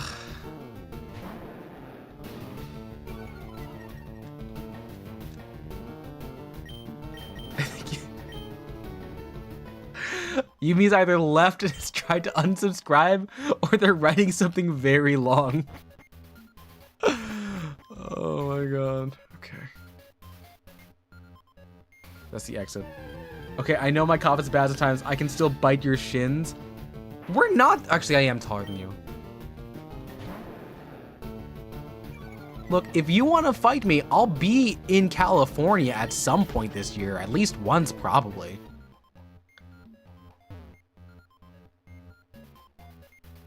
Imagine every time you throw you two throw punches like a punch for 5 seconds, breaking a cough.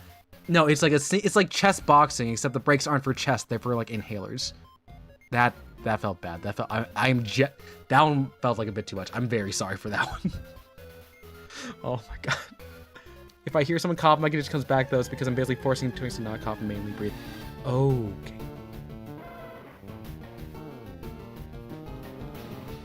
Not the asthmatic boxing. Oh.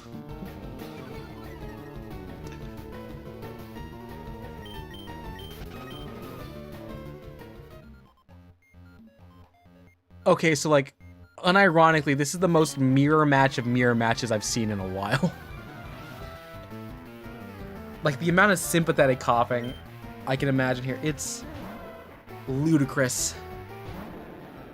Like, Justin Bieber baby kind of ludicrous.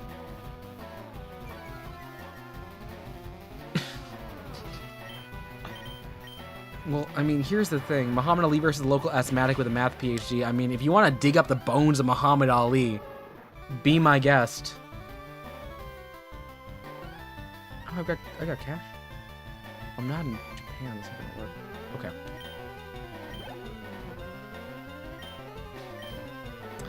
You can probably take out your respiratory system and set it to the side before the fight. Like leaving like a rental space, like robot it up.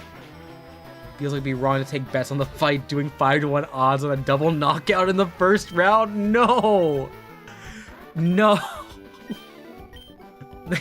y'all. That's. Look, I'm really holding back. Because part of me is like, who would win in a fight between the two mods on this channel? B versus Yumi. But part of me is also like, this feels exploitative. In a really bad way.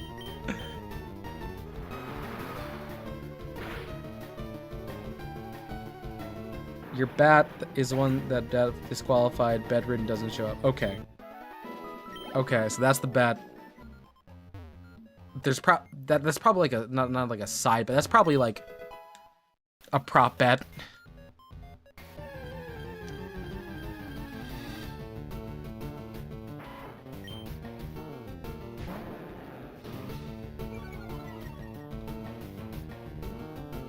That was you for 4. Yeah, B was sick this week. That is a true statement. But hopefully better.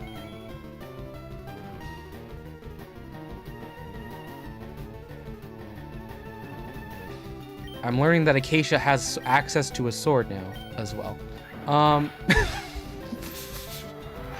No, Ace, we can't do bum fights. That's nice. That's nice, B. Very happy you can breathe. Y'all not chronically ill like B. Things are getting blown out of proportion. Look, I don't know. We can't be dealing guns to participants in the fight.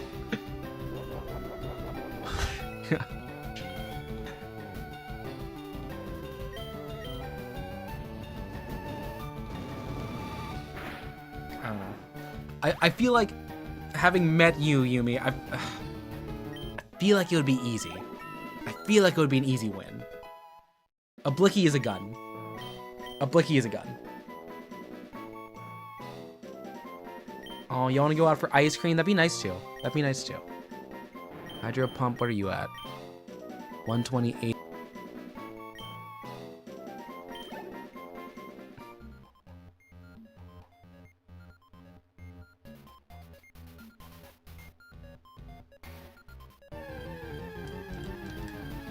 Yeah, okay, let's see.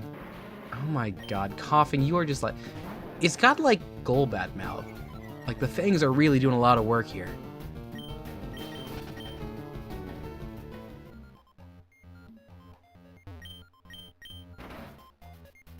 Okay. Is Blicky AAV? Ew. This is one of those things where like a lot of things are AAVE, but I'm not confident on this one. Does anyone have any like etymology here? Is it? It's just slang? It's just slang? Okay. Can't you just say pistol? Yeah, but then you couldn't rhyme it with sticky, icky. This is we love language flexibility.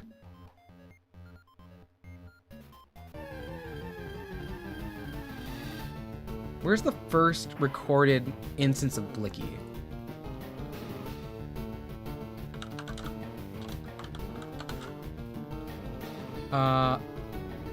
NYC, Maryland.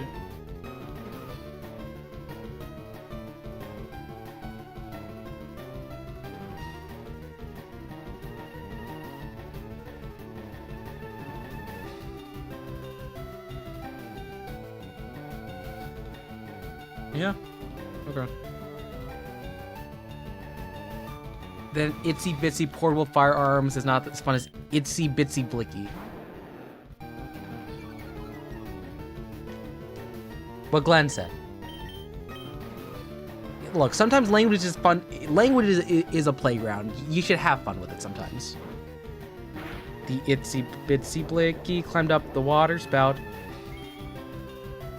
Down went the guy and... Oh god, what is it? No, the guy didn't go... I don't know, is the guy generous enough to go down? Who's to say? Now... Acacia, some more concerning things. What tattoo parlor are you getting this at? There's got to be some check.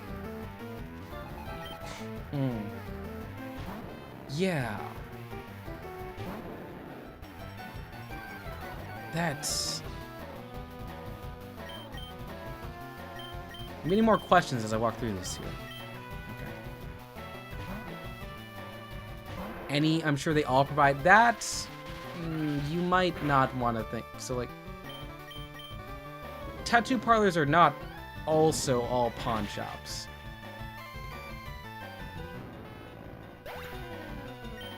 I'm unsure. I am currently reading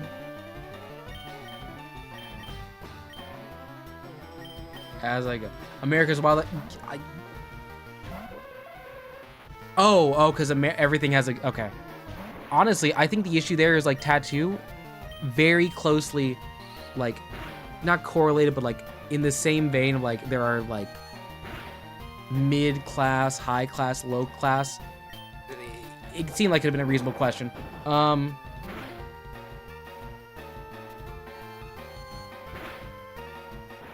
Yeah.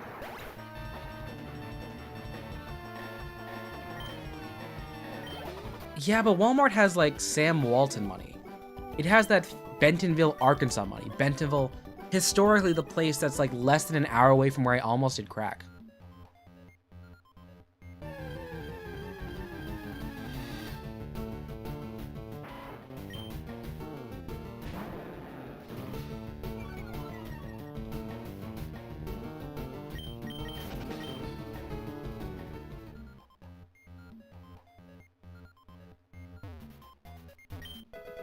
There's Blizzard. You almost cracked a what?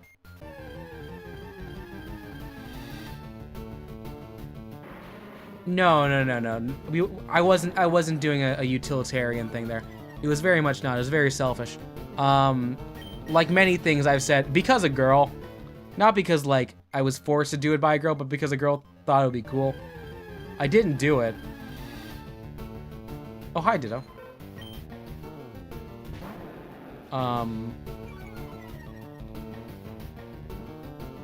Did not. Nah. It's a long story. I've definitely told it before. It's one of my main. I've told it at least like 30 times on stream. Nah, just like there's this girl who I met at an out-of-state summer camp one year, and we just never really like lined up when we were both single, but we were both very codependent when we were down. It's just like we always had a partner at the time, one of the two of us, but never neither of us. And after I graduated high school and I had like a real manic episode, and that manic episode like did a big number on me and my reputation, I was like, you know what? It couldn't hurt to go say hi to this person and then crack. It's good you didn't? Yeah. You almost did. You must understand, chat. She was really persuasive. What if I grow a wing? No, it was like the most casual offer. The most casual offer.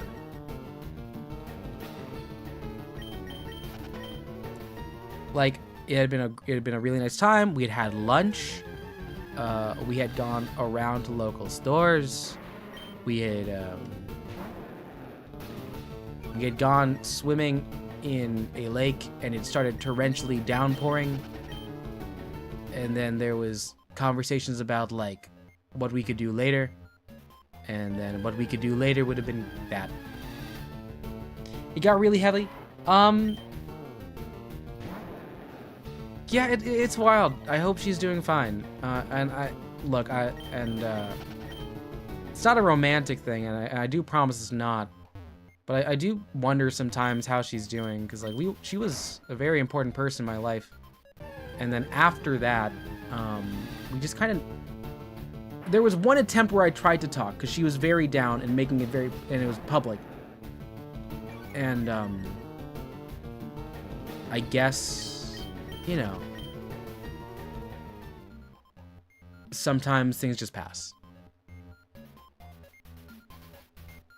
I don't think it was strange. I think,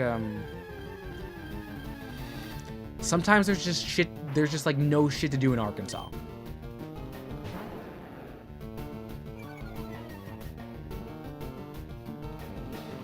Hey, I also don't want to like...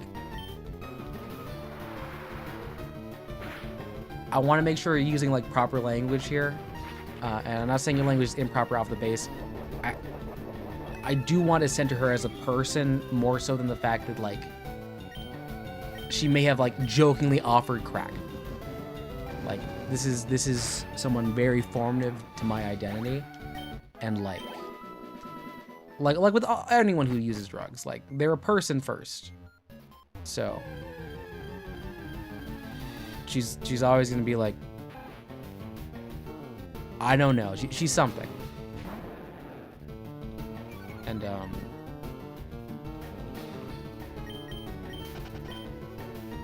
Yeah. I'm not gonna say that's a...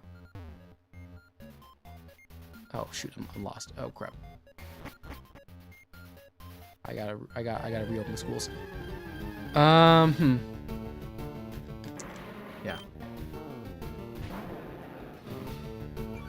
This is one of the benefits to having a partner who I'm very much in a happy relationship with, is I don't have to go through the thought process of I should call her, because like that would be bad. This happened when I was like 18, fresh and stupid. We haven't talked since we were both 20.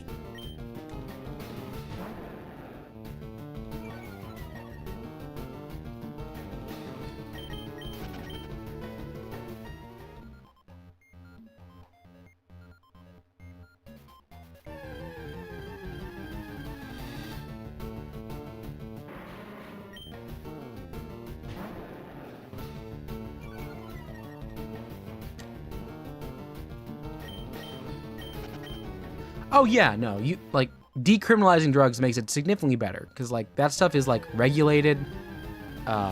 If it's easy to get, you don't like have people like lacing it or doing weird stuff with it. At least like people who are just like wanting to get the drug and not like in the trade.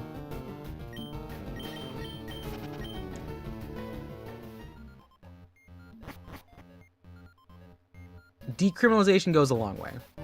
Likewise, it also frees up like a lot of incarcerated people, because like non-violent drug crime, honestly, lowered mandatory sentencing probably helps out a lot more than being locked in jail for a large period of time.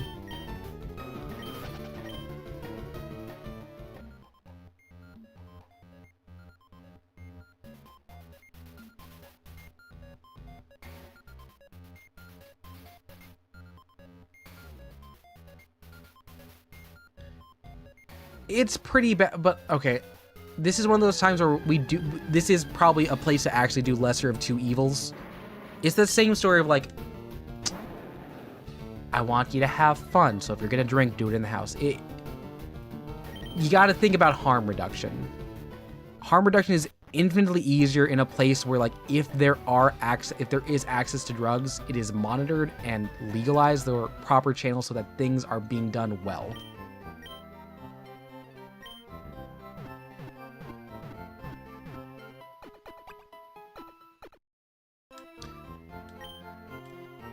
Look, if I wanted to extrapolate, all industries for profit are probably pretty bad.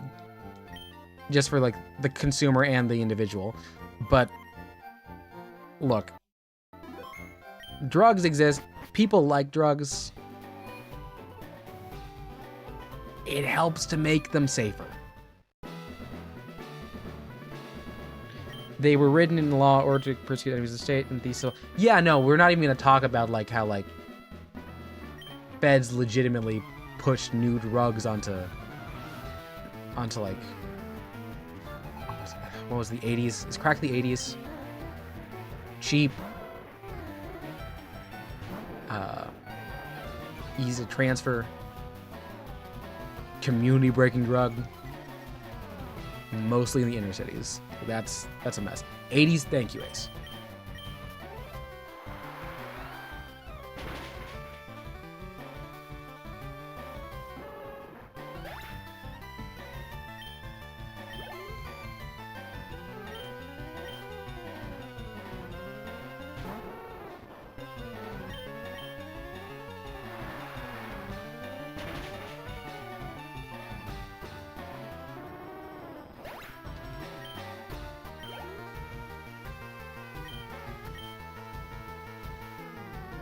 It's been a real wild ride of this part of the stream, and I'm not opposed to it, but I'm just saying it's been a lot.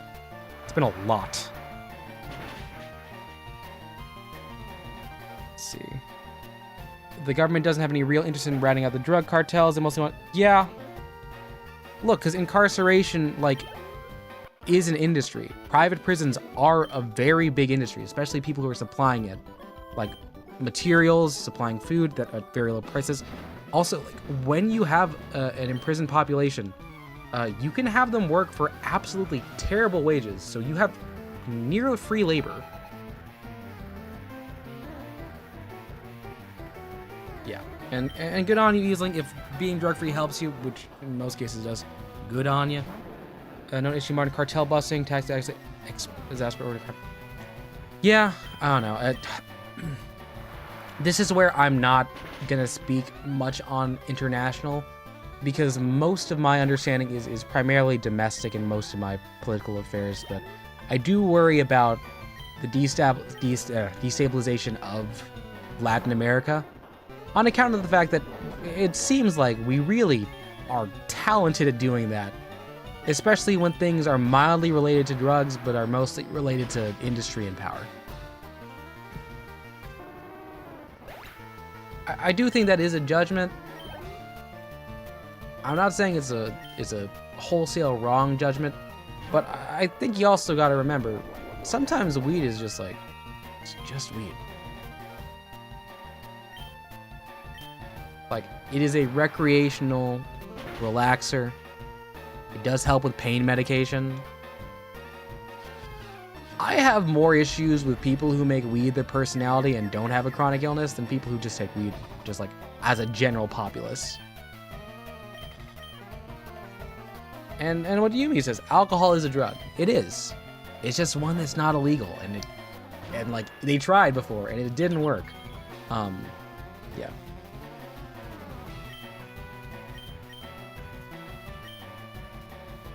Yeah. And B's also right. A lot of this is based on who you hang out with. If you hang out with cool stoners, you're good. If you hang out with people who want to make a weed shop because they like weed but not like business, probably not. Yeah.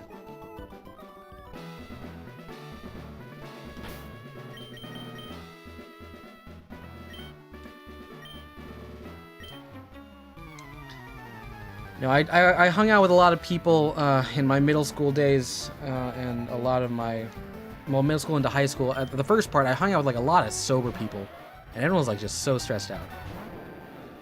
But when I started hanging out with like some stoners, and there's like, you want anything here, Kaz? And I was like, no, I'm good. They're like, sweet, you can drive. I was like, awesome. And they made really good dinner, because they were really good at cooking high.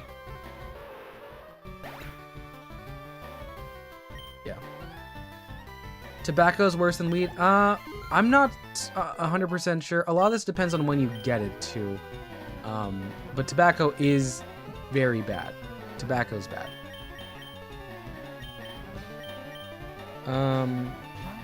Yeah. Like, people will say, like, oh, you're a social drunk. I was like, are you social drunk, or are you just not good at letting loose? Because sometimes, like, you can just train yourself to let loose, and that's fun. Like, you put a karaoke machine within 20 feet of me, I'm like, oh, perfect. Otherwise, I'm very much like in the corner with a dog.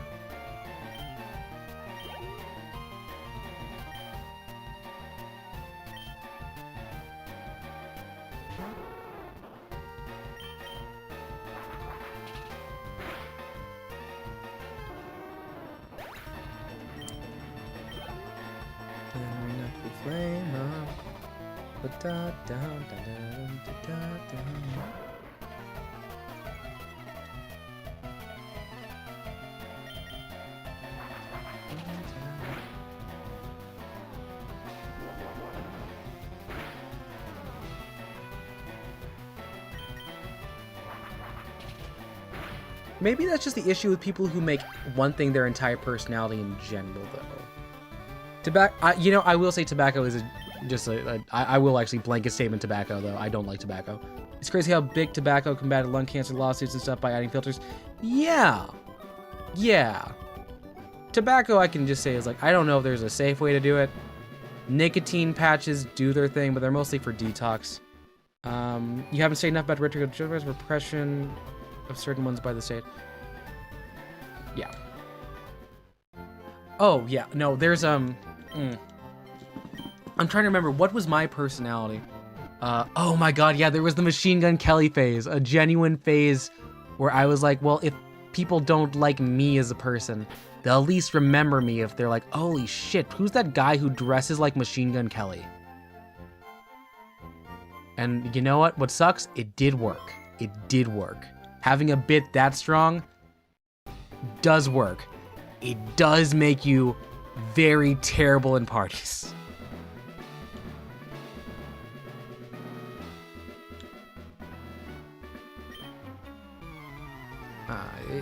I think like having a diversified sort of interest there. You like me more than Machine Gun Kelly? Thank you. For a while, I did not like that. I did not believe that. I thought I did not like Kaz at all. No, sorry. I've always liked Kaz. The person behind Kaz I didn't like for a while. So I was like, you know what? I'll be Machine Gun Kelly for, let's say, 8 months-ish. I graduated from college that same year. Fuh. Ooh. Yeah, that was... Choices were made.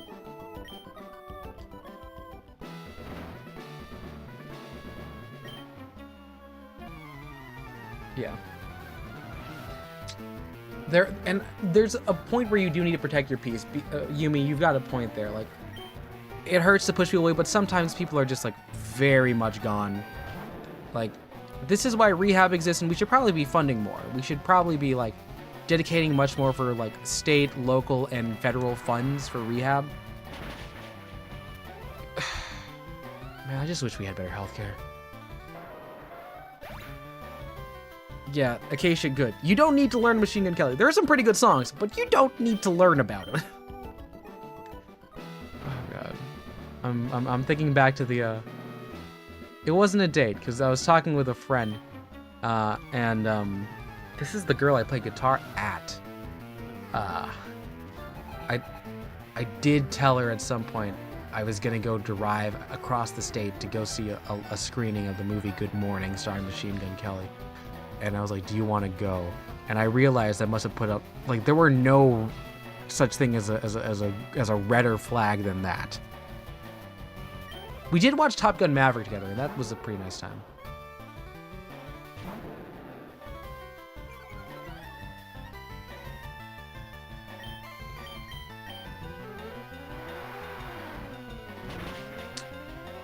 Yeah, my family got protected by the Asian glow. They didn't like weed, and they get drunk super easy, and it's noticeable, so they just don't.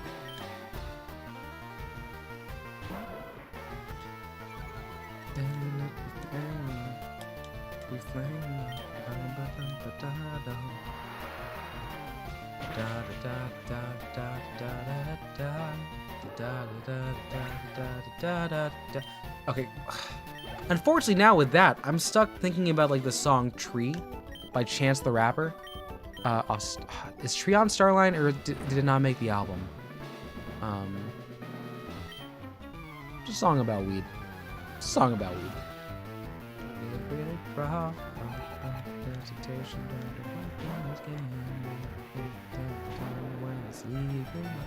Because it is a tree.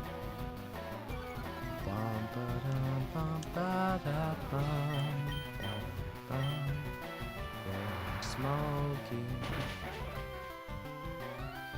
Okay, so the thing here is Blaine is historically not a very hard fight to beat. Brick should not be this under-leveled. I believe I'm a solid, like, 6 below cap.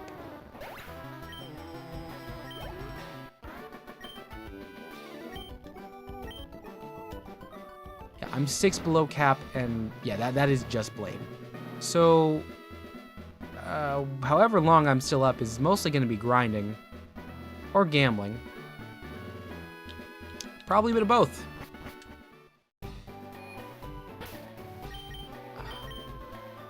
There are no trainers in there. Okay. Trying to think. Can anyone else learn a water type move, or literally anything super effective against, like, fire? Because I'm pretty sure we're running pretty low. We've got ourselves... Blaine has a...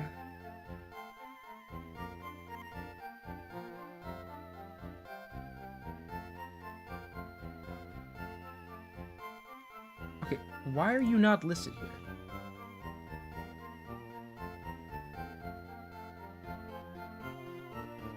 I'm on Cinnabar. Why are there no gyms? Okay, I see it. A Growlithe, a Ponyta, a Rapidash, and an Arcanine at 47. So it's a real big set there. I need to get Mystic Water. So we're going gambling, because that's the right place. B, I'm concerned. What water type move can you learn? Throwing someone to the pool? Strength. Okay.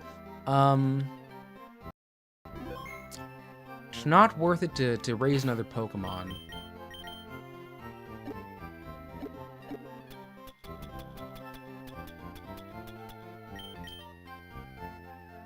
What? Y'all are just gonna be spitting. We're just gonna be spitting now. Rain Dance could be nice. Rain Dance could be nice. Let me look at my Gyarados learn set here.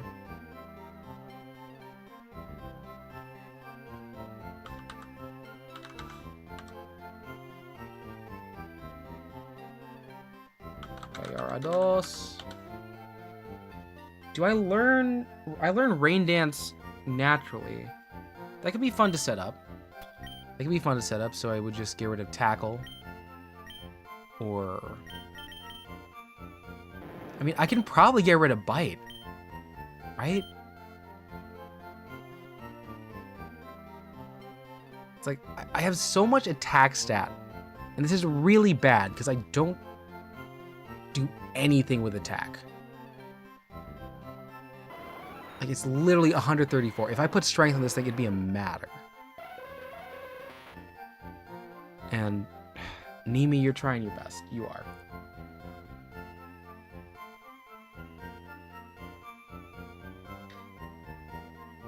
Would Kaz be a fire normal type? I don't know, maybe.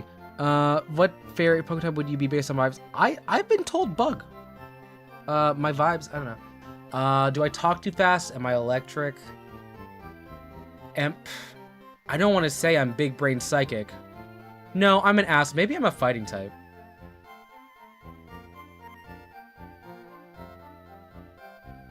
No, here, Ace, I'm not at equal level though. I'm 6 levels lower on my water type. Fire psychic? Victini?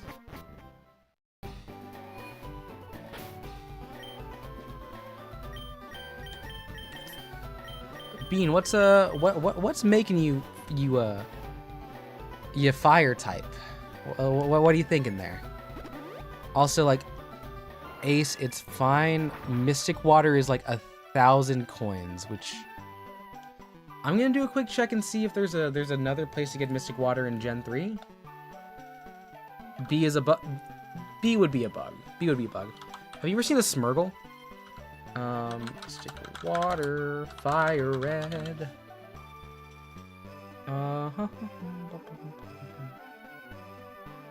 It is just gonna be a prize.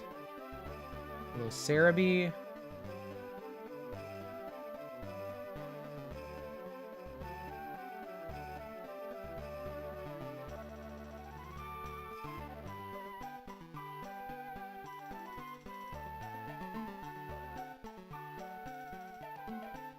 Where are you? Okay, I'm not seeing you here. Oh, platinum.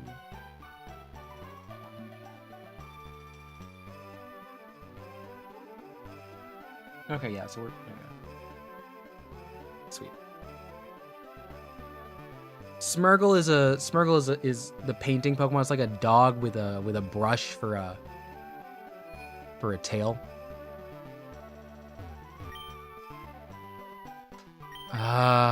Unfortunate. It's fine though. It's fine though. Yes, I want the Mystic Water.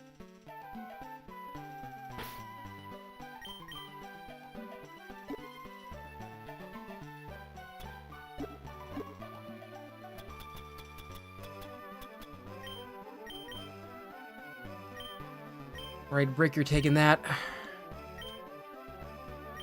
And Bonson, you're the next tank, so you take leftovers. Yeah, Smeargle is a fun one. I think Smeargle is one of the more fun ones you can play around with, just because, like, I forget what levels you get Sketch. What levels you get Sketch at. But you can make literally any moveset you want. Your stats might not be what you need, but they're there. They can learn quantum physics. They can learn kinesis.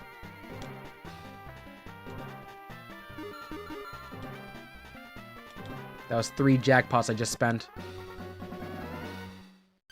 Based off your vibes, think of Fairy Dark. You're right, you gotta remember the emo part. Like a Grimmsnarl?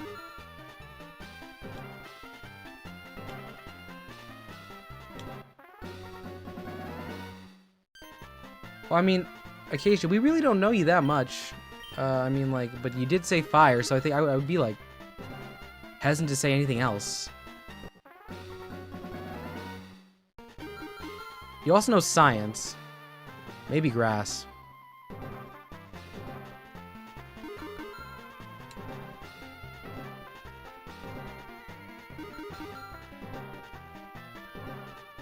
Ooh, fairy type, maybe.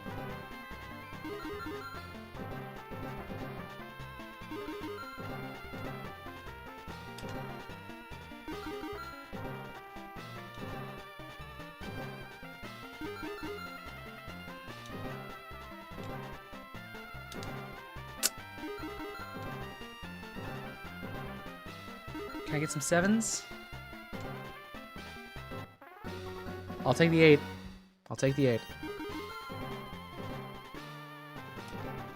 I've still never gotten the blue R. I think that's the one we have not gotten.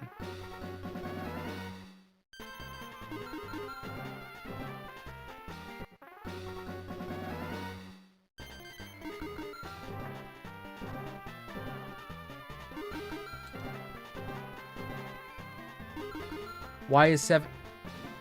Glenn, you can't. Glenn, no. Da da da da da da da da.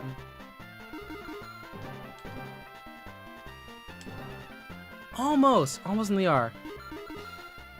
Is Grimmsnarl Eviline the only Fairy Dark Pokemons? I am not certain.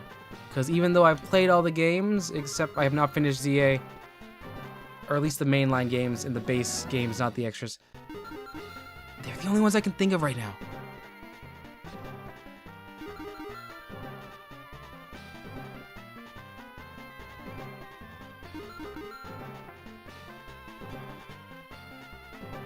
That's unfortunate. That's very unfortunate. Okay.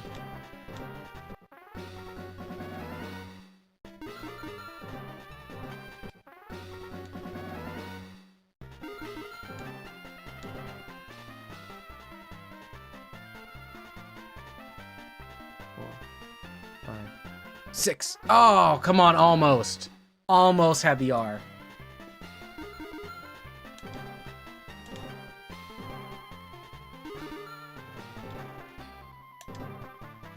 One, 2, 3, 4.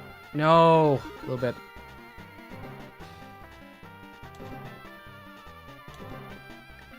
Yeah, no, that'll happen. A lot of things become things that, like, dominant classes are afraid of. Then you can weaponize it against people you don't like.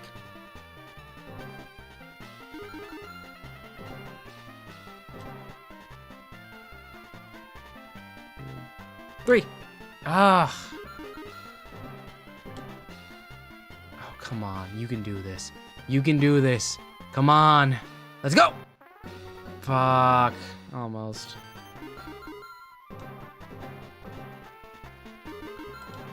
We're running on deficit here. Is there gambling like this? There is Minesweeper gambling in Gen 2. It's 1 a.m. That is a pretty good time for doom scrolling. That gets me pretty bad. What if I go to sleep watching Pearl tonight?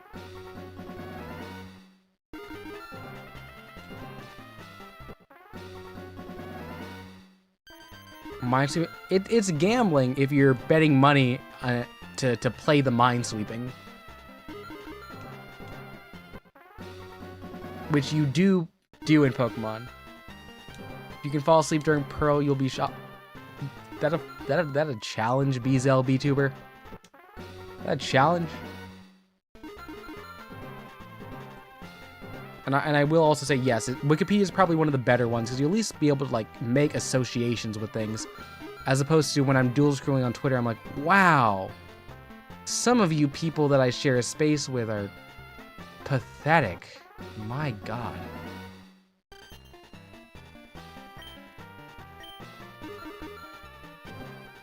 It's not, like, super scary, just maybe that you... I mean, like, I've fallen asleep during a lot of things. Favorite thing that I fall asleep to multiple times, History of the Atlanta Falcons by John Boyce. He's one of my favorite writers, actually. He does speculative sports fiction about and like documentaries. One of his bigger works, one of his bigger projects, but I am consistently falling asleep during it. It used to be a joke that you could actually put it on if you wanted me to shut the fuck up, and I would pass out within 10 minutes, because that did happen twice.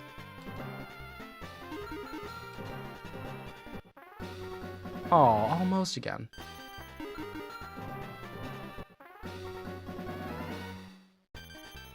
That is also a good one to listen to Acacia. Feel affirmed.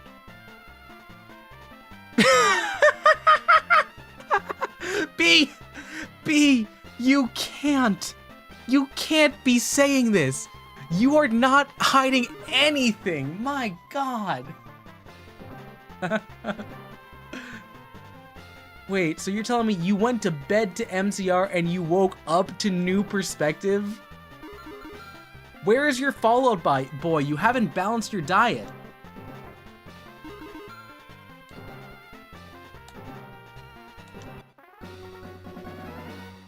The world is an interesting place, Glenn. And in Wikipedia, people clown on it because people say like, oh, it's not a reliable source. Of course it's not a reliable source. It's an aggregate wiki. But people work pretty hard to make sure things are accurate there. So, like, learn your associations, figure out what connects to what, and then you'll have a much more well-rounded, like, idea of the world that you might be better at once you actually go to experience it. So, it's a good start. Pierce the Veil, Panic, and Fog Bring the Horizon. M0 is number 1. B, have you been able to, like, catch them in concert since they got back together? They're, like, kind of consistently going. It's more reliable than you think. I know, yeah. Like, look, there are, like, internet slap fights that could rival, I don't know, like a Jake Paul boxing match that happen when people are trying to make edits to anything on that site. A lot of stuff. It was so good. You saw them a few years ago as a reschedule from COVID. Ooh. What was the outfit? Because I know Gerard does some pretty wild outfits.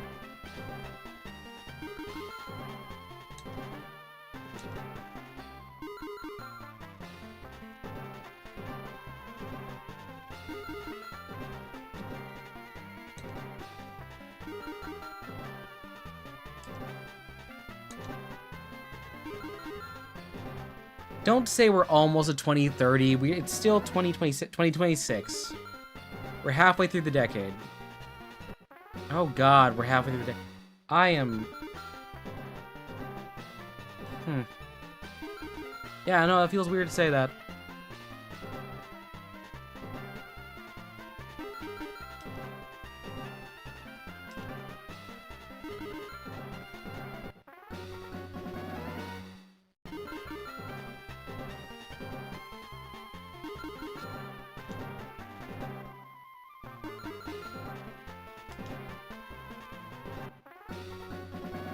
He wasn't dressed up anything crazy. It was 2 shows because the rescheduled got the second one. Oh.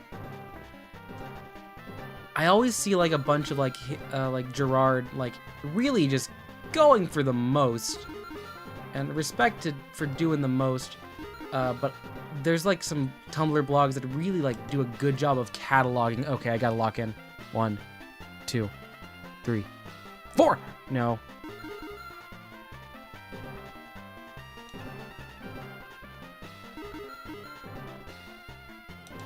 This is the biggest, like, jackpot drought I've been this entire, like, playthrough. I genuinely think I've actually, like, gone below 200 in value. Alright, have fun sleep, Max and Glenn. Take care. Good night. I might stream tomorrow. I probably am. Probably later.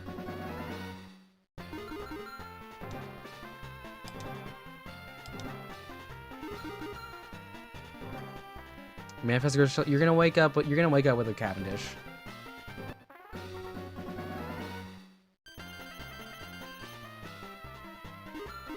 You know, I haven't actually touched Balatro in like weeks. This is like a new thing for me. I think we gotta thank Pokemon for getting me to like kind of calm the hell down. Because I don't know if y'all have been seeing, like when I said I don't often get to game outside of this, Balatro was the exception because I was playing that for hours. Just hours.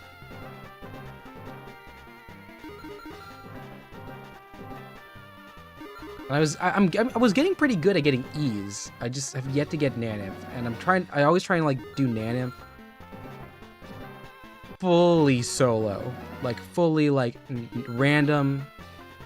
Do your best. Hopefully you get a per KO, but I've never gotten a per KO.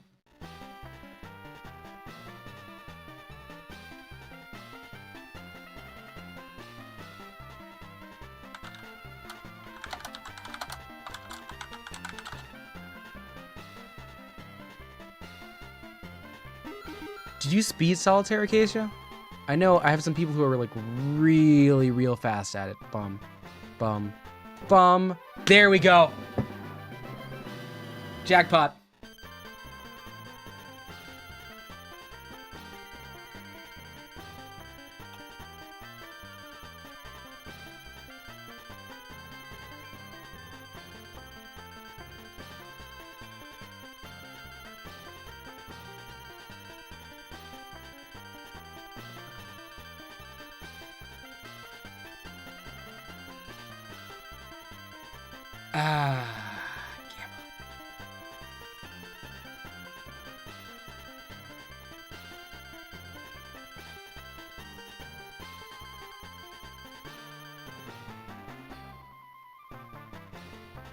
No, Clefairy's popping off. Yeah, okay.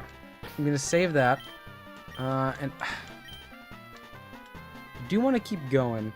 The main thing here, though, is like...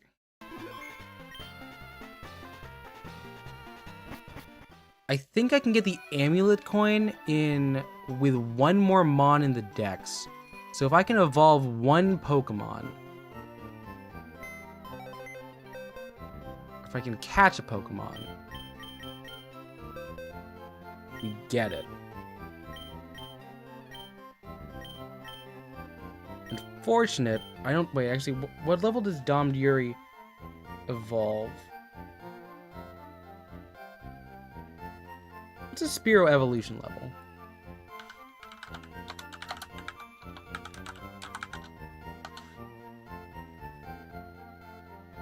Oh, level 20? Oh my god, that's so early. Yeah, we're gonna level up Dom Yuri once. And then,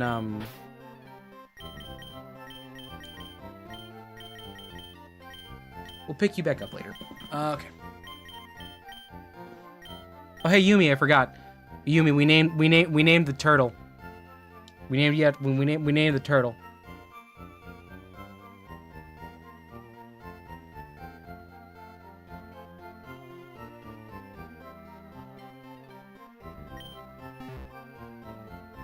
Grew up doming their Yuri. So here's the thing, I took off my glasses at some point in the past like 20 minutes, so I was really concerned. I was like, did you say doming your Yumi? I was like, that's not happening here. Take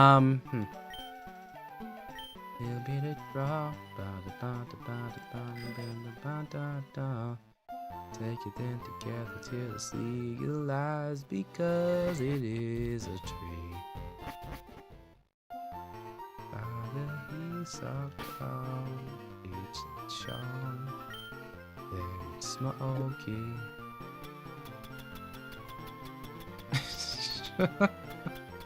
No, we're...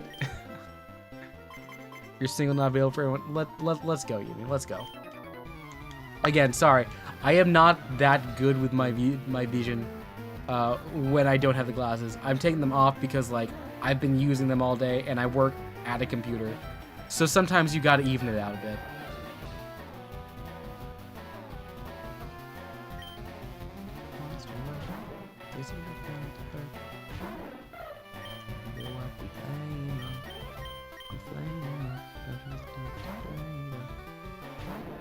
You're single, you don't know how to talk to people. That here, I am not a good person.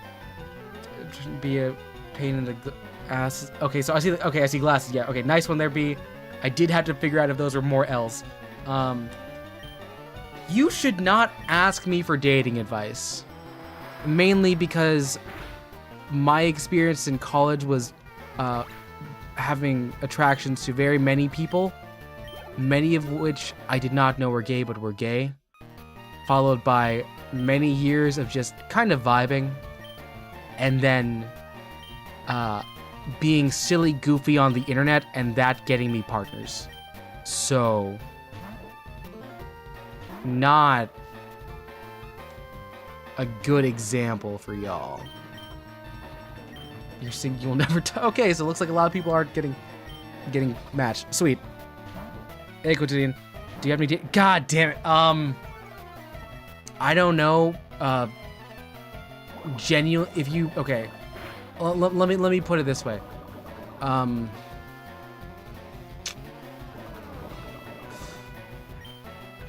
And I'm not saying you do this because it's going to help you date people, but because it's making you a better person. If you are attracted to people of the opposite sex or of a sex not of your own, learn some empathy and try and unlearn a lot of what you have in terms of expectations for gender. Mainly because it is, well, it's a good thing to do that. Otherwise, it is the year 2026, and a lot of that stuff is a bit antiquated now. And you will get people to like you more if you're not real mean about it. What are we talking about? Quotidian's asking for dating advice. And I'm like, maybe just, okay, I do think one of the things I need to bring up usually, because the last time this happened, was with Macro, and I had to ask, have you ever talked to a woman? They said yes. Do you have friends that are women? They said no. And I was like, shit. So, way to walk around there. How to get people to hate you more? Become very much a fan of Machine Gun Kelly. It works so much easier than the other way around. So low effort. I don't know what you mean by obscurantist. I would like for you to explain what that is.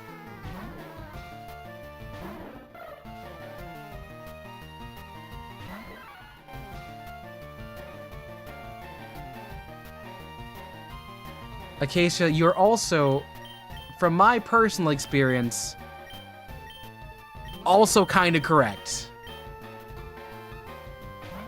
Understanding signs in the community and sending them as gifts, usually a pretty good start.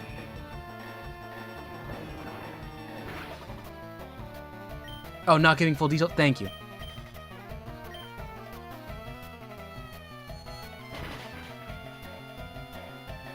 Yumi, is that for good advice or getting them to hate you advice? Because the line's somewhere in I know sometimes where that can be in the weird middle there. Gosh, yeah. Shoot. How many of y'all have I told the story about how I accidentally came out as bisexual in high school years before I did, intentionally, by stopping a hookup because I wanted to watch Gene Wilder and Charlie and the Chocolate Factory. Who here has heard that story?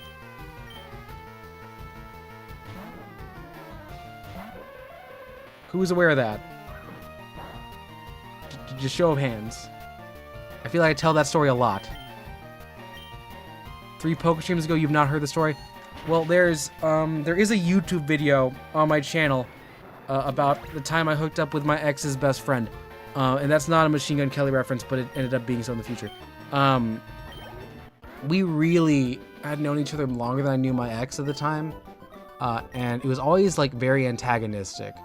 But it's one of those things where there's a very thin line between hating someone and being like very sexually charged. And turns out, yeah, you just gotta, sometimes you have that level of magnetism and it just like goes really weird ways. And basically how it went, I forget the first time this happened. Oh wait, no, yeah. So basically, I'm a big fan of John Green. They were a fan of John Green at the time too. Paper Town starring Nat Wolff had just come out. I didn't have a car. They had a car. I had a basement. And they had an illegal rip of the movie Paper Towns. We were fighting over who got the corner seat in the couch. I don't know what I said. But we end up making out. And it is progressing. It is genuinely progressing. And there is a moment in time where I realize people still like my ex, and if I end up doing this with her best friend, I am the bad guy for the next 2 years of my high school life, and I cannot do that.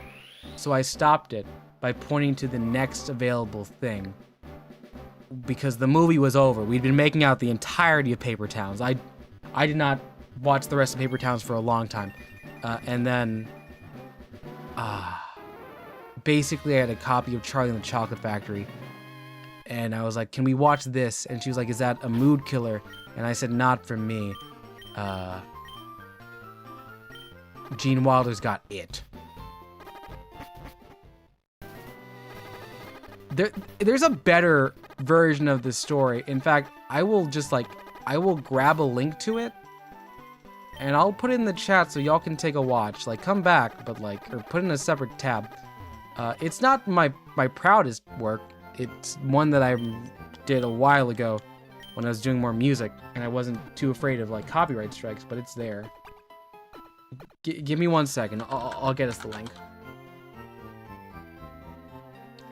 The mythical third mod, which is Cookie. I showed them this video the first time, and this was like, this is hilarious, Kaz, but you can never release this video. And I was like, I'll do it. Oh wait, no, I actually wait, is it unlisted? I unlisted it. That makes so much sense. Never mind.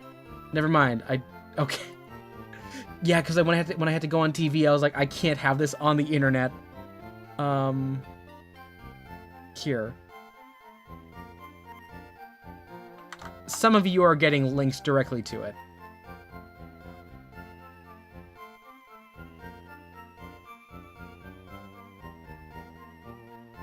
I don't have many unique experiences. I don't actively farm. Things happen to me. And I put myself in these situations because I'm weird. I'm a weirdo. I don't fit in. I don't want to fit in. You ever see me without this hat? That's weird. And that's me, Jughead posting. Which, actually, I do also recall, I try and find ways to stick in that Jughead Jones post. That post. Yeah. The, that copy pasta into a lot of writing.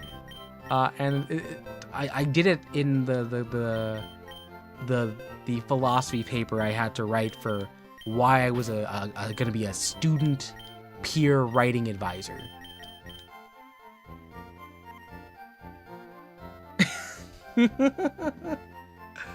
Oh my god, Vito, that's great. It's great. It's also like a really goated like gift set on Tumblr. It really is. Oh my god. Okay. You were in middle. Yeah, it's fair. You can say that. You can say that in middle school. It makes sense. It's a very Riverdale must have came out at a really opportune time for you. Okay, where am I gonna find my amulet coin?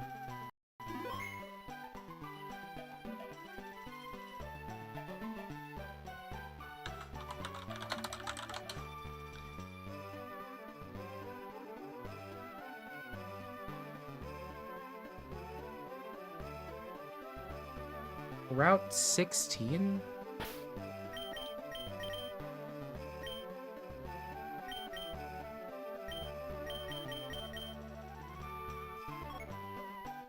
Oh, it's to our immediate left.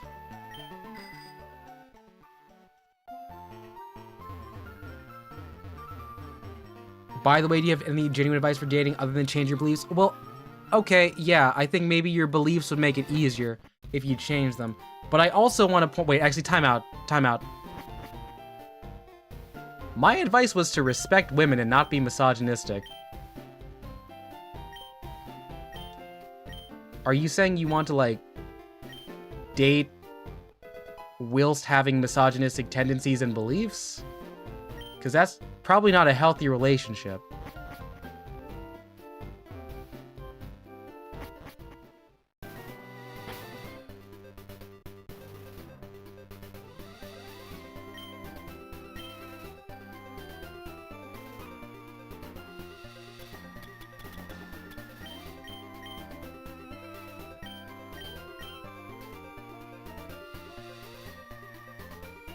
Yeah, B, that's why I went very silent there, kind of waiting.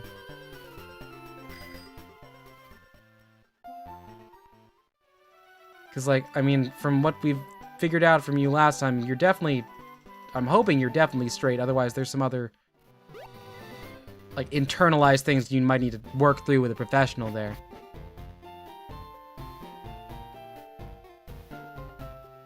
Yeah, so what I'm saying is the advice is that if you want to date women, work to unlearn some internalized misogyny that we all have.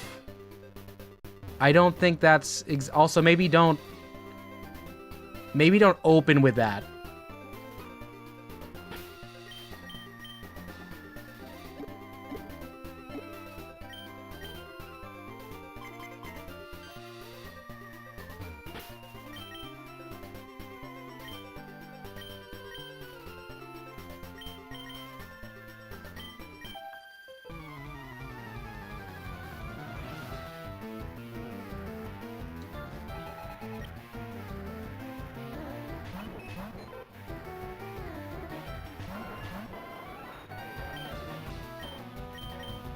Can I fly? I can fly this.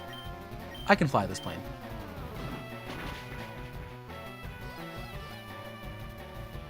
Oh no, it's absent. Oh, you're in the middle of a double kick. You sure do love one.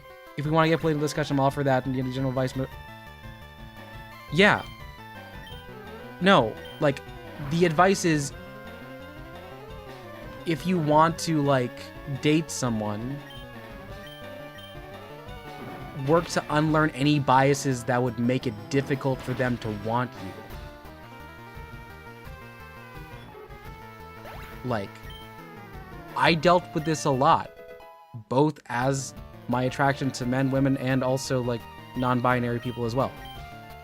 Like, there are a lot of conceptions we have about a person based on, like, their gender or their sex. Examining that and realizing maybe it's worth trying to, like, view them as a person first is the advice. So, like, one of the things that I learned growing up in the Catholic Church was that there was a lot of expectations on, like, women to be involved, studious, and also very prim and proper. But to ascribe that onto a person and have that expectation that in a relationship they should have that, that was something I had to unlearn. because I realized I was going into conversations with people I was attracted to and trying to lead them into a situation where they would act as that was it, as opposed to them being themselves. I don't like where this is going, Quotidian, at this point in time.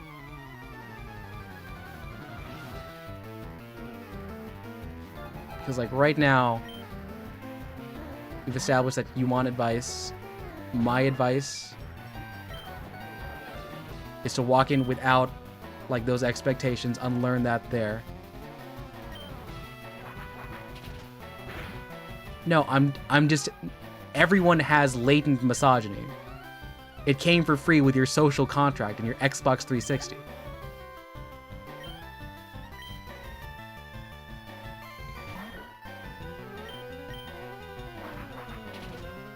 I mean, the best advice is, like, talk to people, but the best advice to talk to people is to talk to people in a way that lets them exist as, like, active beings without expecting them to conform to certain, like, standards.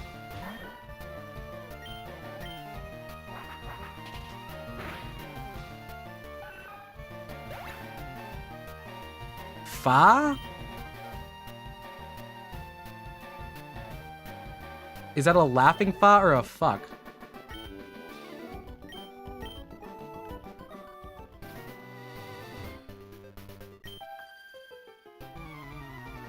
Are you...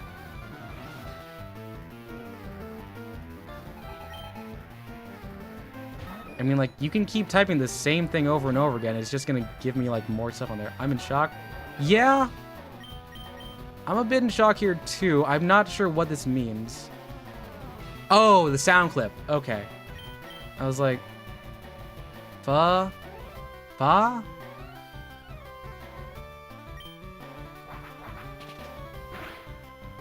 Not even, like, belief in power. Like, here, I'll just talk about, like, when I was, like, first dealing with my attraction to men. Definitely one of the things I was very, like, having issues with when I was, like, starting to talk to other people of my sex, was that I spent a lot of time trying to be more masculine than I am in general, to try and match pace, assuming that the other person was, like, looking for someone more macho. Whereas, you know, if I was like, yeah, I'm a switch, probably would have gone over quicker and better.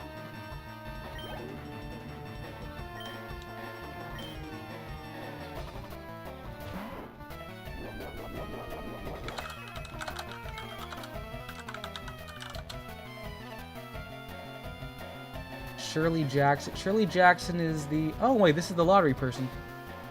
I have not.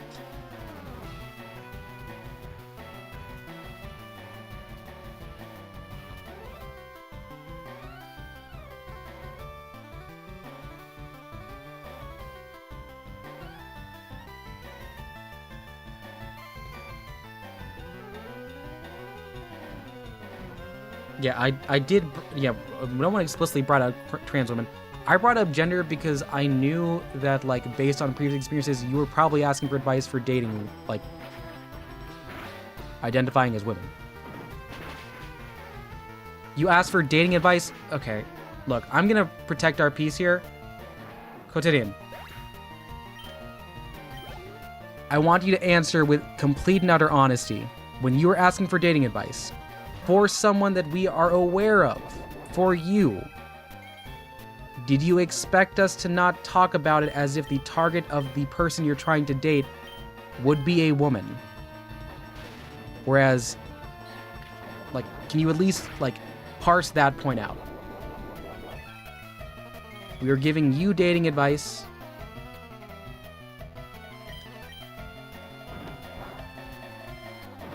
And the dating advice was tailored to the fact that we know that, like, you're into women. Therefore, if you want to date women, unlearn internalized misogyny. Yeah,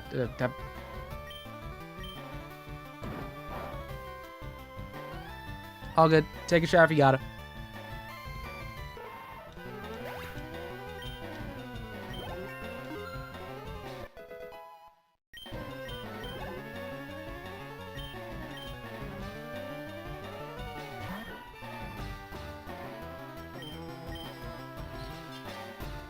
Like, if you wanted, like, dating advice, like, one, probably, like, usually you should dress nice. That's the minimum. You didn't expect to link to her... Well, I mean, I don't know. When you mean link to the previous discussion, did you want, like, a blank slate?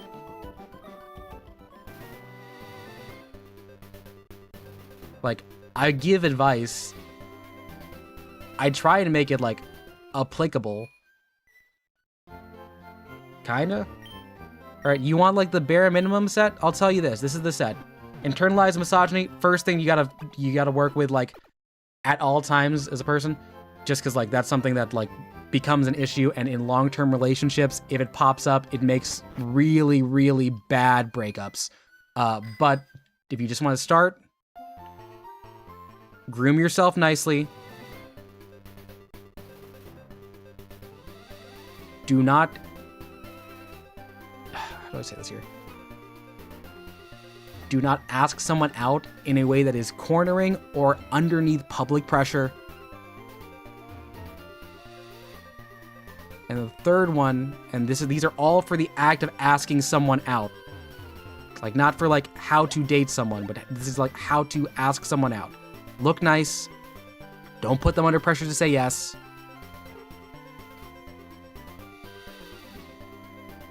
The third one is practice. Practice what you're saying. People find it more attractive when you are self-assured.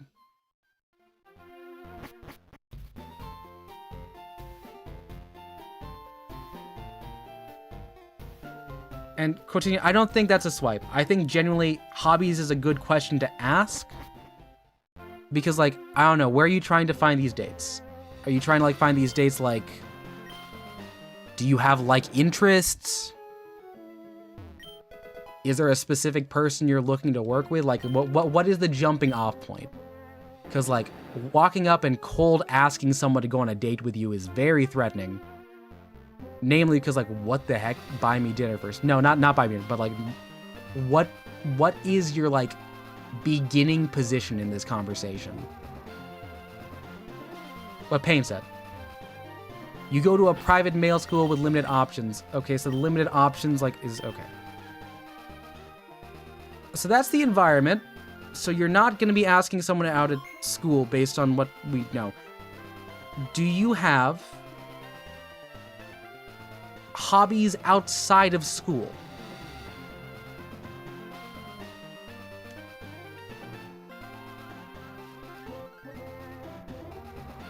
If so, what are those hobbies?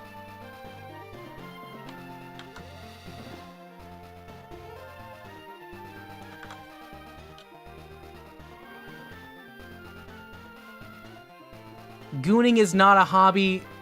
That is jerking off. And I'm gonna add, like, another piece of dating advice. If you're talking to someone over in person, I would also say, do not say that gooning is your hobby.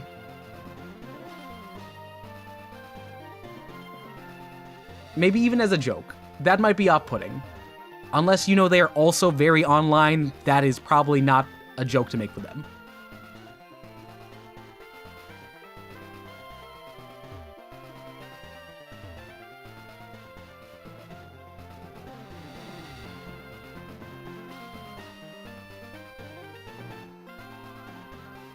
Are these, like, gonna lose to this here?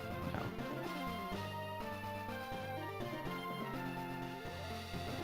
Okay, but, like, for real though, do you have hobbies?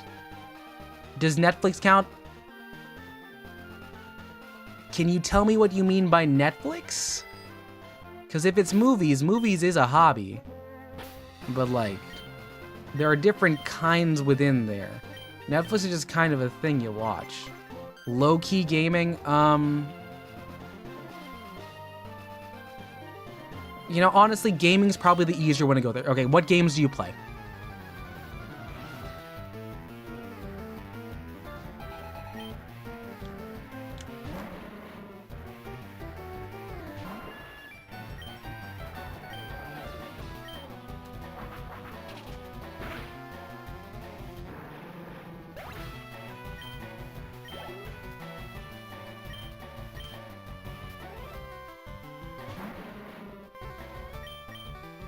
Like top 3 games on Steam. What's your play hours?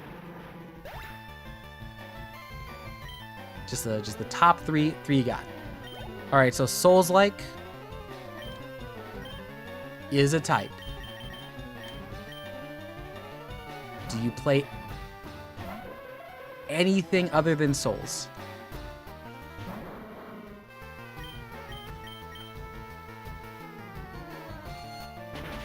Just want to see if there's like a varied palette here. Ultra Kill, Balatro. All right. So roguelike, Souls-like, and whatever Ultra Kill is. I'm noticing none of these are multiplayer by default. That's... Play Celeste? Okay. So maybe you shouldn't play Celeste. Maybe Celeste should not be your avenue for community to date. Are there local tournaments? Do you know if there's like a local game store or a local like...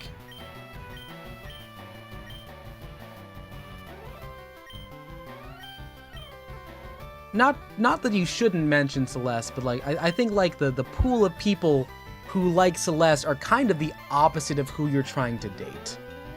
Just historically.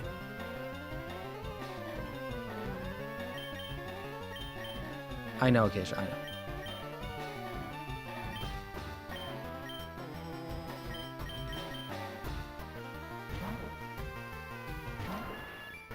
Okay. So people like Souls-likes. Do you think you could info dump on about a Souls-like for like 10 minutes? Can you talk about a subject for 10 minutes without like pausing and stopping?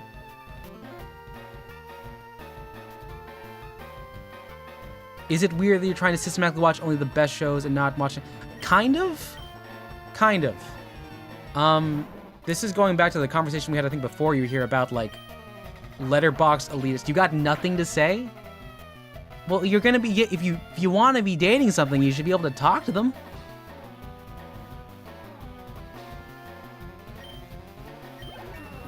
Let's stop putting the cart here. Let's put the cart before the horse here. If you were dating someone, what would you want to talk to them about? Like, what is something, like, you're so passionate about or excited about? Like, not like statistics, like not like 8.6 on IDMB.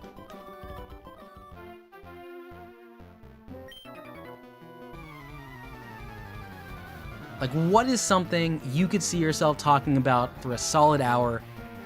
If no one stopped, you would just keep going. You've got to have, like, everyone has something.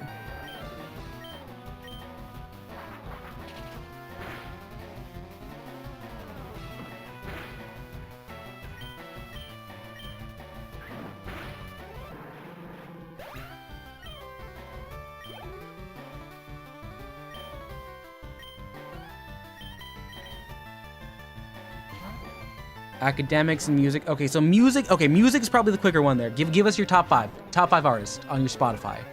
Most listened to over the past year, if you do Spotify. Otherwise, like any other metric. Can you info dump on a band?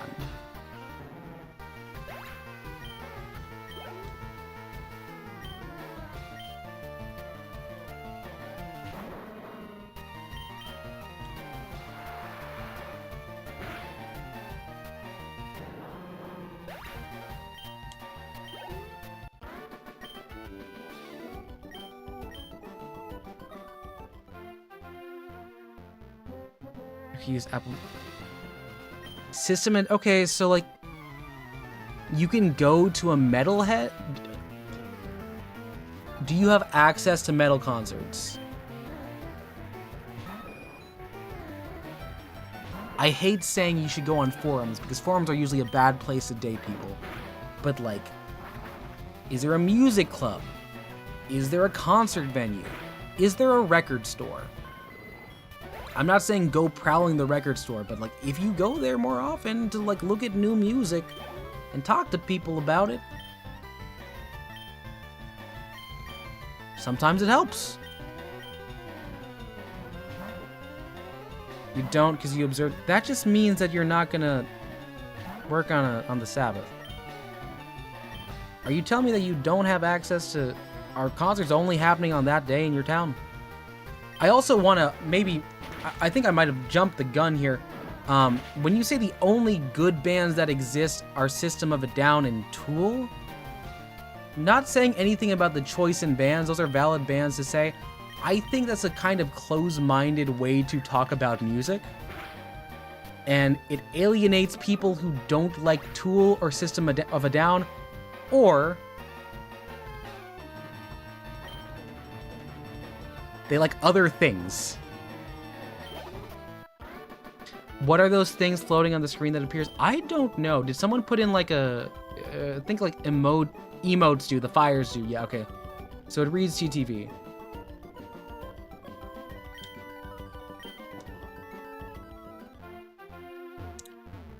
I don't think you also, like, you really can't lose a hobby in a way that you can't regain it. Well, there's some reasons.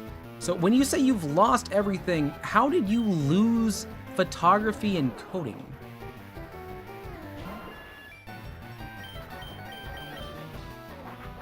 Like, what?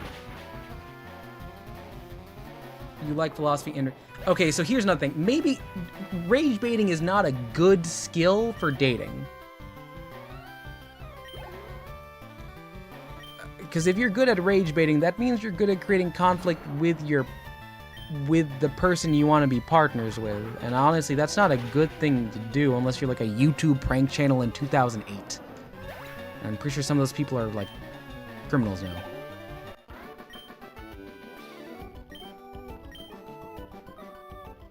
You lost interest over time? Well then, okay. You lost interest over time, that's fine. If you're not interested anymore, okay. So what I'm hearing now, is religion a hobby? No, but it's common ground. Is alcohol a hobby? We were talking about this earlier. It should not be a hobby. Before you came here, we were actively talking about alcohol as a personality trait. Do not make alcohol a personality trait. When you say religion a hobby, the practicing of or the studying of, wish you could date alcohol, I think that you are having some poor self-worth or you're rage baiting right now. In which case, dude, if there is like some semblance of like genuine want for dating, do not do this if you want to date someone.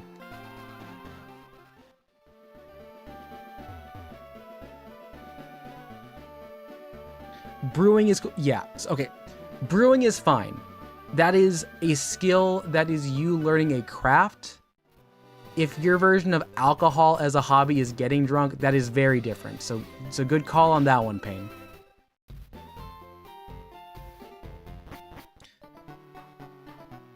Aaron, I agree. I am also ready for the next Fortnite season. You like drinking new... Look, yeah, drinking new alcohols is fine. I think understanding and getting to know new, like, palettes and flavors and varieties, cool. I'm just very concerned when the description of I wish I could date alcohol is brought out. I want to say that usually means someone's an alcoholic or they're looking towards it. Also, thank you, Yumi. Also, wait, time out. If you're almost 18, you should not have alcohol as a hobby. Let's actually fully cross that one out. Let's fully cross that one out of hobbies. Not the space. Not the good space.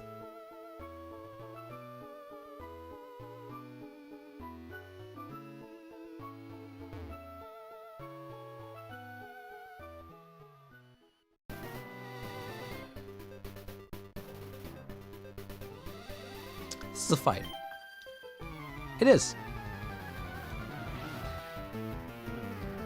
Also, another thing there, like, the expectations on yourself to do, like, X, Y, and Z by ages, not really worth it. That's another part of the unlearning, like, misogyny, but also the unlearning misogyny is also tied with unlearning the expectations for you in terms of relationships.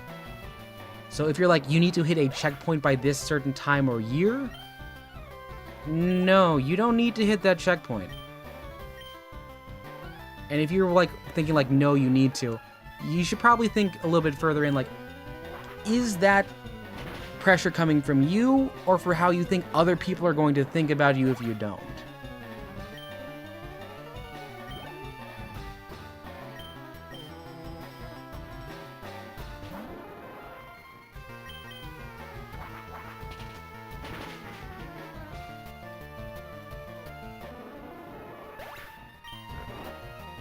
I got effect spore, darn it, okay.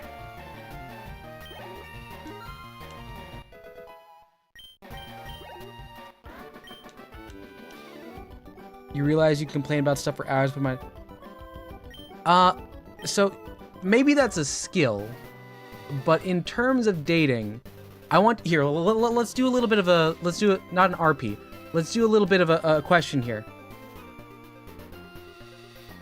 If you had a partner, would you like to listen to them complain for 4 hours at a time? Just a simple yes or no. Would you be okay with being an active listener for that entirety of time and continuing to stay with that person?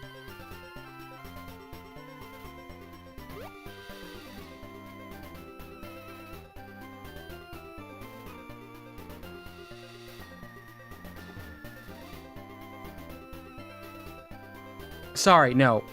When you say complaining about stuff, that's not the debate I'm talking about.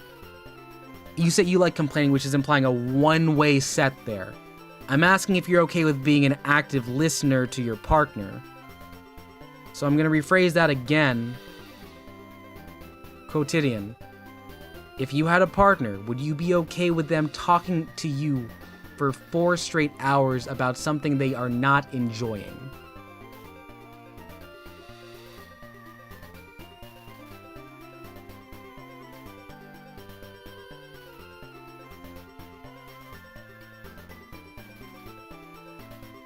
Also very cool, Aaron. I would also be interested in the fish.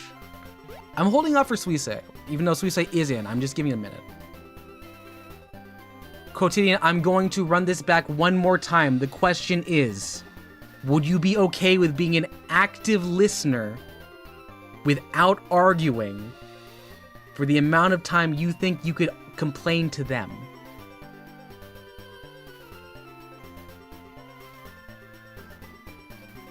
So active listening,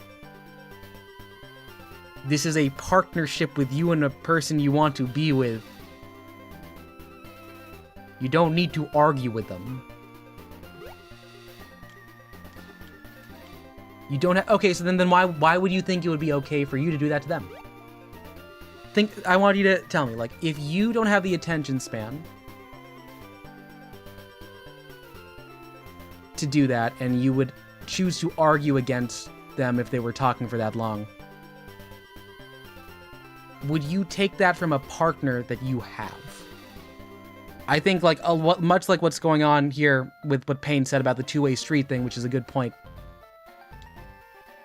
Would you be okay with someone else doing what you were saying, like, you're good at?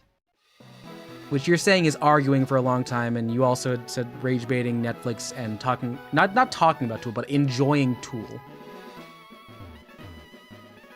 Do you consider ADHD? I consider it a disability. Yes.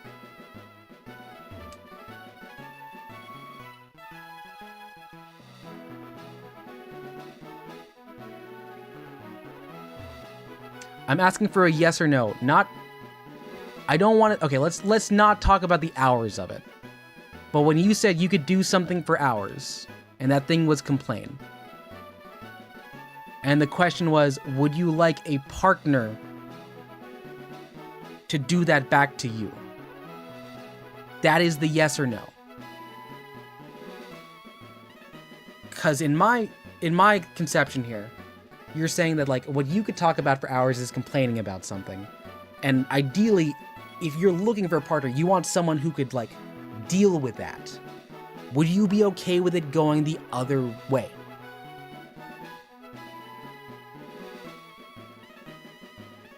Okay. So you can't complain. We'll take that one at face value. So can you only see yourself with a partner that you're in like constant arguments with? Is that like the thing there?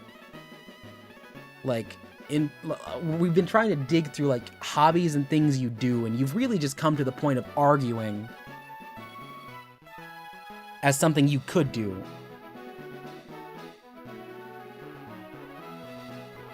And I'll give you baseline dating advice. I don't think that's a good baseline for a healthy relationship. That just sounds very tiring.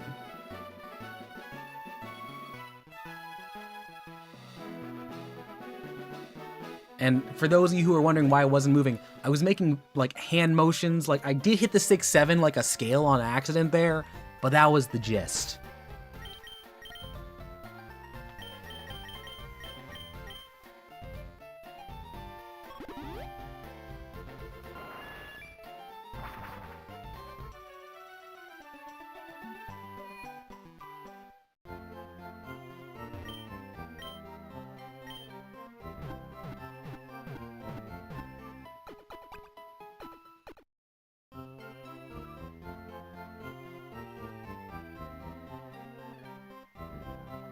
Okay, so still not an answer there.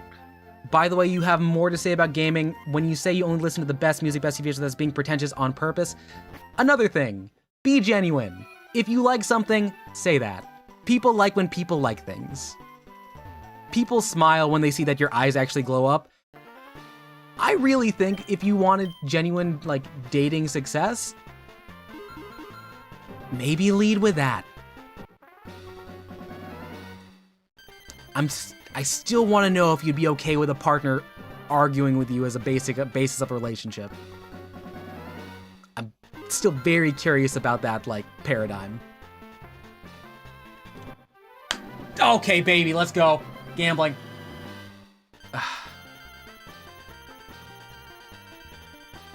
It's like a center line gamble too, nothing else. He probably wouldn't be, so then, cool. So then the natural conclusion there is you can't build a relationship off of arguing, and you should not make that the primary thing you do with your partner. So that's a good start. You said you have more to talk about music, TV shows, gaming, and Netflix. What would you tell them about?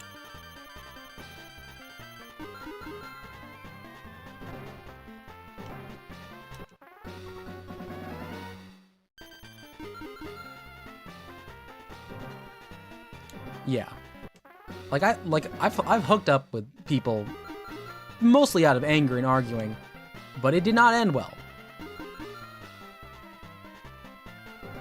Okay, I don't know why you need to, like, say biological woman. I don't know why you had to bring that point up. Like, is it just like you can't even hypothetically, like, do you need me to, like, put on, like, my blue hair and pronouns outfit or, like, my goth outfit? Because I can. You know what? Move past the biological part. When you say how it goes, what are you trying to say? You actually need me to... Do you actually want... Okay, I'll...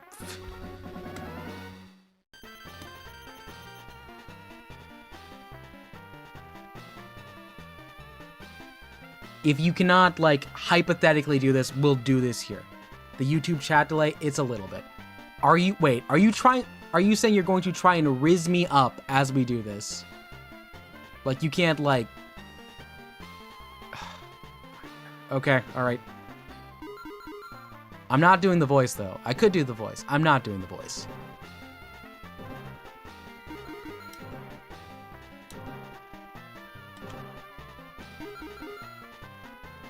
Quotidian, I'm gonna say... Oh my God. No, I'm not gonna do the voice for you. Also, like, you know I'm a guy, right?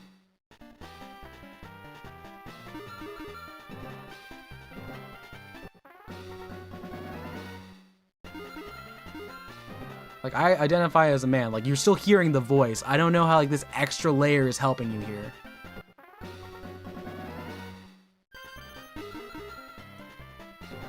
Alright, go ahead and start. Do your thing. What is your opener?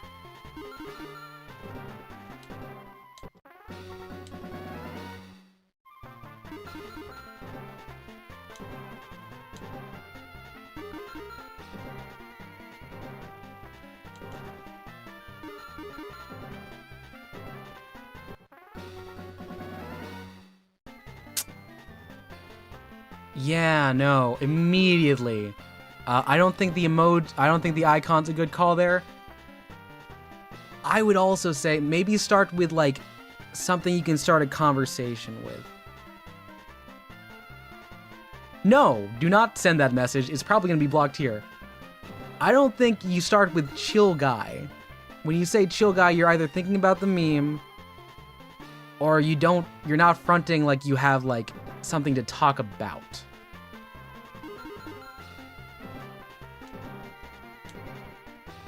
It's like people who are responding back on, like, a dating app with hey.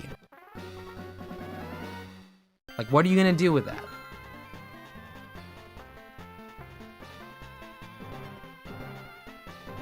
Yeah, and it was on purpose. Look, here's the thing. I'm really wondering. Okay, another. We keep getting jackpots here as we go through this, so I'm gonna keep gambling. No, I don't think you cooked.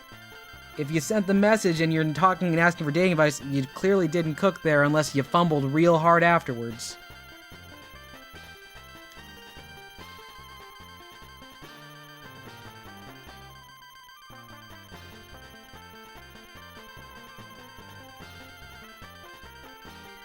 You know, Payne, I also think at the very least, getting a less, like, human, like, what is it? A less human-like emoji is something. You send someone a picture of a train? Cool. You don't have any openers? Cool. We're not teaching you how to open. We're teaching you how to have a conversation that is fruitful. Like, you don't need to can an opener. When I said practice, that's practicing what you're interested in. That way you can, like, expand upon it. Like, I would talk about movies. Or for a brief period of time, I would talk about Machine Gun Kelly.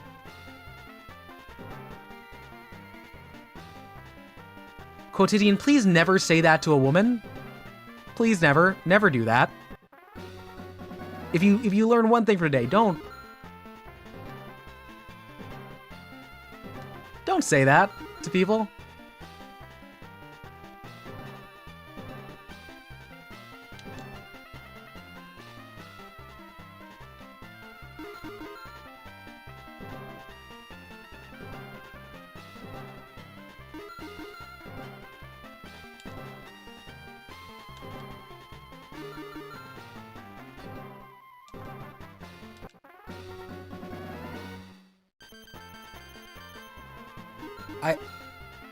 Part of me wants to ask,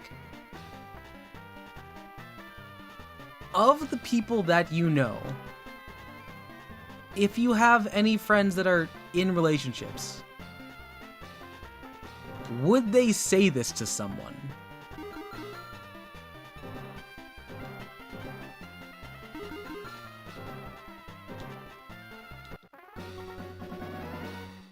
Okay, yep, nope, and that's a timeout. We don't use that slur.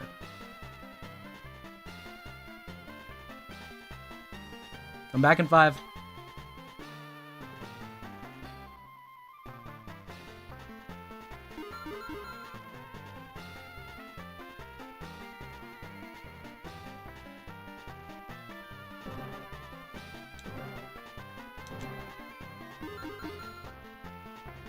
And I'm realizing now that, like, oh my god, I have it blocked out there.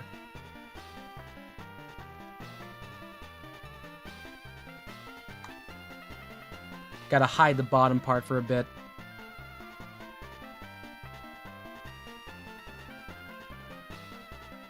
I do think talking about the CEO thing is, like, not a terrible idea. It's not a terrible idea.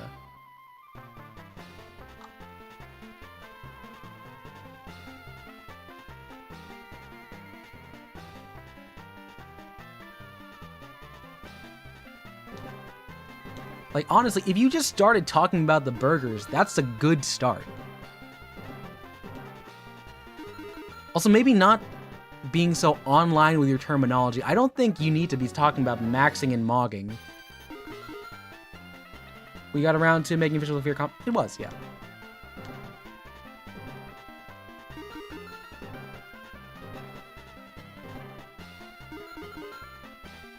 Any advice for a Sigma Chad like you, Yumi? Well, for you, what I would say is, maybe don't use Sigma Chad.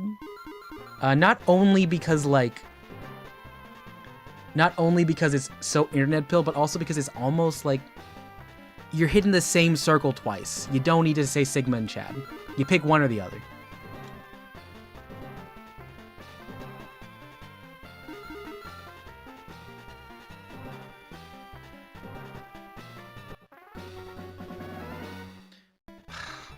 Alright, fine.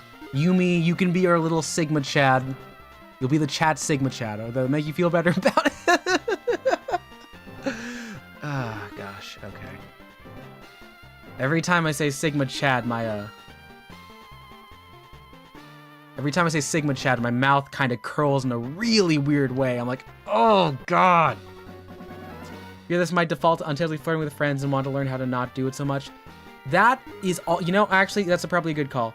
Yeah, hi, B. Quotidian was having, he was unable to flirt or practice conversation unless I looked like a woman. So, blue-haired and pronouns. I'm going back.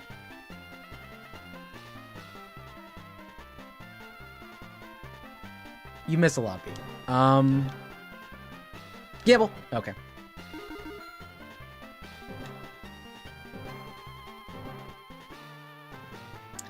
This may lead to flirting with friends. That is also another thing. I think that is another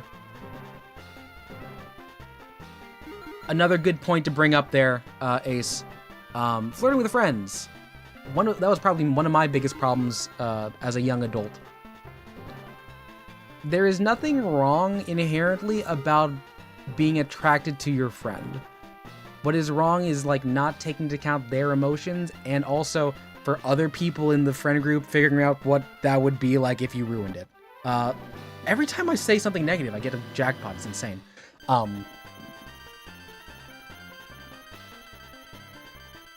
You can flirt with your friends if you're on the same page that this is not like a serious relationship thing. If you fall in love with your friend, cool. If they fall back in love with you, even better. If it doesn't go both ways, make it very clear. Like, explicitly, painfully clear. There's a lot of things also with undoing, like, misogyny, partially. The idea that, like, men and women can't be friends. If you undo that, it makes friendships a lot easier. That way, you can talk without fearing that it's going to be perceived as that. Because you're aware that you're not going to do that.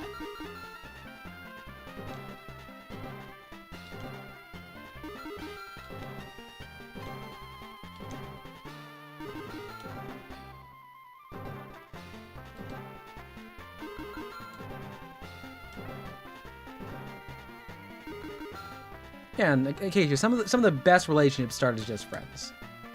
I mean, me and Cecily, we were... Oh god, how long have we known each other? For like over a year before that. We were just friends. We were hanging. Yeah, and flirting because it's funny is funny. Because partially, it's fun to like have that like kind of banter and have that level. It's a level of closeness, an agreed upon level of closeness. It's also really funny when it turns out that like other people who just meet you don't know that it's a bit, and the bit can be really funny, like really funny, like really funny.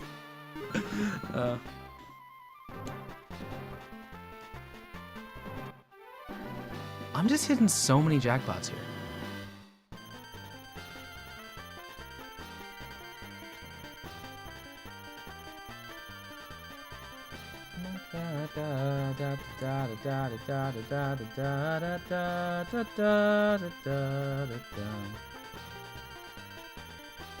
Wait, what the fuck? Wait. Wait, Tom, is Ame in? Yeah, I appreciate Quotidian. Make sure not to say it after, because, like,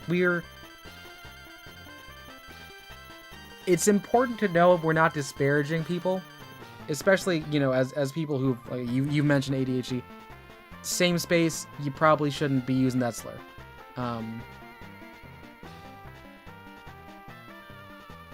Oh, it's not attraction, it's just unfiltered speech that on the look back looks like heavy flirting, and it's not guy to girl, but general. Oh, okay, I see.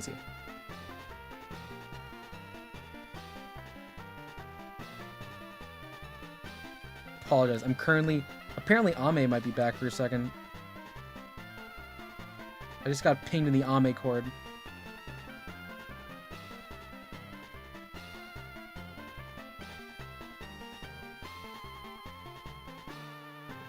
Oh, shit. That's in 20 hours from now. Okay.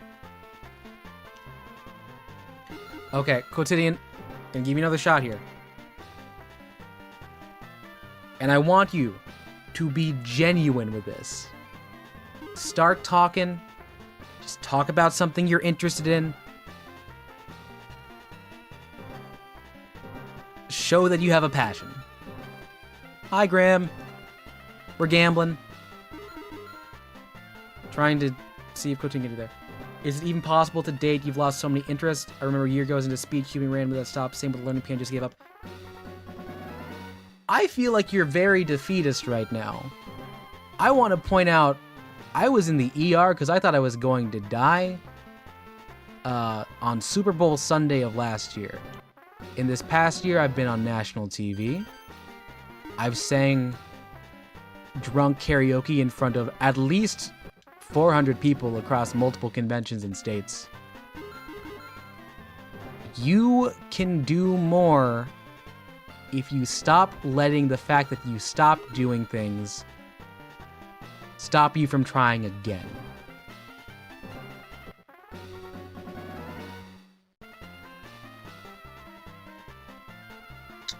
Friends, a joke for you can't do a back feels awkward sometimes. Yeah, Yumi, that's one where you just gotta work that out. You gotta figure out, like, what is the comfortable level there. I don't think you're...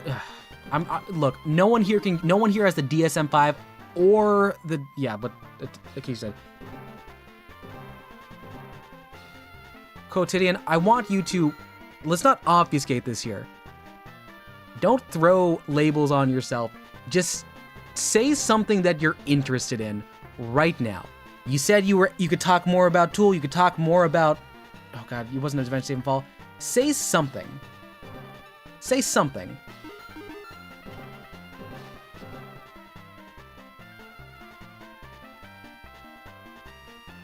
Also, yes, what B is saying right now, at this point, you are not in a place to date anyone right now.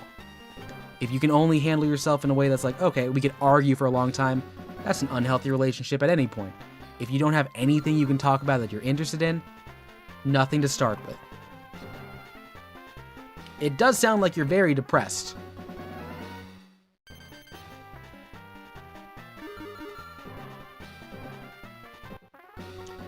Well, I'm gambling right now, Grim, and Quotidian was asking for dating advice, and this is what has happened. I was something involved in the Game of Thrones, was Breaking Bad IDMB thing. Gamble. No. I'm farming for... Not Aura. I was gonna say Aura. I'm farming for coins for TMs. Okay. So when you say involved... Well, let's imagine we're having a conversation here, because that should be the first thing you should learn. If someone asks what do you mean by involved, what did you do? Were you a moderator? Were you making memes? What about Breaking Bad versus Game of Thrones were you so, like, invested in?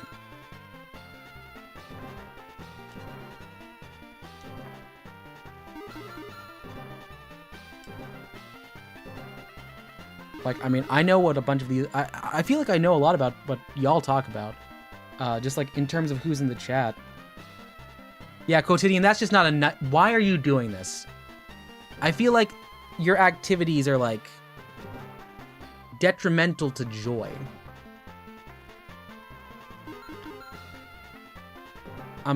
You gotta work on yourself here, dude. I don't think... If that's the first thing you can put forward, that's not a good one. If it's the only thing you can put forward... Another jackpot, goddammit. That's not a good one, anyone there. That's probably the one, Grim. Like, I feel like I know a bunch about, like, everyone else in this chat. I know about interests because, like, they're open about it, and everyone here is an interesting person, because everyone is interesting at something. Grim. Umamusume. But they're also really good at Yu-Gi-Oh! Really good at trying to, like, get those things together. Also... Oh, gosh. Let's see. Acacia, art. You're doing divination, and that's interesting because that's something you can talk about. You can bounce off of that. B, art, really cool professors. New York. Sorry, New York. That's stupid.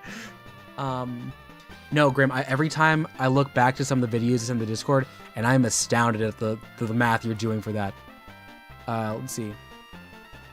Yumi, science, educated, very kind, and also, like, really good at, like, video games.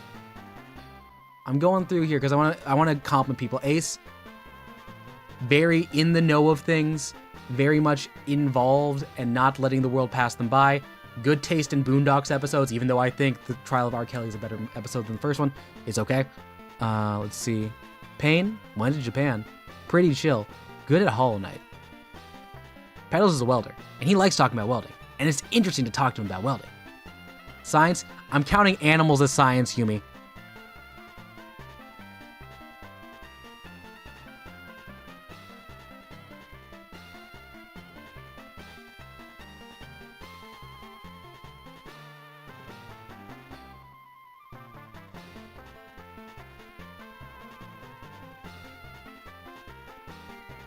I would stick with what Acacia says as well. Okay.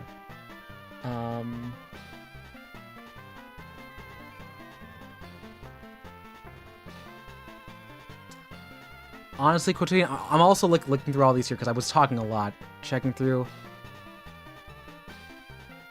Would you have any compliments for me? Quotidian, I want you to do something here. Compliment yourself. Write a compliment about yourself right now.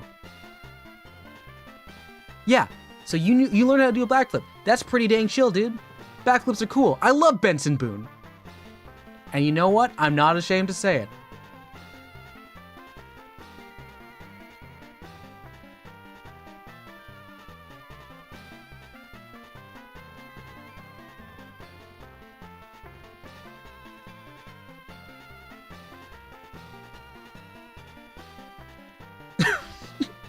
Yo, Ace, that's actually great. I understand that one then. It is a good episode. The opening speech was your political awakening as a kid, so you can't agree. And you didn't know R. Kelly was a real person. Look, I didn't know R. Kelly was a real person until I saw Trapped in the Closet when I was 9. When I was 9.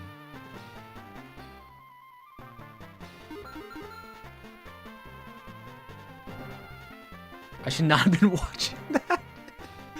It is. I mean, well... R. Kelly bad, but also, wow, it is a wild ride with Sylvester.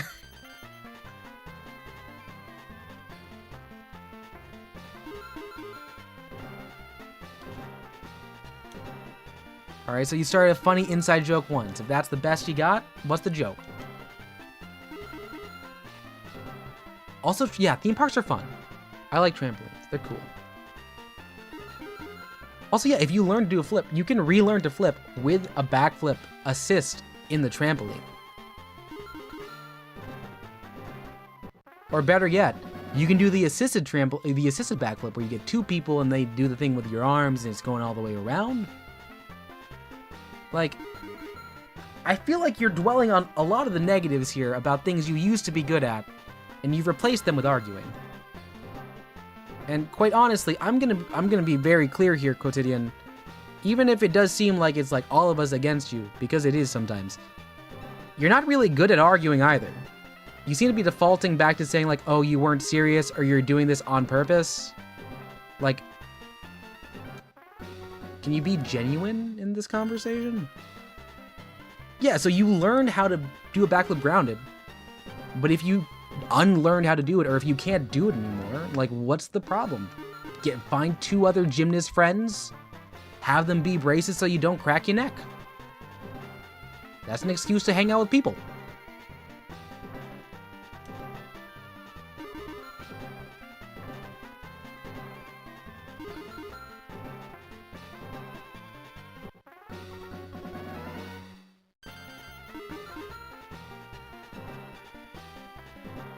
You're depressed as stuff. Yeah, and quite honestly, Quotidian, what are you doing to improve it?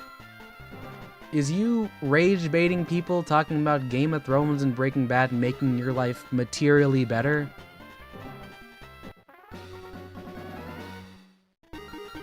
Yeah, and also, we are not mental health professionals, as I keep saying, I do not have the DSM-5 nor the credentials.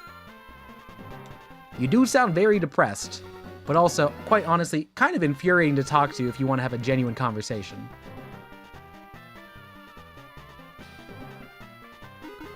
Almost 7s.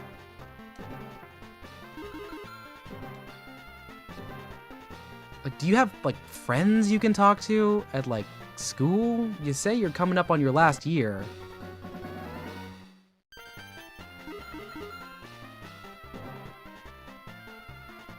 Okay, now, this is where I get to be a bit rambunctious here because I am diagnosed as bipolar 1. I want you to take a real long look at yourself here.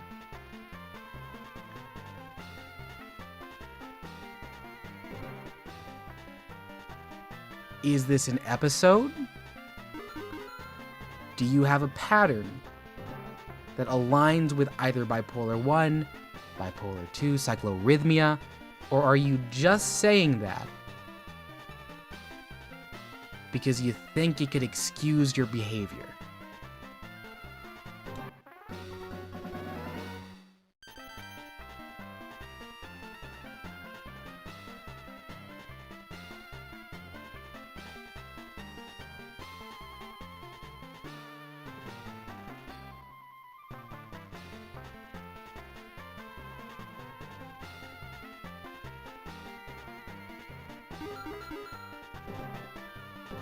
Private school, Yumi.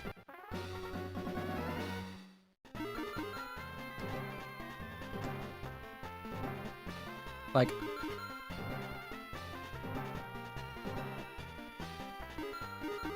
okay, that's a start. I do want to point out I've been living with diagnosed bipolar for like 6 years.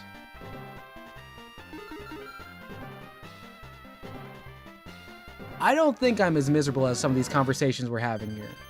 And there is some comorbidity and some like overlapping things with ADHD.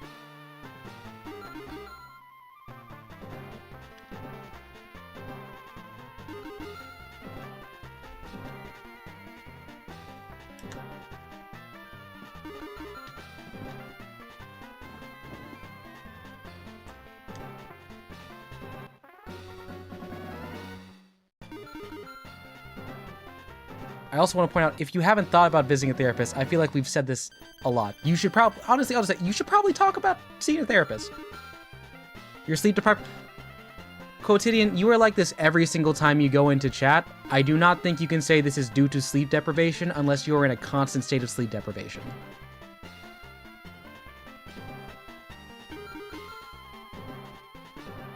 Like, we can say, like, all these things that are, like, you know, good for you to do, but at the end of the day, you're the one involved in your own life, so you have to do this. And I want to thank everyone here. I feel like we've been very patient, waiting for you to, you know, do something positive for yourself. And, like, we don't need to do this. We don't need to let you in here, in this community. Like, we're trying to be nice. I do also want to point out, I feel like at some point you did have multiple accounts come in here and like say slurs. So I'm really hesitant to doing it again. You're sympathy farming? No. Okay, another thing here. Un-internet your speech sometimes. We can say Mog and Max because I know in real life I say outshowing and improving myself. You are not farming for sympathy, you are having emotions. Yeah, it was him, B.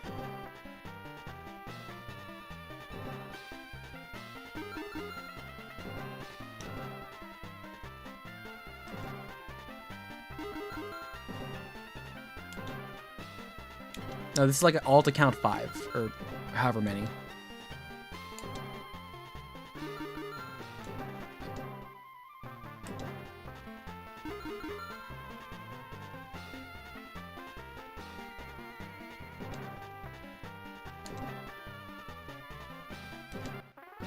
Almost. They said 17.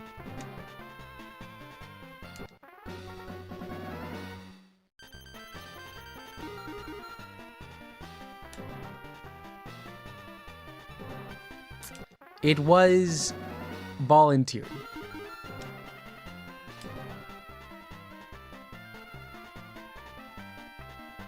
Yeah, and actually, big points to Ace. He hasn't said the word "come" in this chat in like a month. That's a record.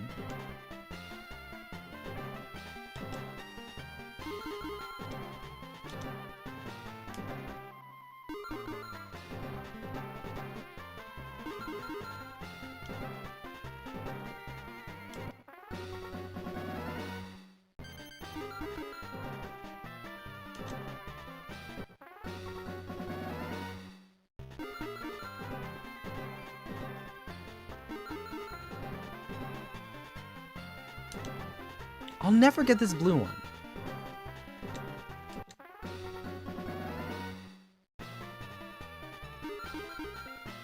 Yeah, we've been gambling for a minute. We're in a Nuzlocke, so we need to get TMs. And I respect Ace for knowing when the bit is like out of sauce.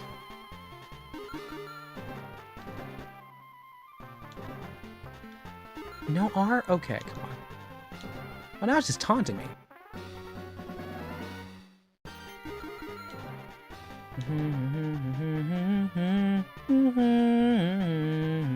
Ah, nope.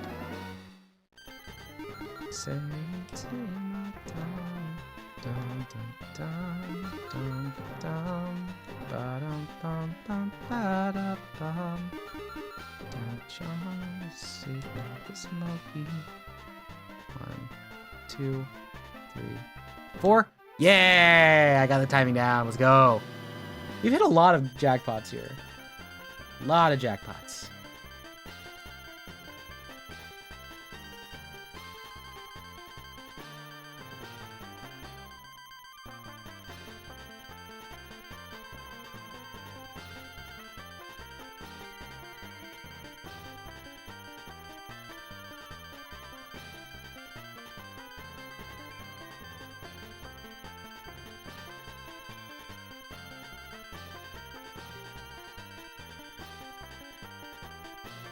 Let's see.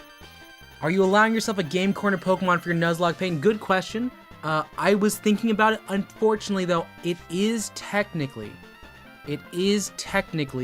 a part of Celadon City, which means that when I got my Eevee, that locked me out. So, none here. I was debating actually getting a Scyther.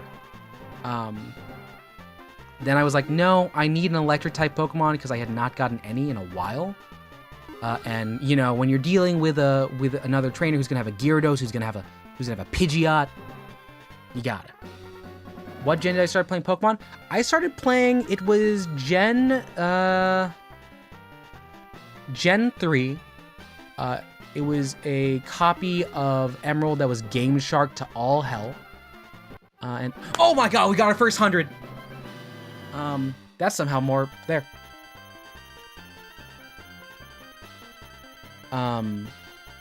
Yeah, so it was that, then Emerald, And then my first bot game was Diamond. I played Pearl a lot too.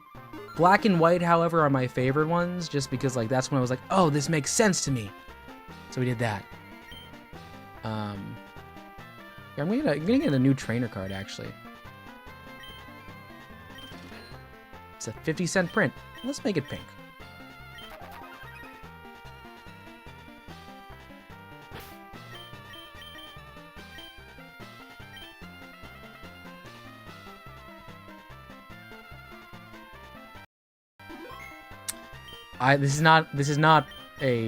This stream is not an advertisement for gambling, despite the fact that I've been doing that for a while. Yoga meditation reset your energy, make you more approachable. That is also true.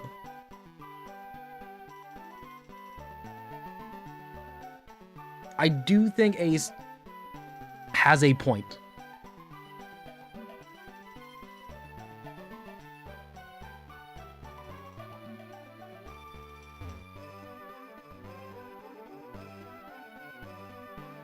And like, these are all very physical things. I still think there is also a need to, I don't know, unlearn some things. Mainly that like, negative interactions as a hobby is not good. I fear that if that is your only form of interaction where you think you are skilled at, that is not gonna quell well for you in a lot of places.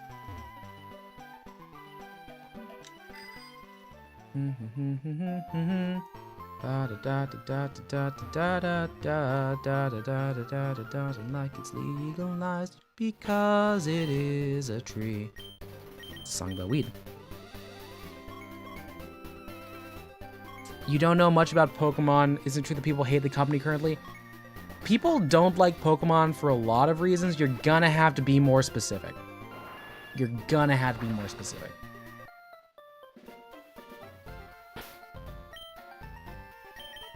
I swear there's... Okay, so there's a way to get to the, rock channel. Sweet.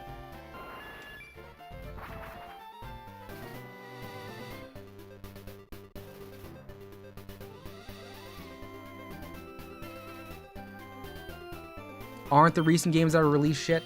This is one of the things where I think you also need to actually play the games and figure it out for yourself. People don't like change. Pokemon is a series about change, and in many cases, like, absolutely no change whatsoever. I also think maybe you should make your own opinions on it. Like, if you think that, like, the gameplay isn't for you, it's not for you. If you have an experience or a framework prior, you can compare it against, and that's fine. Were they yeah, about the suing power, that is a thing that people are not happy about. The graphics were you can also just say ass. Ooh, nice little cat Acacia. If y'all have art, I think do I have an art channel? I have some sort of a channel in my Discord if you're in there. I've made clay pots, well, like little molding pots before. Nothing too big though. It's been a while. I haven't been here killed. I do have an art shell, thank you. Yeah. I know. Look at B out there bragging about being a good artist because they're a good artist. With interesting perspective and drawing and art styles. Oh, don't do that. No, my leftovers. They're broken. Ah. Also, I do want to ask. When you were asking about Pokemon, was your default to ask why it was bad? Like, maybe an exercise for you, Quotidian, is to reframe a lot of your questions in either at least neutral, like framings. Well, you know what? You didn't say you're a good artist. We're saying you're a good artist. B, Zell, you're a good artist. Yeah, my pots are Garbo. In fact, I think some of them ended up in the Garbo. I did like glazing. Glazing was nice.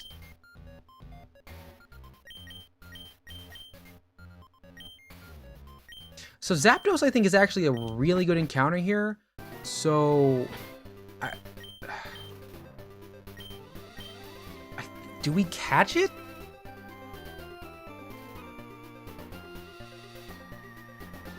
Okay, let's talk through this here.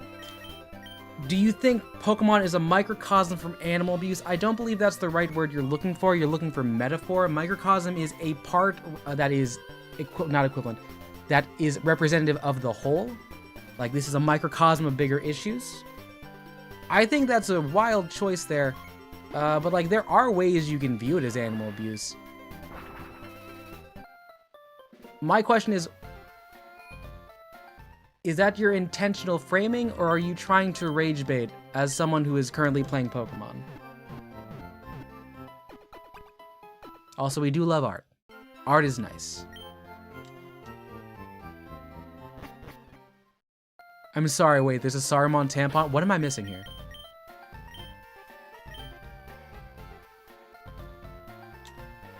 If you're asking about the battle mechanics, let's see.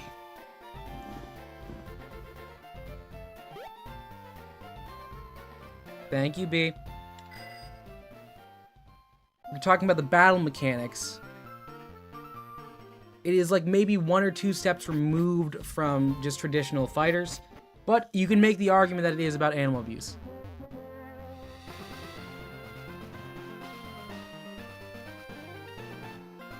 The other question is like, would you place it against Digimon and have the same question?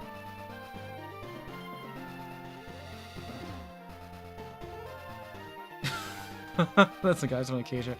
Gen 1 is Kobe. Yeah. Gen 1 is a labor of surprise that we can do this, because they were able to do it eventually.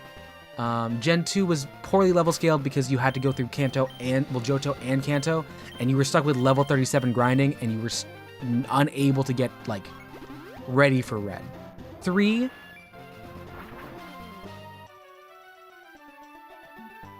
Ace, I appreciate you not saying too much water. It is a very complex map if you don't like navigating a lot of those pools. 4 was slow, and that's just like in terms of like actual physical movement. 5.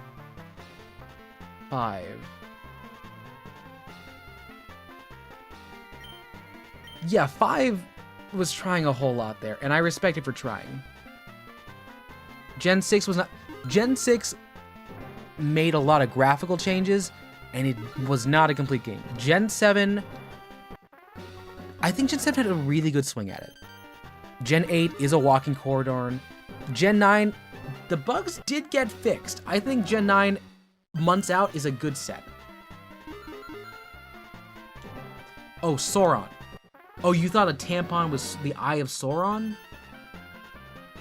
Rate this question on how engaging. Personally, I find turn-based combat in games very tedious and unengaging. What is it appealing, and is there any way to still enjoy? Now, I think in terms of engagement, you've written a good question for a research paper, or at least the beginning of a question. I think your framing is not good, and let me tell you why. You find it tedious and unengaging. You're asking, why is engaging? So that is an opening for a discussion. Asking about appeals is good. The question, is there any way to still enjoy it? You're coming from a supposition that it is not enjoyable, which is not, like, set in stone. I'm gonna say it, you kind of seem miserable all the time. So, like, maybe asking questions in a way that does not imply you're expecting other people to also be miserable would help. Also be... Oh my god.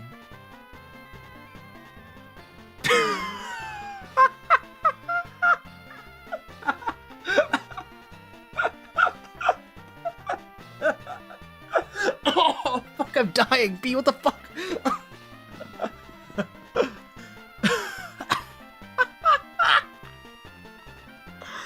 B, I've got fucking roommates. You can't do this to me right now.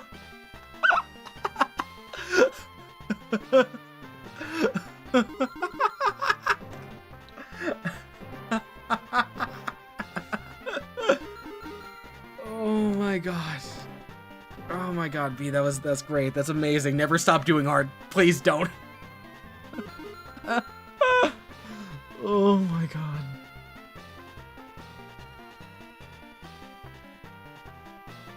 No, Yumi, Yumi, I do technically, if you look in the chat, I do owe a friend fiction stream. If you want to do, you want to write at the same time as me, I'd love to have that. That'd be really fun.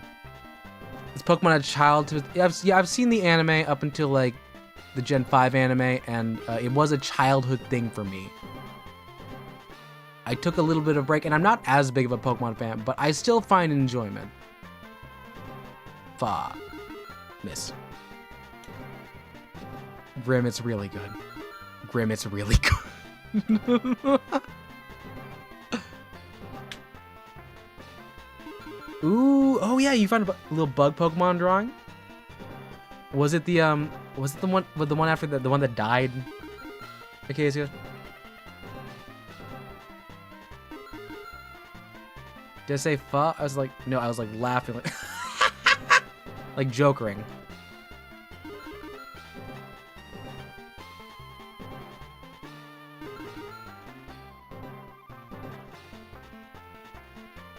Little puffball fella. Oh, Tangela! You meant the Tangela.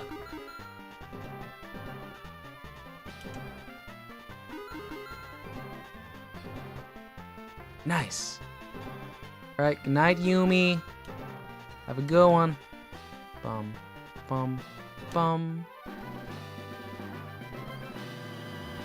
we get the Saru tampon transportation service? No, not Spipa. It was legitimately it was a Tangela from earlier. Okay.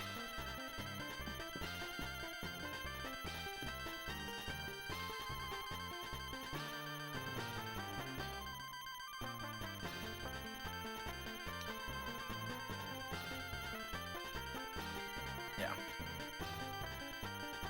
Oh my gosh. Oh, I forgot I can speed the payout in this one. No, let's Acacia, let's take a quick double check and make sure I'm talking about the same one. I'm also gonna save because we're getting a lot of gambling going on.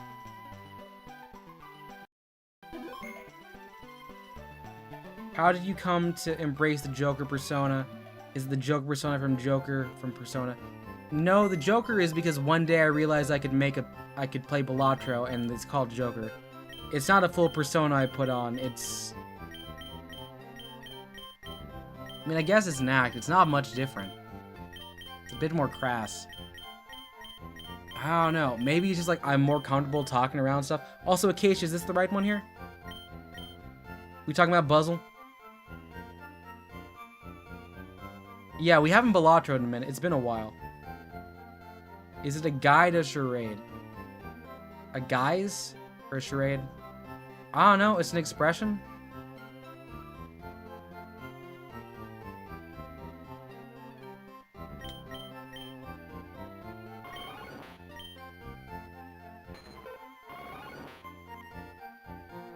Yeah, it's a Buzzle.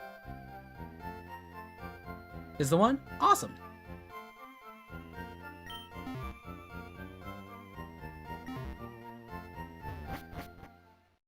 Is your boy? Yeah, let's actually let's take a quick check.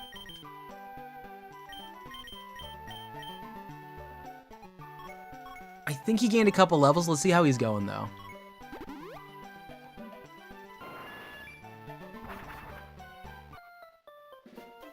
What's worse than me not having interest in generally care about little? Yeah, so that's another thing. I don't think you should date people if you can't have empathy or have any sort of like interest in other people. You gotta find a way to get there first. Also, thank you, Acacia. You're a mood setter. I think you're a bit of a downer, to be quite honest. And I'm saying that to help you in the future. I don't know. Have you ever seen like that? There's... Fuck, I'm gonna be referencing a Family Guy, and I said the K at the end there. You can say like a Family Guy funny moment here. You ever seen that like bit where Stewie and Chris are at a restaurant? And Stewie's complaining about, like, something that, like, Peter and Lewis are gonna do after this. And Chris says, I don't know why you're so fucking negative all the time. And then that, like, completely dumbfound Stewie. Like, no, Stewie, you kind of are that. Let's take a look here.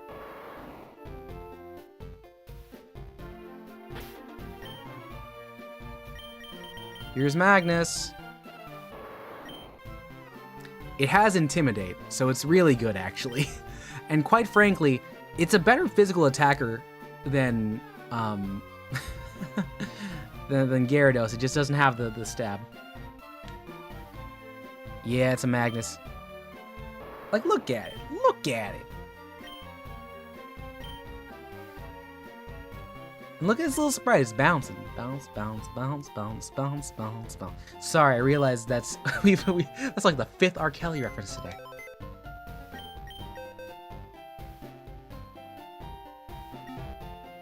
You're a sardonic guy. Now, I want you to hear, when you say sardonic, that's a dry and witty. I think you're caustic, yes. I don't think you're witty. Quite honestly, I think you're kind of obtuse. Because, like, you're not answering, when we ask you to, like, say, like, oh, something you could be interested in, you're intentionally obfuscating, like, any sort of genuine answer.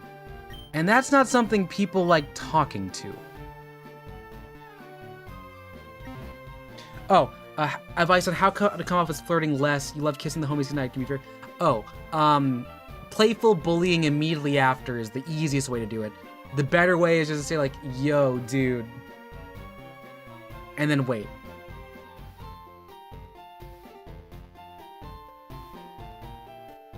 Quotidian, you can't keep hiding behind sarcasm. Have you ever watched J-Reg? Ever watched J-Reg? There's a concept about post-irony. And there comes a point where you're through so many layers of, like, not saying what you mean that it's hard to tell if you ever can mean something.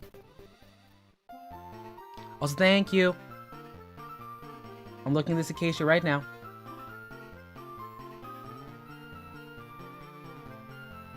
That's a nice puzzle. That's a real nice puzzle. Give it a heart. Do I have a bug? Do I have a bug?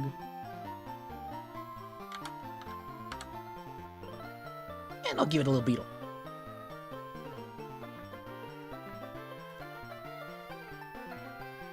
Yeah, sometimes, Ace, you just gotta, like, bully them in a way that's, like, playful but understood to be playful. Or you say, dang.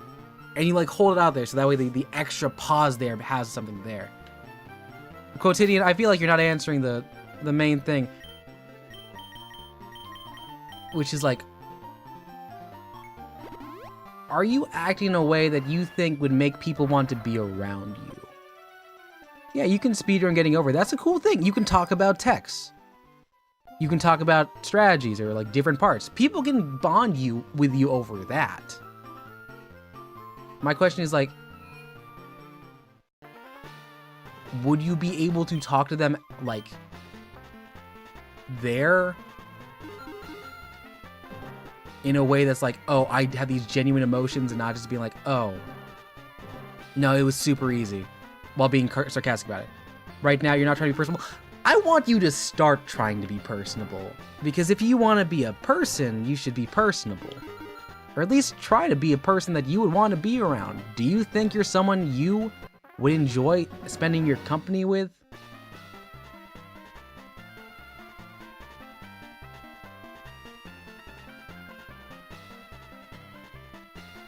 Okay, actually, no, B has a really good question there. Okay.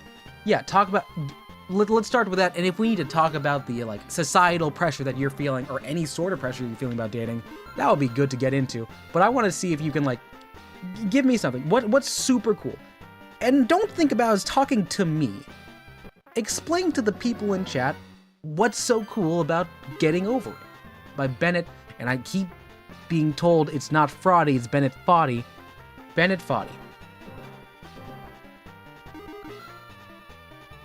Yeah, talk about it in the chat, and if we have any other questions later, we can talk to it. But, like, talk about, you know, the game you're interested in, or you had an interest in. You have the experience. Part of friendship is just, like, sharing it. Like,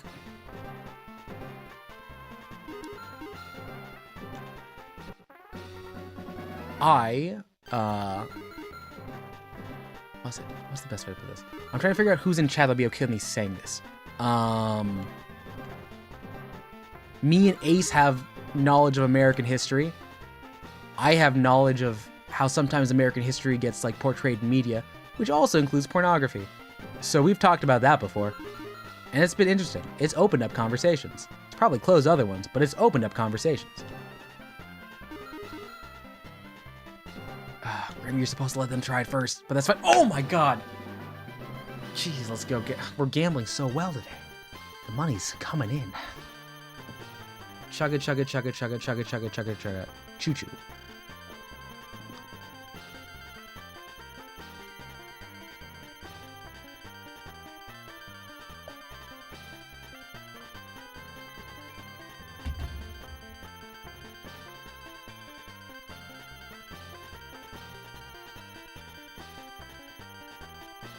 Oh, really? Your best was under 3 minutes? Like, what did you have the most problems with? What was the thing that you were most proud of, like, overcoming? Like, what section? All right, B. Have a good night.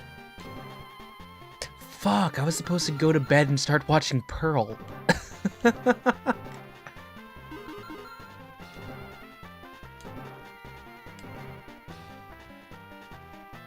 You play the Scratch version?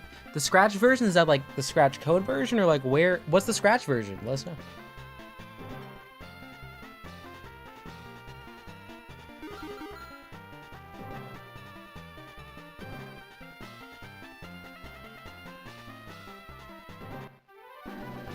It's another jackpot.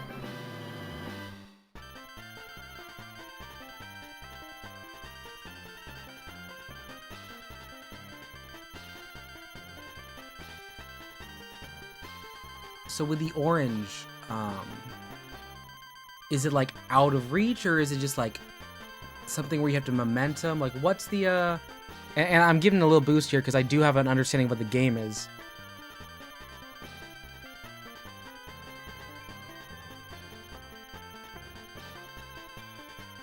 It's so forced, but notice how you're actually giving substantial answers.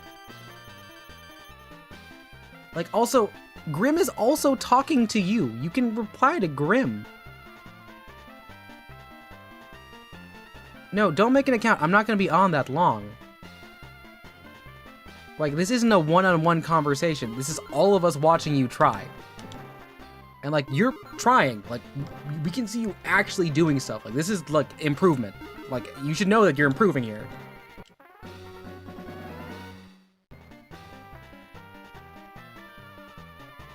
I do also want to point out, again, there was a question from B asking, like, why do you think you need to date someone right now?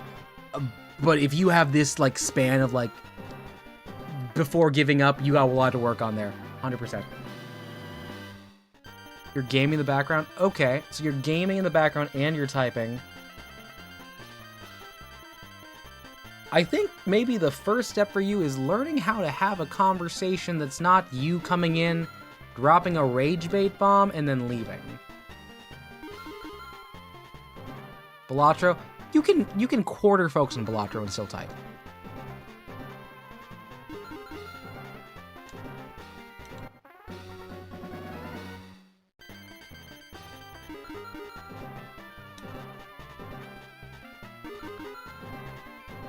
You never did answer that question about like the orange. Like, how far into the run is the orange?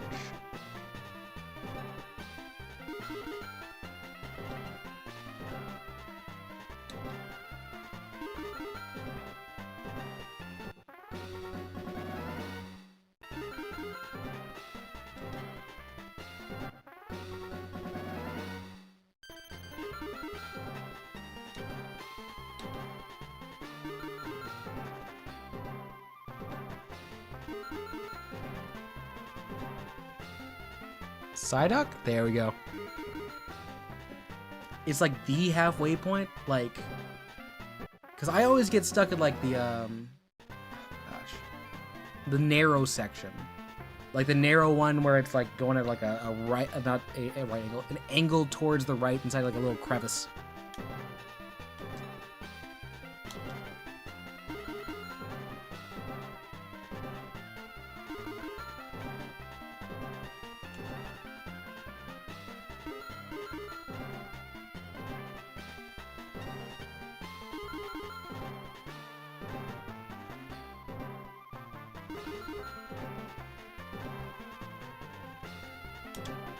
Almost. Okay.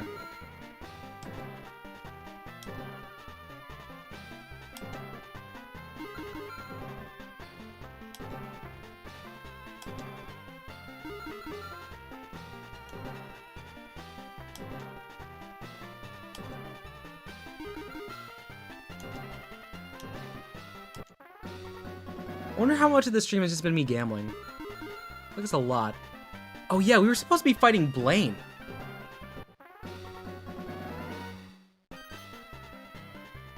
What if I just fought Blaine? I'm gonna fight Blaine.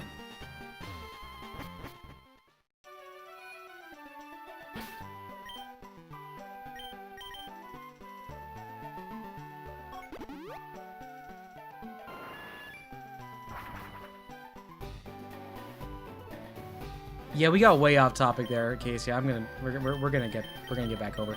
Okay. Brick.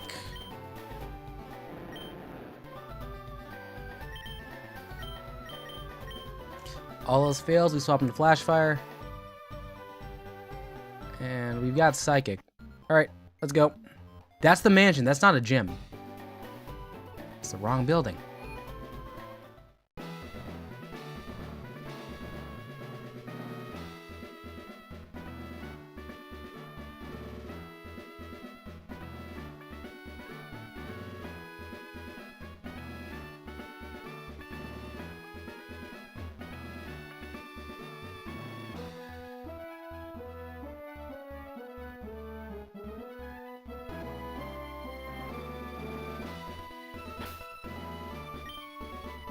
Well, if you forgot, wasn't important.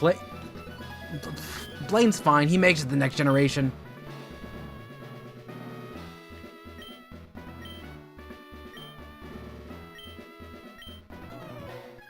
It is a good battle. It is.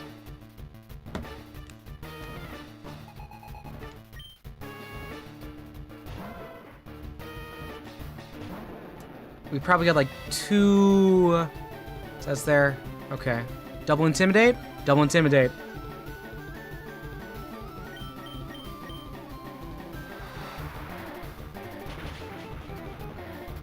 Okay. 1 shot. So far, so good.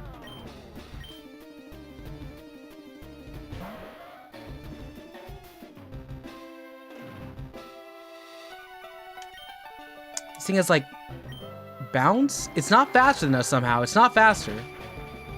This next one should be.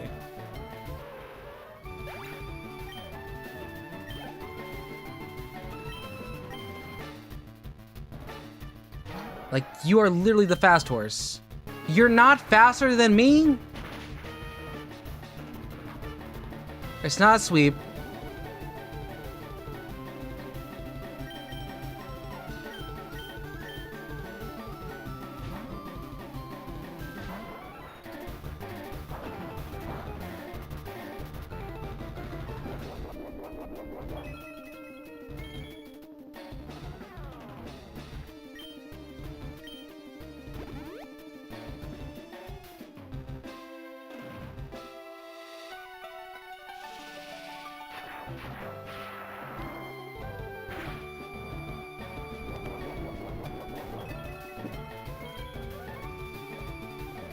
Okay. I think this is gonna go for a fire type move. I'm overcomplimenting this here.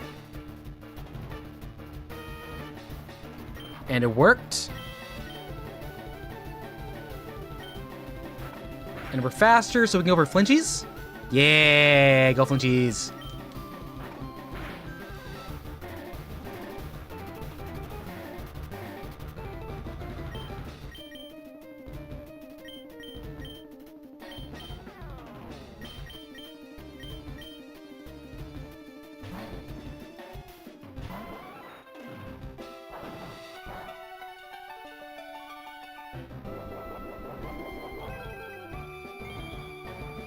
Oh, sorry, Casey, I missed that. So you said when you don't draw, you play a little Pokemon game? What mobile game are you doing? Like, are you doing Go? Are you doing, Are you doing Pokemon Sleep? You doing Pokemon Magikarp Dash? And Jesus Christ, Quotidian, go to bed. If you're at 2 hours of sleep, you need to make that deficit up. Who wants to... I'm gonna be honest. Quotidian, no, we can't bait... No, don't fall for it. Quotidian, you should go to bed. 4 hours is still bad. 5 is also bad.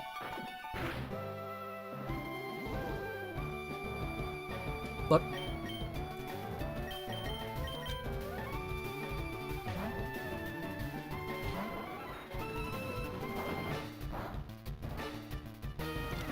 Look.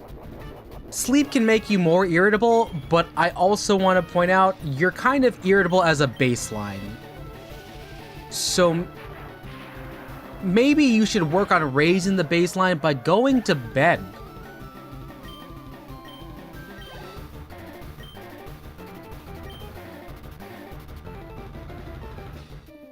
Also, Keisha, when you have the time, please like talk a little bit more about Pokemon Shuffle. I've never actually played it.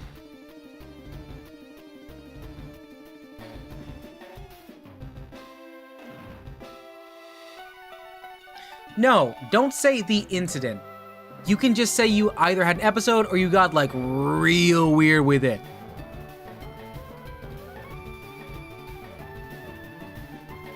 Yeah. Ace, head out. Good night.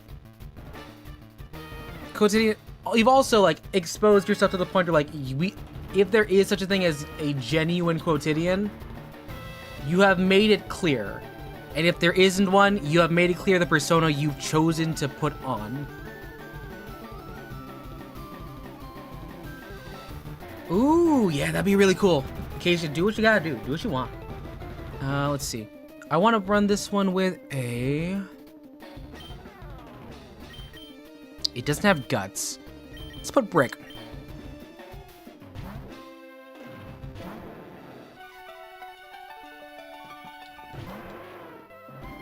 And you said it yourself, you like rage baiting, and I want to point out, you may have successfully, like, gotten in here and gotten us to talk to you.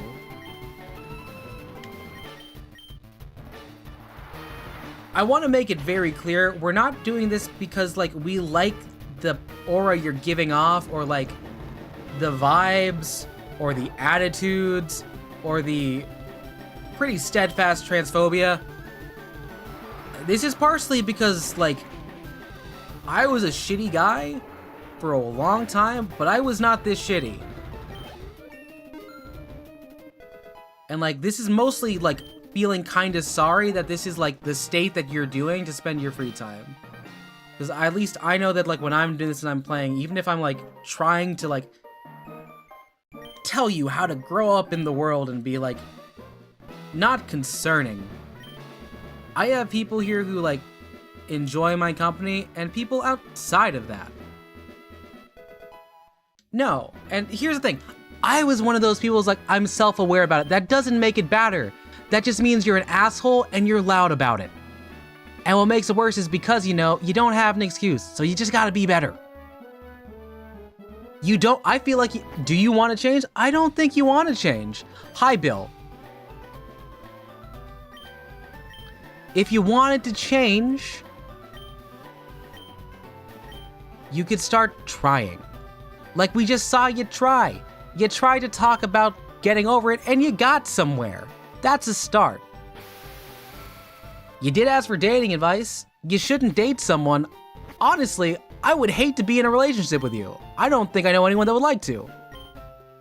And I don't want to say that's bullying, you're bullying the audience. This is me saying, please, do not subject someone else to dating you. I know you're saying, like, you grew up religious, you grew up academic, you grew up going to an all-male Catholic school, well, not religious school, I'm projecting my Catholic upbringing. I assure you, not every other person at your school is doing this same thing.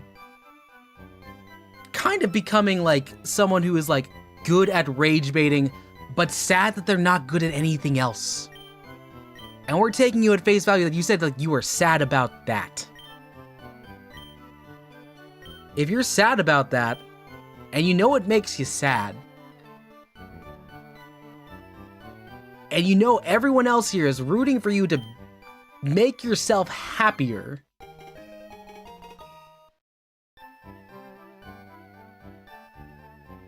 why are you where you're at?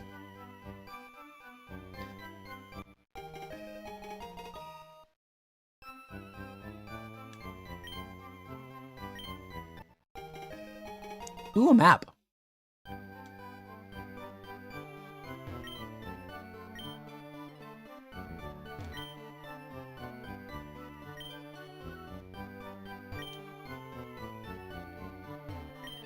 You grew up, you're still a kid, not that matters, you've been suspended from school for some shit, you're not in the mood to be personal, you're probably coping with some... Yeah, if it's probably a coping mechanism, I don't know what you're saying, unless you've been suspended from school multiple times, because you've been doing this for over a month. This is still kind of your baseline.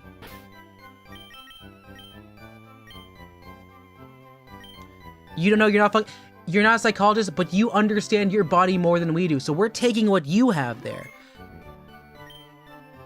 You know you're not doing well.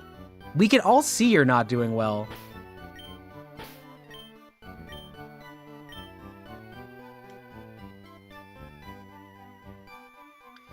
You've mentioned not getting sleep. You haven't mentioned going to see a psychologist.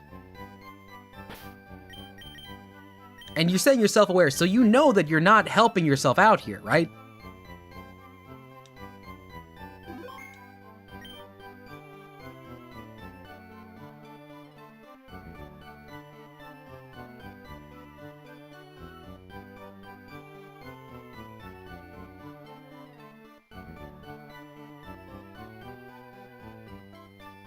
You're trying to be more... No, I'm not saying for the next 5 minutes. I'm saying going forward as a person.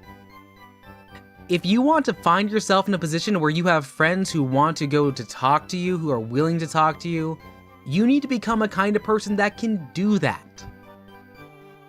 I was miserable. I was a fucking miserable 17-year-old boy. I grew out of it with effort and tact. And also the help of Tumblr.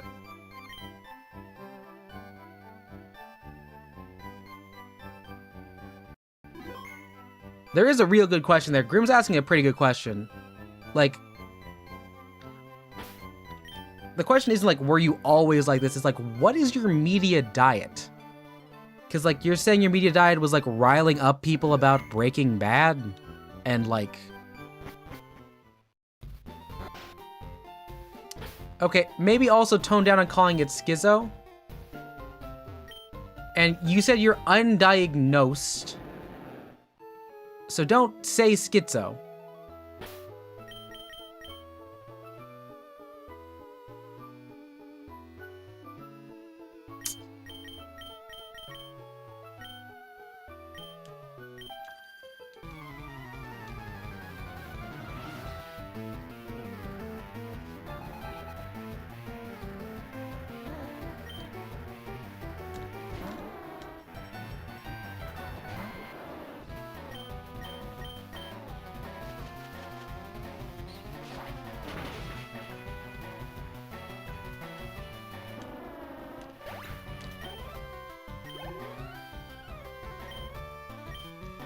Alright, let's go, Bonson.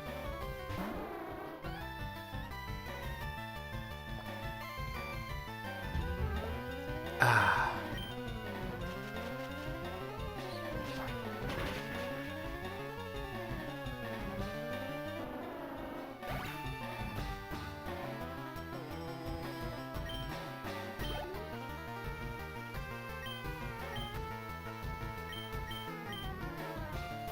Oh, hey, Fishy, what's up? Yeah, we made it past Blaine. We did 2 gyms today. And now I forgot, because like we're in FireRed, we get the CV Islands.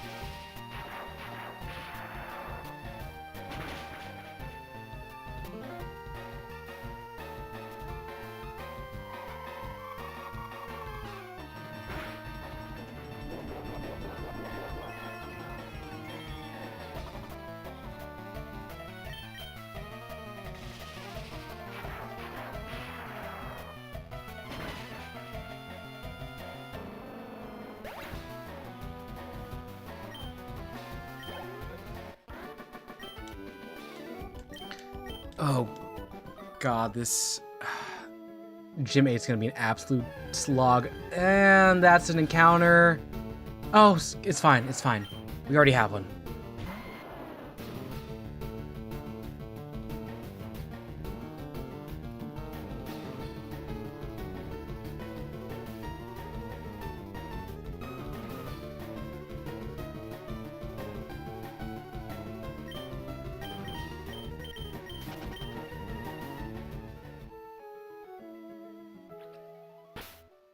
All right. Sorry, I gotta jump back in here. I know you're having conversation. This is me as a film major. You can't. I don't know how you can say The Sopranos is not plot driven.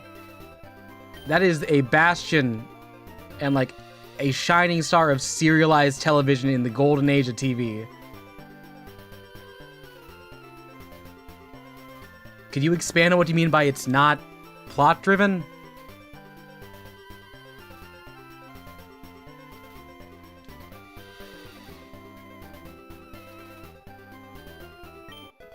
Ooh, free ball.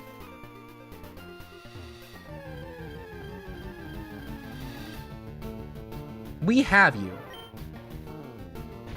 Bonson is too slow.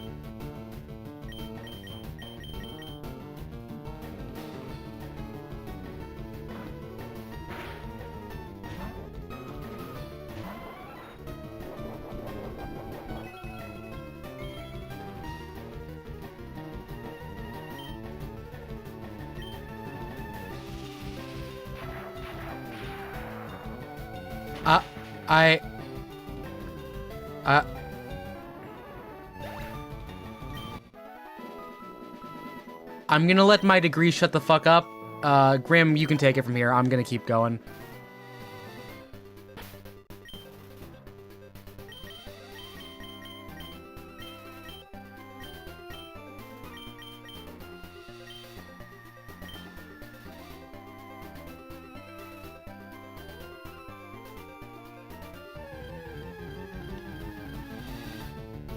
Oh, hey, Psyduck.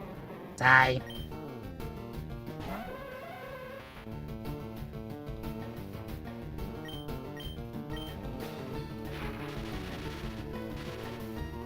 Yo, Fishy, you still here? You want to name a Pokemon?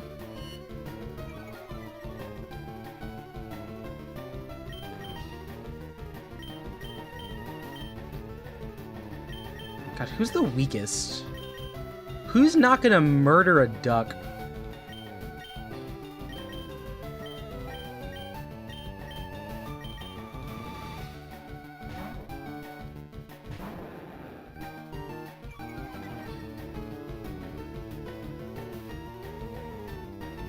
We can do that. We can do that.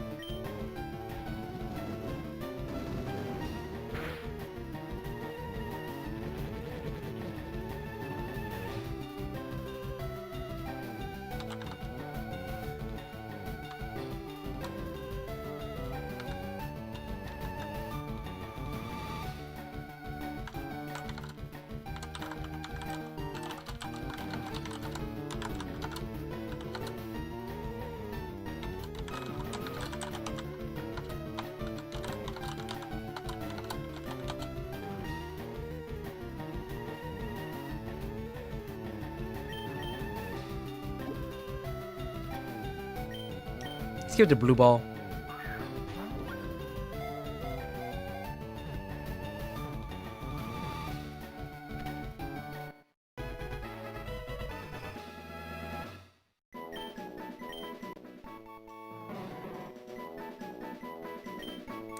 Welcome to Team Mars!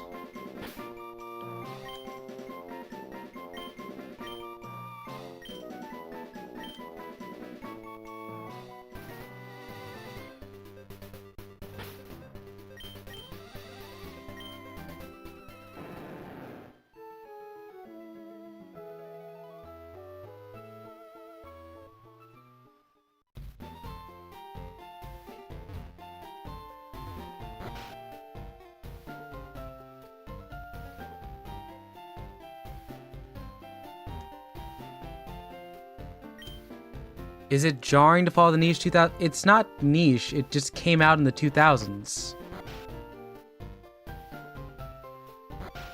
David Chase was writing contemporarily. Also, ooh, yeah, your drawing's going well. Happy to hear about it.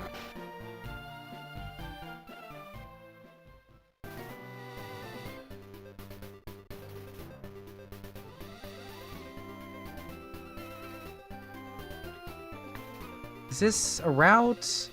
One island, Kindle. Yes, it is. Okay. I need repels.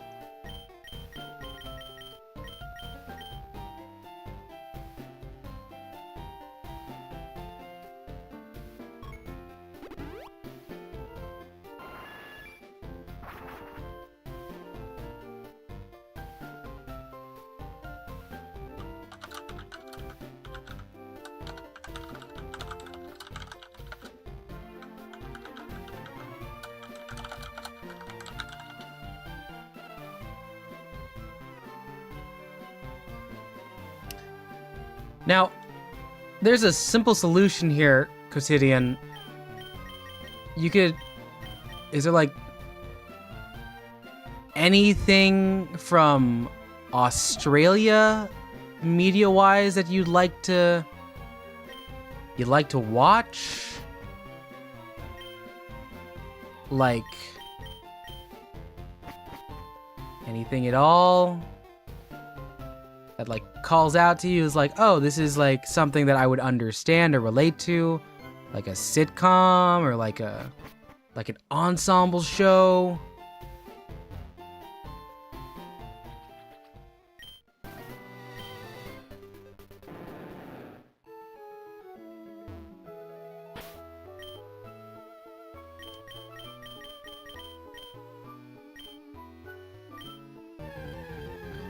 Alright, this is an encounter, and it's free.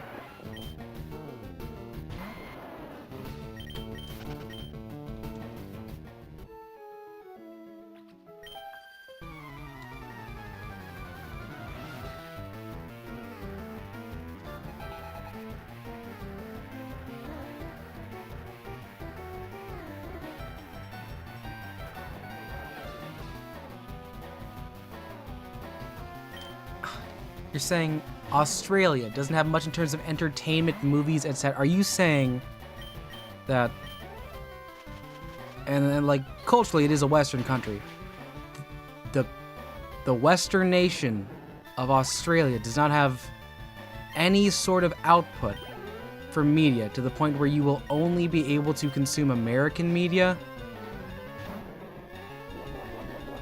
Like nothing local.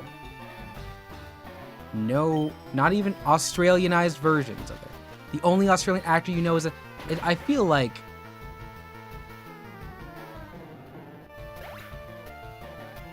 Also, yeah, Bluey is a big show.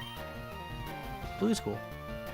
There's some stuff, I guess. See, you're saying nothing, and then you're walking it back because we're pointing out some very obvious things here. I want you to tell me, name one Australian show. Name one Australian show.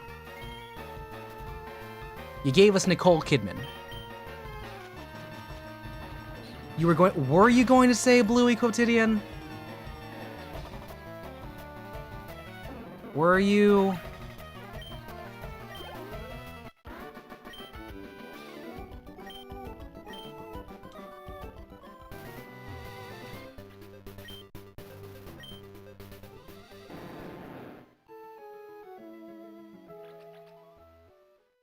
I don't even have Rock Smash, darn it.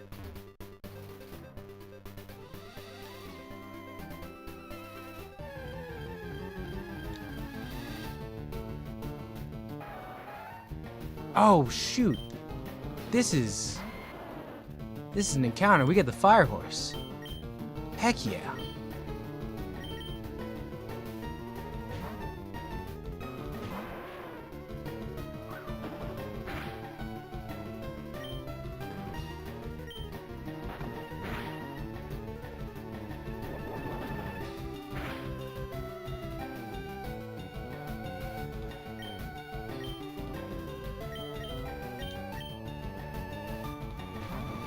I think that's at least 40 health left. I think so. I think so.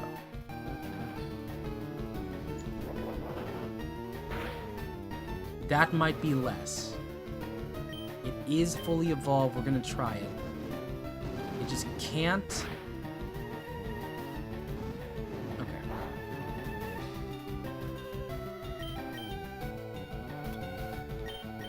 Alright. Catching the horse. Catching the horse. Damn it.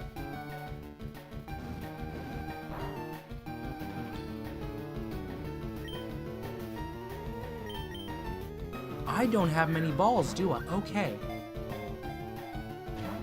That's bad.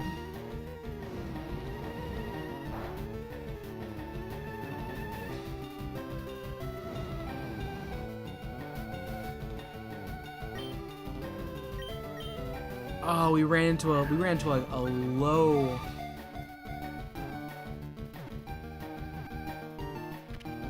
We got it. Ran into like a low catch rate mon with very low ball. Okay, there's Rapidash.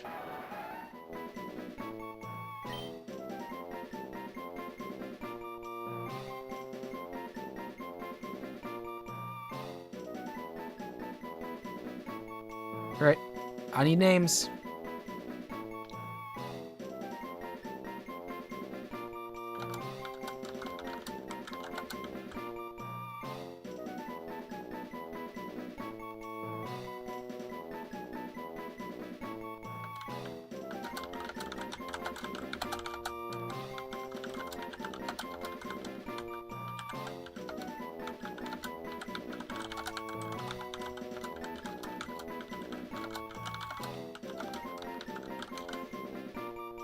Looking up some possible names here.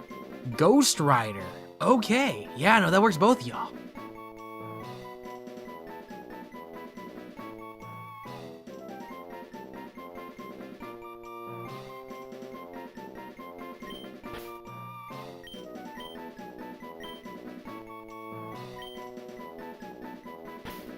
Nice call on that, y'all. Nice.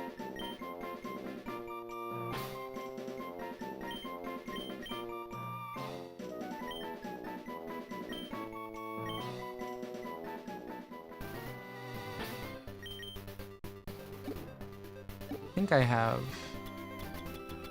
like a hyper potion. 10. Okay, that's fine.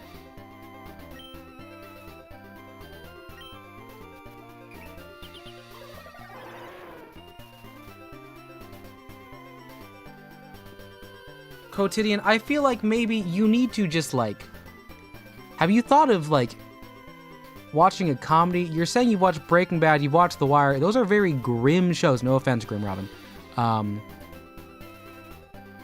Have you ever thought that maybe you are actively watching shows that are meant to make you not feel joy, but instead the dirges of life? Because The Sopranos is also a downer.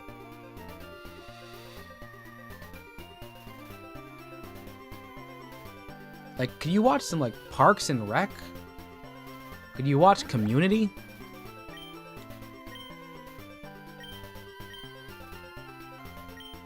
There's a lot you could be doing there.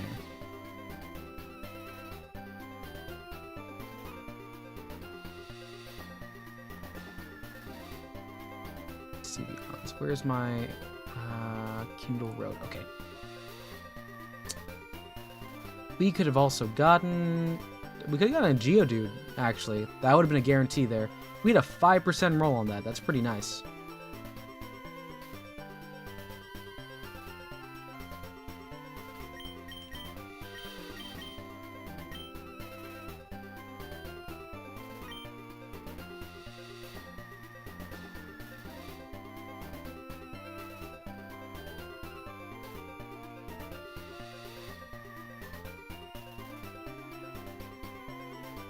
You watched The Big Bang Theory almost twice, don't tell anyone. Why would I? Did you like The Big Bang Theory? Because if you did, that's fine. It shows you're capable of having joy. Don't be ashamed of it. Also, that's like 11 seasons. How did that not come up earlier? My Little Pony version. I feel like Friendship and Magic is like also pretty short comparatively. It's like what, 4 seasons, 65 episodes, or am I messing that up?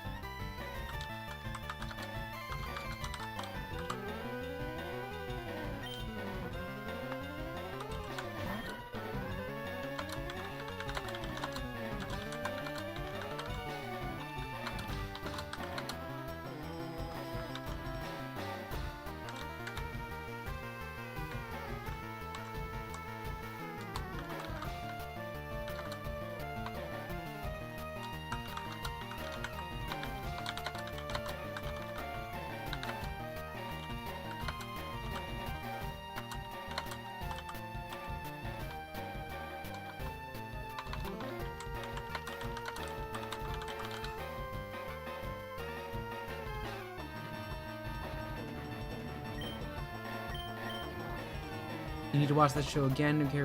No, you can watch it. Like, I think it's on Cubo? No, is Cubo even on still? Shoot. Because it used to show all the time.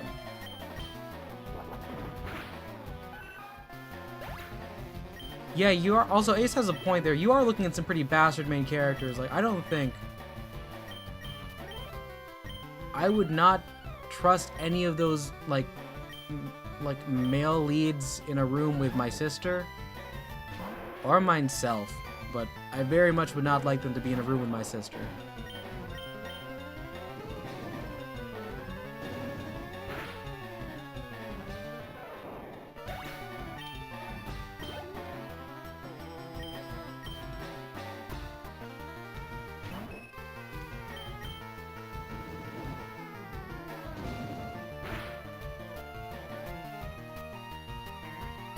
No explosion, no explosion, no explosion. Okay. Freeze? No, Tritech has yet to hit anything for us. Dang.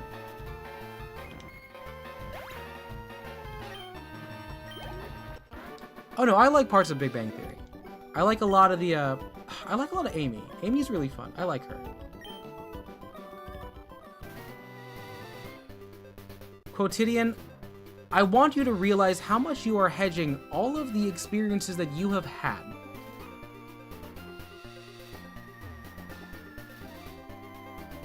Have you ever enjoyed something or done something unironically or unforced? If so, I'd also like to know, who forced you to watch 6 seasons of an anime you didn't like? If you didn't like it, you could have stopped. Otherwise, who would have wanted to sit next to you for 6 seasons of My Hero Academia? No, shut the fuck up. No, you didn't force yourself to enjoy it. You said you enjoyed it.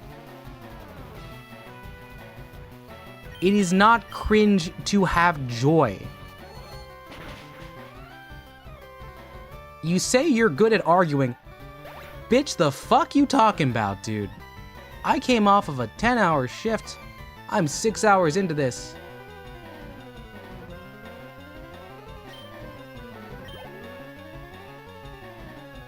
And you're lying to yourself and the internet. Is cringe? No. Shut the fuck up about cringe. Cringe is a state of mind. I want to move beyond the idea of what is cringe and what is not cringe. Because there's some level of, like, self-loathing that you are giving yourself by having that power over you. Okay?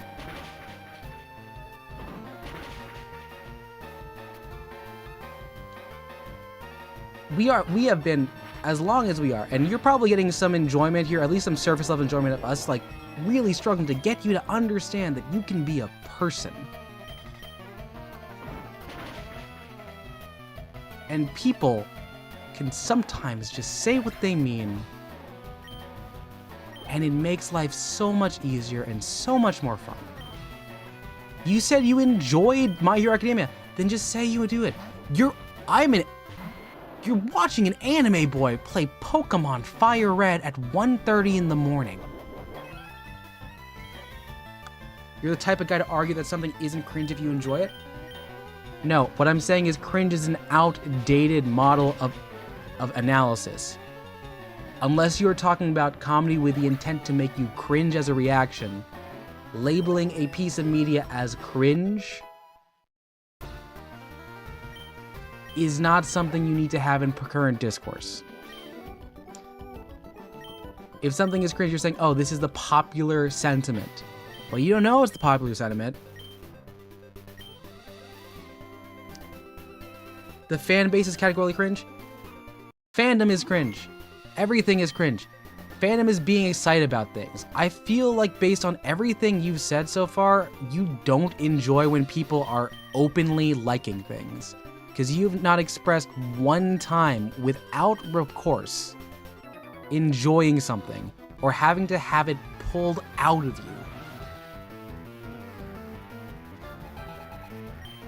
Quotidian.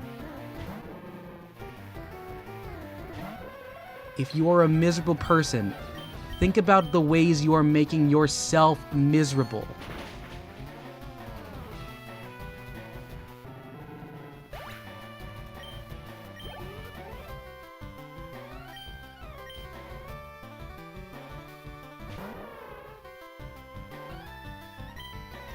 You are 17.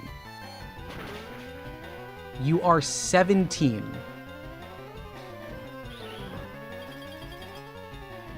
And you have crystallized your enjoyment of things for a show that ended 11 years ago and a band that probably does not have much relevance remaining based on their longevity. Because, like, they're not putting out, like, chart toppers here. It's an oldie.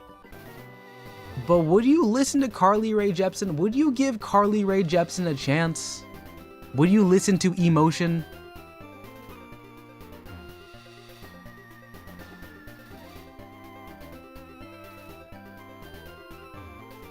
Probably heal up that one.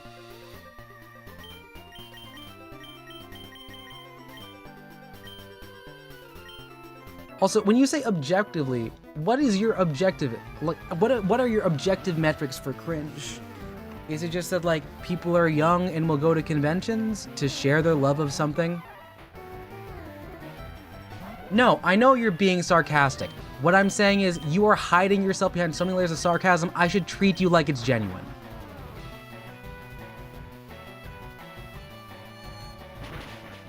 You're so gloomy, people would not believe you can make a joke about yourself. No, you don't make a joke about yourself. You're putting down other interests. You're being very shallow about it. And you make no, like, effort to, like, do any sort of, like, positive feelings towards, like, just the possibility of joy. You keep coming back to, like, you're sarcastic, you're gloomy, you're depressed. You might be bipolar. You use the word schizo also. Is it possible to take you at your word, or would that be stupid for us to do that?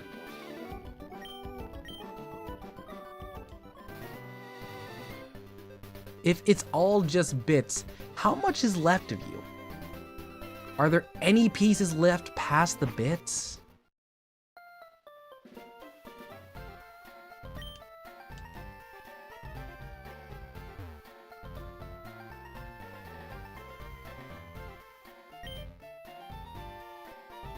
You keep talking about how, like, you're not, like, a healthy person and self-aware about it.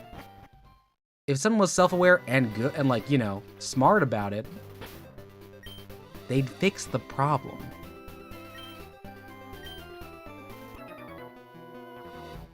Oh, shoot, I missed double.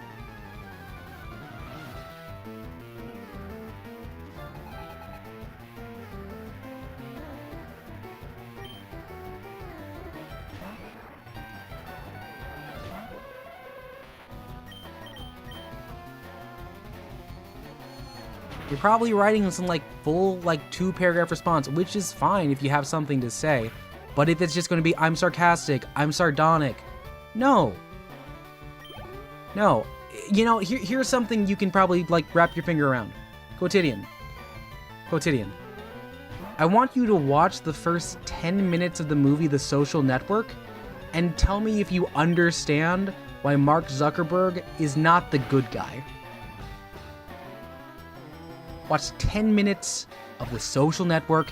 It's the same vibe. It's prestigious. People love The Social Network. And tell me, do you see Mark Zuckerberg as the good guy in that interaction?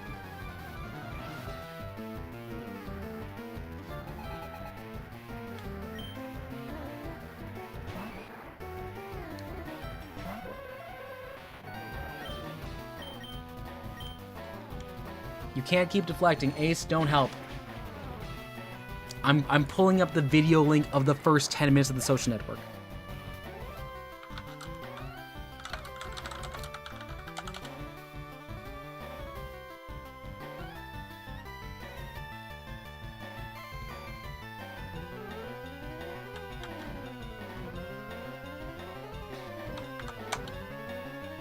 There is the first 10 minutes of The Social Network. Take a look at it. I might not be back.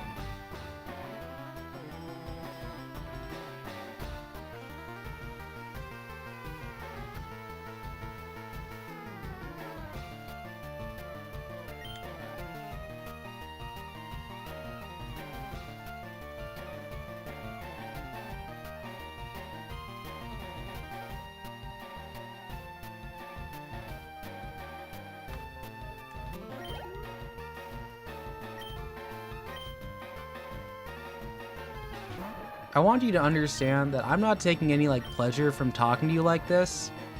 This is fully out of pity. And if like that's a reaction like you want to get, I am so sorry for you. I hope one day you'll be able to talk to another person and have empathy.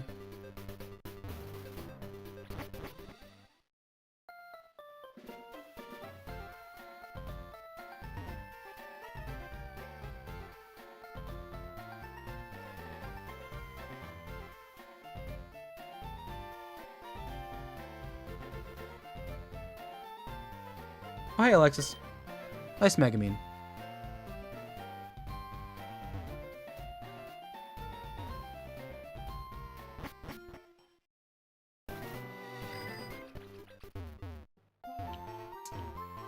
Biking on the sand.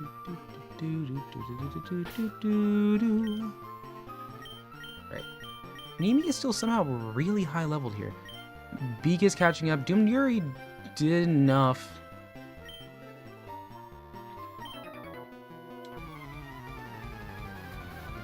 I'm tired. Very tired.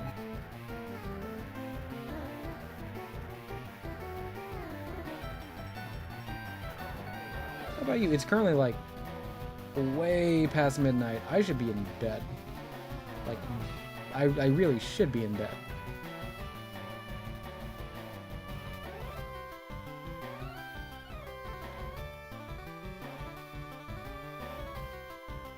I actually I went to a convention like last weekend, and I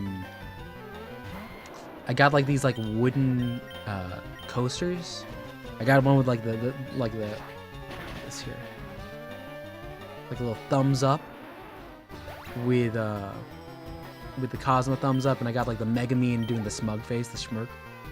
It's a good one. It's a good one.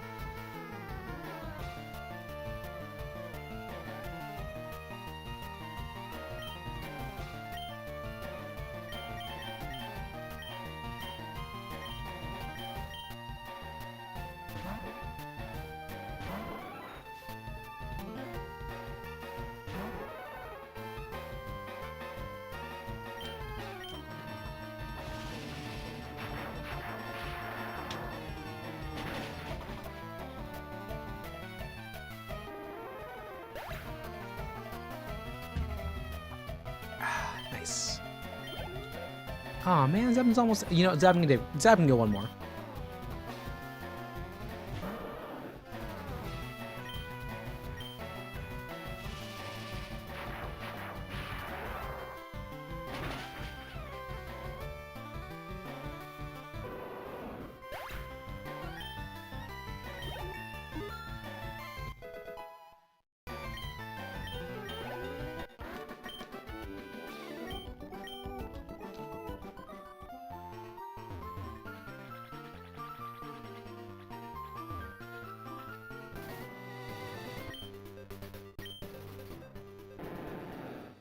FireRed is so interesting. You feel like they just crammed all the water types into leaf green. It's so bizarre to me. I'm trying to remember because, like, okay, what are the differences? I think with FireRed we get Arcanine instead of Ninetales. We don't get Sandslash. We do get Ekans. Oof. Yeah, I can see that there.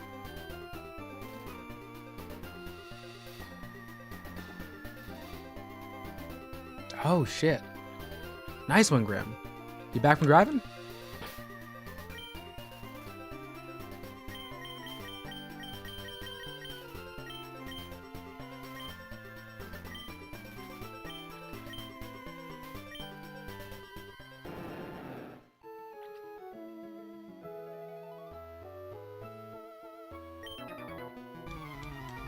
I think we can get to the base of the tower and then we'll, not the tower, base of the mountain, we'll probably call it a night. Ah, hey, Starmie.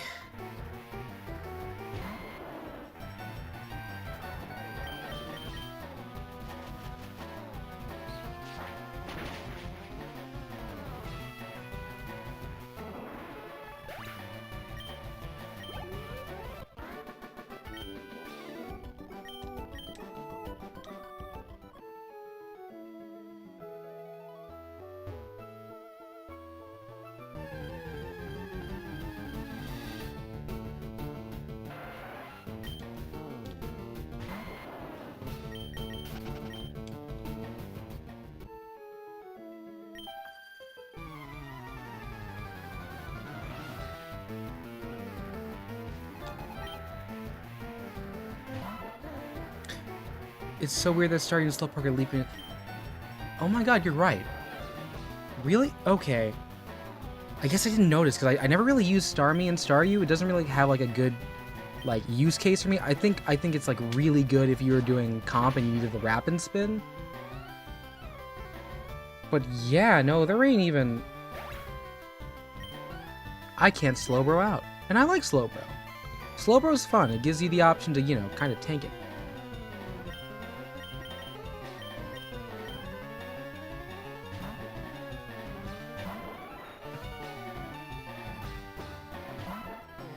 Yeah, it's been a couple years since I've done this one. I have it on a Game Boy, and I'm like, I'd love to do this more often.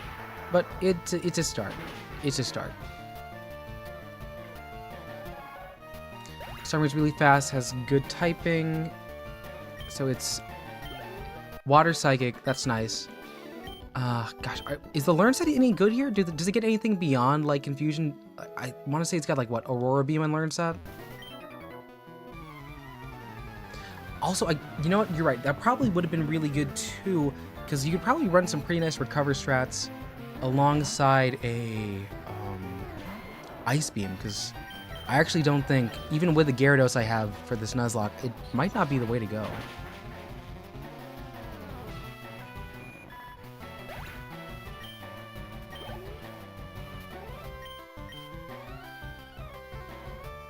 Do I think Pokemon should still have version-exclusive Pokemon?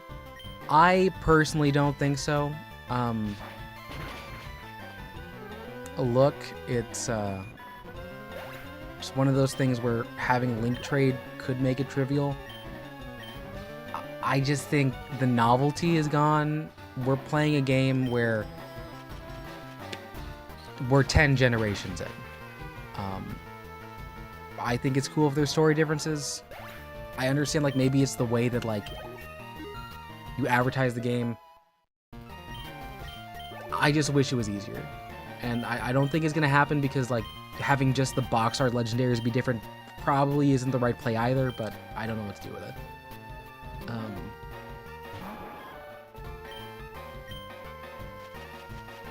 Yeah, I guess they would have to only make one game. They probably only need to make one game if that was the case.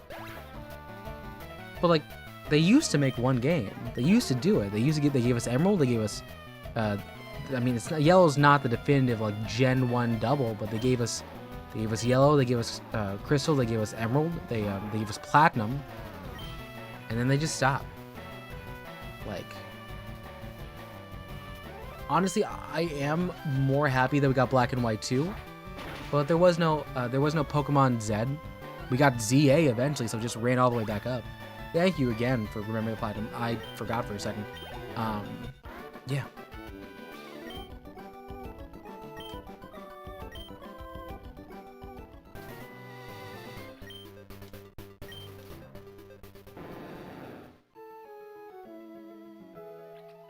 Okay.